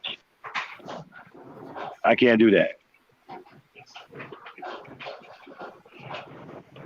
Go ahead, Dan. Yeah. That's why I said your wrench is rusted away from lack of use. You don't lose it, it rusted away. Went bye-bye. Yeah. And you really don't add anything to the channel, dude. All you do is distract. And honestly, dude, to tell you the truth, we've been tolerating you for a long time. Okay, because you don't add anything to the channel, you just distract. So I'm gonna be real with you. We're just tolerating you for a while.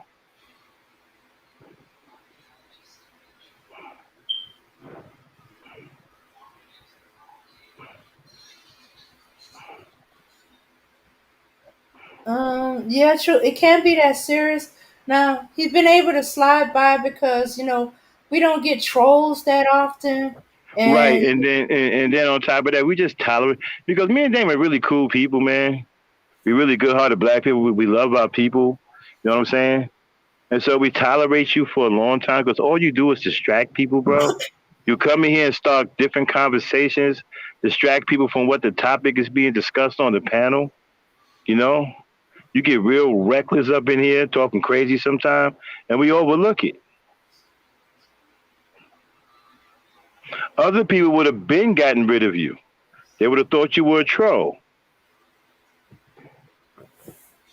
yeah, you lucky the women hadn't.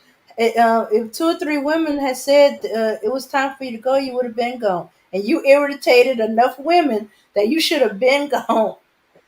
Yeah, so, we just been tolerating you, dude. All this stuff about you, and you don't add none to the channel.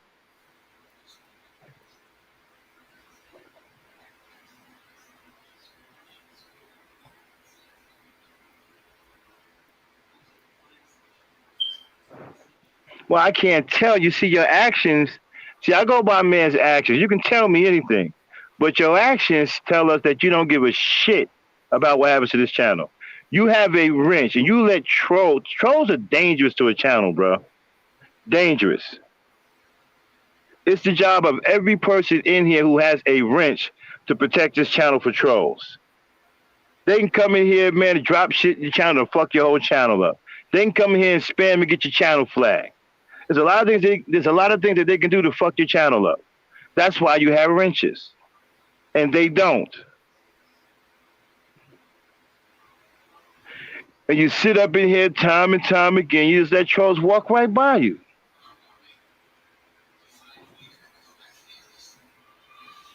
Can't have that, bro. I can't, no. Can't keep doing that. Either you give a shit about the channel, or you don't, and you can get the hell out of here. I'll give your wrench to somebody who gives a shit about the channel.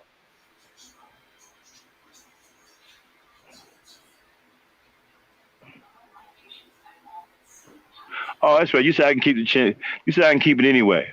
Okay, good.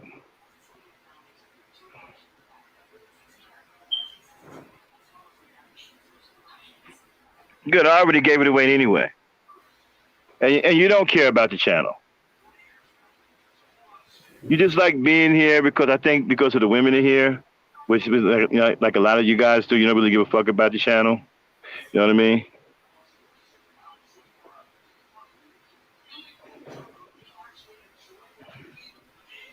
But anyway, I ain't gonna keep talking about you. Okay, I'm gonna make a decision tomorrow. Okay, either you're gonna make it or I'm gonna make it because I'm not gonna have that kind of destructive mentality in this channel. Okay, you don't give a shit about this channel. You don't need to be here. We're trying to build something over here. We don't need motherfuckers, working against us.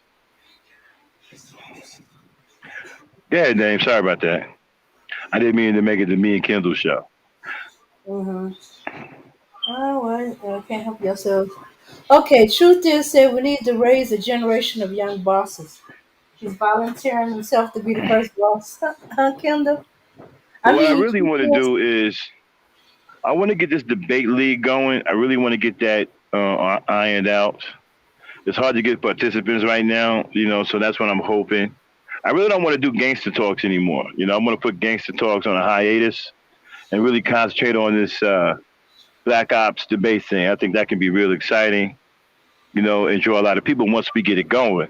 We already had a couple of debates that was pretty good, but we can do much better. So that's pretty much where we're focused on right now. Like I said, I really don't want to do another gangster talk. I want to put gangster talk down for a while and focus on, building the debate league. And we got and what we're putting topics on the community page, y'all. So if you want to be a debater, okay, here we go again with another troll.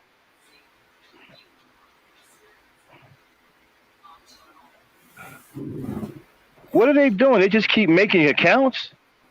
Or is it more than one person?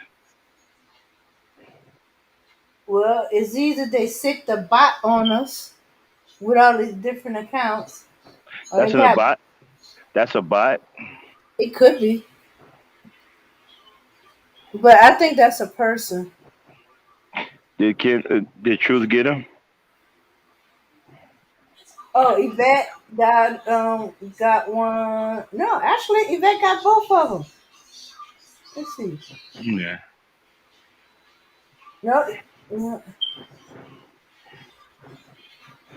yeah. So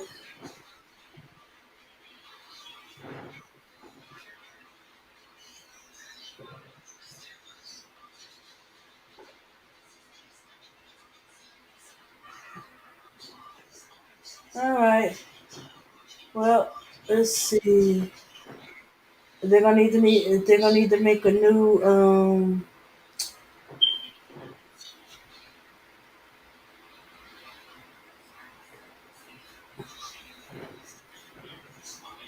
let's see. I'm gonna need to make a new account.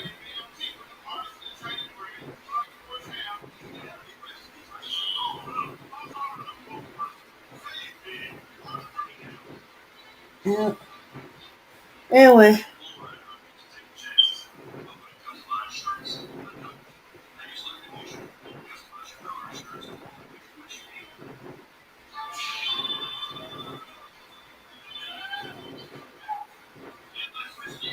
Yeah. Truth is accidentally timeout. Man, they're coming out of nowhere, huh? Well, we've been getting the bot ones since the ghost has been coming up here. Let's see. It should be a big topic with big buzzword. What is the word? Should be a big topic. Are you still talking to Kendall Dirty Garment? All right, y'all. Let's go ahead and shut it down. Too many trolls tonight. Okay. Truth is you and Kendall on the.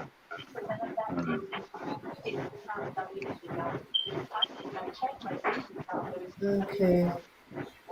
Well, Yvette, Kendall ain't even on the battlefield. Kendall does nothing. Okay. Dang, somebody calling in? Huh? Somebody calling in? No, Mella fell off a while back. Okay. And the only one that showed interest in calling is Miss FedEx. I think she dropped off a while back. Okay. Oh, he's talking about a debate topic. It should be. It should be debate topics. It should be big controversial topics with big buzzword. Yeah, Yvette timed you out. I'm the one that blocked you or reported you. Yeah, block all of these trolls and report the troll. When you block them, report them. So Okay. Yvette was being nice. I was not. So stop harassing people. Who you talking to, Dan? The troll. No, don't talk. Hey, what I say about trolls? Okay, all right. You don't talk to these trolls. Get rid of them. All right, they're shutting down any old way, y'all. All It's right. late. All right, y'all. Peace, power, and unity. We'll holler at y'all sometime tomorrow. Might do a show. Okay. All right, get us out of here, Dan. Let's go. Peace, everybody. See you guys tomorrow. Yep. Peace, power, and unity. Uh-oh. Oh, okay. You know what? Good night, Yvette. Okay, we're just going to end it, y'all. Forget about the music. All right, y'all. We see y'all probably tomorrow. Peace, power, and unity.